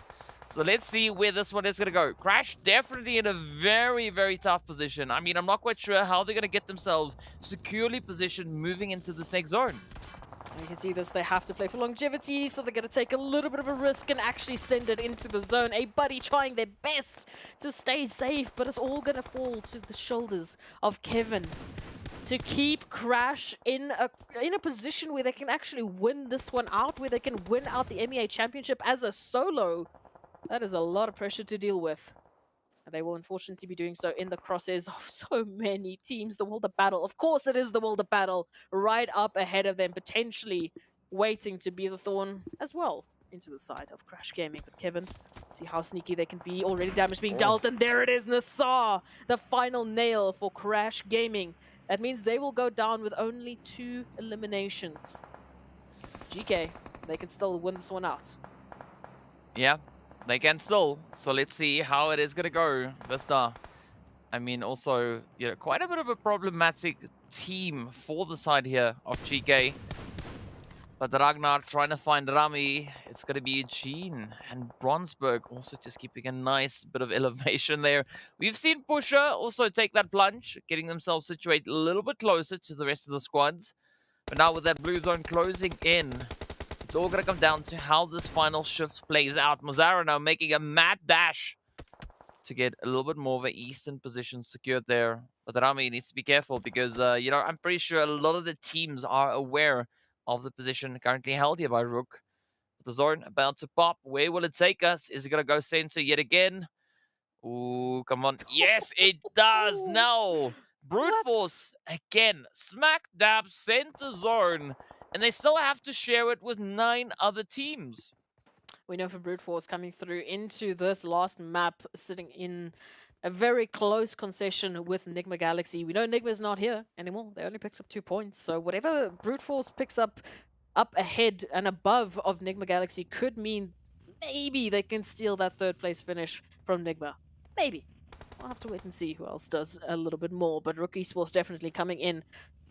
Very good reach, very good overwatch of what's happening right up ahead of them. We can see as we just go through the city how many teams are lying in wait, how close they are to one another. Quest moving in closer to R8 as well. VISTA now finding GEEKAY. Oh. Oh. All right, here we go though. The World of Battle also coming under fire as Rio tries to light it up but gets met with aggression. Galaga trying to bring in a little bit of a response there, coming through with a barrel, having to try and bring their teammate back in, but this now opens the opportunity for the World of Battle. Oh, Hazem tried so hard to get to Arthur in time, but unfortunately it was not in the cards. And here we go, as now Hazem looks to keep the name alive for the World of Battle. Going to be looking for that final opportunity, that final position to occupy. And of course, now everyone just crammed up into the city. I mean, this is going to be an absolutely insane finish. What a way to conclude the MEA Championship. Absolutely. As we head into this one, still many questions that we have unanswered, and these teams will hopefully be providing those answers quite swiftly. Eugene up ahead. As you can see, that Overwatch still massive opposition. As GEEKAY looks forward, looks ahead of what will be waiting for them. Immediately, it would be brute force, but we have a few other visitors that could definitely throw a spanner in the works as RTG. They crawl to safety, trying to hold on. Quest still standing quite a bit of utilities their way, waiting for those connections. And RTG, oh, this is quite the explosive finish, is it not, DK? Oh yes, things are blowing up all over the place. But now RTG trying to get themselves secured in that compound. R8 gonna try and stop them from doing exactly that. But of course, both teams just a nade throw away from each other. But neither of those secured within the zone. So the heat, the pressure is still there. GEEKAY are trying to smoke their way towards that southern edge of the zone. Oh, up comes Gaith making a quick dash for it, but they've been spotted. The element of surprise now out the window. As the rest of the team also have to move on up. Hope, ooh, getting lasered, but taking head after head. Ragnar successfully makes it across. In the meanwhile, Mozaro gets found. Down they go. GEEKAY still holding on. Up on their feet. Going to be looking for that confirmation though. Looking to steal the elimination away. And this is now all the pressure riding on the shoulders here for GEEKAY. I mean, they need to try and just get a little bit of something extra here. All right. It is still pretty much teetering on the edge. And all they got to do is just see how far they can push it. Can they make it into placement point territory? Because if they get taken down now, they have only 1 point. Only one, right? And that is not the position they want to be in, because that's essentially going to put them on a tie with the side there of Crash. But either which way, the World of Battle will be the team to fall in 10th. The final 9 now remain. One slot, one team away from placement point territory. So let's see who will be raking those in. GEEKAY, they need to focus on survivability. Gates will be going down. They need to get one slot up, one placement, one more extra elimination to secure themselves the championship, to secure themselves that PMWI slot. That nade comes through. Ragnar on a sliver of HP as we just stare at that team count, as we just wait to see if they can make it. Oh, I mean, I'm not even sure how they're able to survive. But up comes the blue. It is 9th stage. 8 teams, 22 players holding on. Ragnar now going to get enveloped by the blue. Yep, at that health bar, you cannot beat the blue beast. Yep, down they go. GEEKAY going to go out in 8th place. One elimination up, as we can see the points now starting to trickle on through. NASR, oh, getting taken down as brute force absolutely just lays into the side of them. Down to the final 6 we go. NASR also in a very tough position here. But of course now, where will this one turn to next? As the teams are starting to drop, that blue zone just eating them up, eating them alive. Quest now trying to find the last few points they can manage. And of course now rushing straight into RTG. Dart just lighting up. Not even going to stop around for coffee. They just come running in, guns blazing, and off they go. That is Quest now getting lit on fire as brute force secure themselves even more eliminations. Quest out with 2 to their name. Down to the final 5 we go. R8 down to 1. Brute force still holding steady with 3. Ab Golden sitting on a glorious 4. But now the heat is on. Right, this is going to become a game of survival as RTG will dip out in 5th. Up comes Prestige, looking to push across the way, but down they go. Bosha also not getting hit as the shots connect. It's going to be a really difficult one to hold here. Brute Force trying to ride the storm out with still 3 players up. Sending out all the utilities they have in their bags. Ab Golden have not made much noise yet. Only 4 eliminations to their name. RUKH sitting on a very comfortable 5, but Brute Force falling to the lobby. Now, RUKH, Arab Golden, gonna be fighting for the final winner chicken dinner in this season of PMPL. And up comes the push. It is one last player standing between Arab Golden and that glorious winner chicken dinner. Well, there it is. I think we can just give an absolute congratulations to every single one of the teams that stepped up in these final moments of the MEA Championship. NIGMA Galaxy might have been sweating in their boots because Brute Force pulled out a phenomenal performance. I think that was very close to potentially getting themselves that slot potentially away from NIGMA Galaxy. We'll have to wait and see. Someone else can do the math.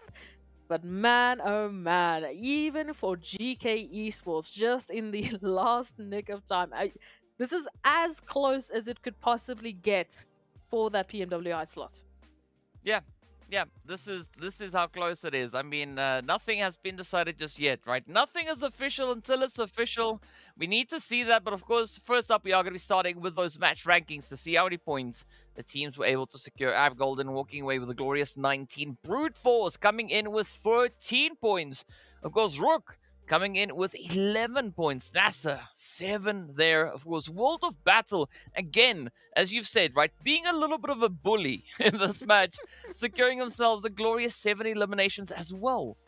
Yeah, they're a bully in terms of who they were taking out today in general. They could have taken any other team on the overall standings and decided, cool, these are the teams that we're going to be taking for eliminations. But no, they choose the teams in the top standings, the teams fighting for their opportunity, fighting for the championship, and yeah, they are just taking names. But hey, we take a look at that second page. It has been a tough road for all of the teams today in terms of the zones they've had to deal with, the flight paths they had to deal with. My goodness, we have to give them an absolutely glorious round of applause for the efforts they made happen, for just the abilities to still be able to pick up points. But we can see, even on the match ranking, GEEKAY and Crash right below one another. Oh, I mean, it's literally down to the wire, right? But of course, well, we're not going to be building a suspense for much longer. We will be getting into those results to see exactly what the situation is. But we are going to be heading straight into the overalls, right? So let's not delay any more. Of course, now let's see what page we are going to be starting on. Of course, it's all going to be up to our producer. Ooh. Hey, page number 1. There we go. Right, straight up to business. It's going to be GEEKAY moving up. Wow. 1 point ahead. 1 single point. I can't even believe it. But here it is. We have an incredible effort. And of course, the absolute best congratulations given to GEEKAY Esports for ending up as the champion of the PMPL MEA Championship, and an incredible effort from Crash Gaming as well. Very difficult last zone. NIGMA Galaxy ending up in 3rd place off of an incredible showing today. I mean, just to remind all of us, as we started today, NIGMA were in 6th. So they really put in the hard work to get them up into 3rd place. Brute Force stayed where they stayed. They started the day in 4th, they ended the day in 4th, but they made sure to get enough to stay up ahead of Arab Golden, who took that winner chicken dinner. What an incredible day. Yeah. I mean, that 5-slot jump from Arab Golden, absolutely phenomenal. Amazing job. But you also got to commend Brute Force, right? Because, I mean, the gap was 31 points. They closed it down to 20. And as we look down to the second page, I mean, even looking at this, it is not that big of a gap. Only 40 points, right? That's it. That's the difference between the position in which we see R8 and the spot which we saw GEEKAY securing there. So absolutely amazing job coming through from all our teams here. I mean, you just got to commend them for all the efforts that they've brought through. Of course, World of Battle securing themselves a winner chicken dinner. Well done, right? Triple chicken dinner as well. We've already have 2 teams that weren't able to get those chickens, right? RUKH and NASR but still some very exceptional efforts. You can see those elimination counts also looking exceptionally strong for them. So well done, right? Absolutely fantastic to see these teams with just, popping off all across the way. But of course, now we are going to be taking a look at a few other things. So I know next up we are going to be taking a look at MVP for the day, right? So if you want to give any predictions as to what that is, let us know, because we also don't know just yet. We are going to be finding out soon. So if you want to have the opportunity to drop your predictions, let us know in the chat, right? Let them come through. Let's see how accurate you are. Maybe we could have a clear runaway play. We don't know. We are going to find out, and I'm pretty sure our producer is going to help us in build the suspense on this one. Any guesstimations? Ooh, that was a tough one. Well, for the day, I'd probably say we obviously had that fantastic showing from GQ and Korko specifically. I mean, they were insane. Coops, in terms of damage, I think alone could definitely be a good running for the MVP. Not too sure about eliminations. And then Ragnar for me. So those are my 3 guesses. And you, DK? I would say Bisk definitely being up there. Maybe add Rio into the mix, and let's go with Xenox. Okay, well, I'd say one of those 3. Taking a look at the chat, we have obviously Korka, we've got Ragnar, we've got Coops. We also have a bit of a shout out for Walsh as well. So hey, there is some plethora of opportunities, but here it is MVP time. It is Korka from Team GQ with 17 eliminations and 2.4k damage for the day. Ooh, yeah, well done to Korka. I mean, we did see that exceptional effort coming through from the side of GQ for today. I mean, absolutely exceptional. And that was pretty crazy to happen right there. And well done. I mean, like I said before, I think Team GQ definitely going to be a team to watch. I mean, especially looking at the efforts that they brought in today and yesterday, looked really strong. But of course, now we are going to be moving into our MVP of the tournament, the one that's going to be picking up that $2,000. Of course, well, no time for predictions. I think let's just see who it is. Right, let's head in. Of course, it's none other than Coops, right? Well freaking done. Coops, 8,600 damage being secured on that one. I mean, that's more than double the amount of eliminations they were able to milk out of the battlefield. Absolutely exceptional play. Well done, Coops. Yeah, look, I mean, those eliminations, they definitely came in today, ringing through that damage numbers, though. It has been incredible. And a fantastic showing from NIGMA Galaxy just to secure themselves that 3rd place finish. I still can't deal with that Erangel match. I think it will be forever in the forefront of my mind. Yeah, so we've seen an absolute insane performance coming through from our teams over these past 4 days. So big congratulations to all of them. And of course, a big congratulations to GQ that's going to be moving through into that PMWI. But on that note, we want to give a big thank you out to all our viewers that have joined us across this journey as the teams have been making their way through the PMPL Africa, through PMPL Arabia, all the way to the very end of the MEA Championship. We appreciate all of your support for the teams. We absolutely love you guys. And of course, we look forward to seeing you all back again very soon. Until the next one. Big shout out going out to the production team as well. You guys are absolute legends. S-Proxy, thank you to you as well. And of course, on that note, before anyone can say anything else, I'm going to say stay fresh, stay frosty, and we'll see you all later.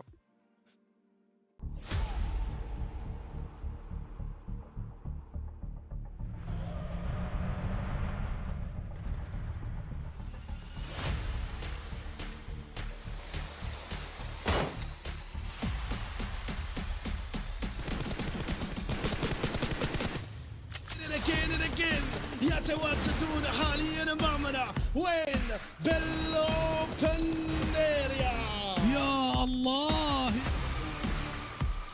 واحدة والثانية من فريق من بعد كبير يعجبكم عنها الكلام كله بالكون العنوان يا ساتان انت ولا نصر سبورتس الثالث والنك الاول الثاني جي بي اس هي خلاص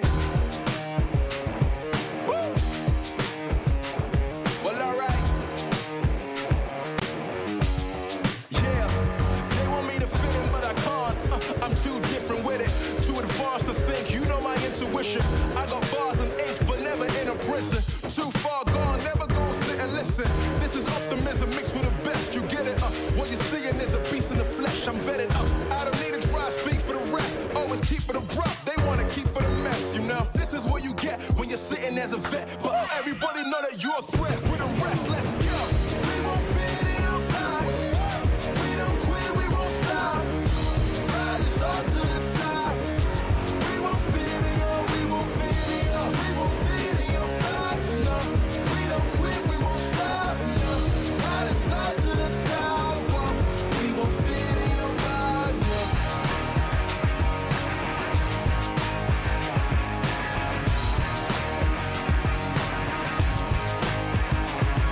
Look, I try to tell you we don't fit in your box. Why you try to box me and I got the key to unlock? I know the locksmith, optics, speak of the loss. I'm eating lobster, chopsticks, freaking the boss, you know.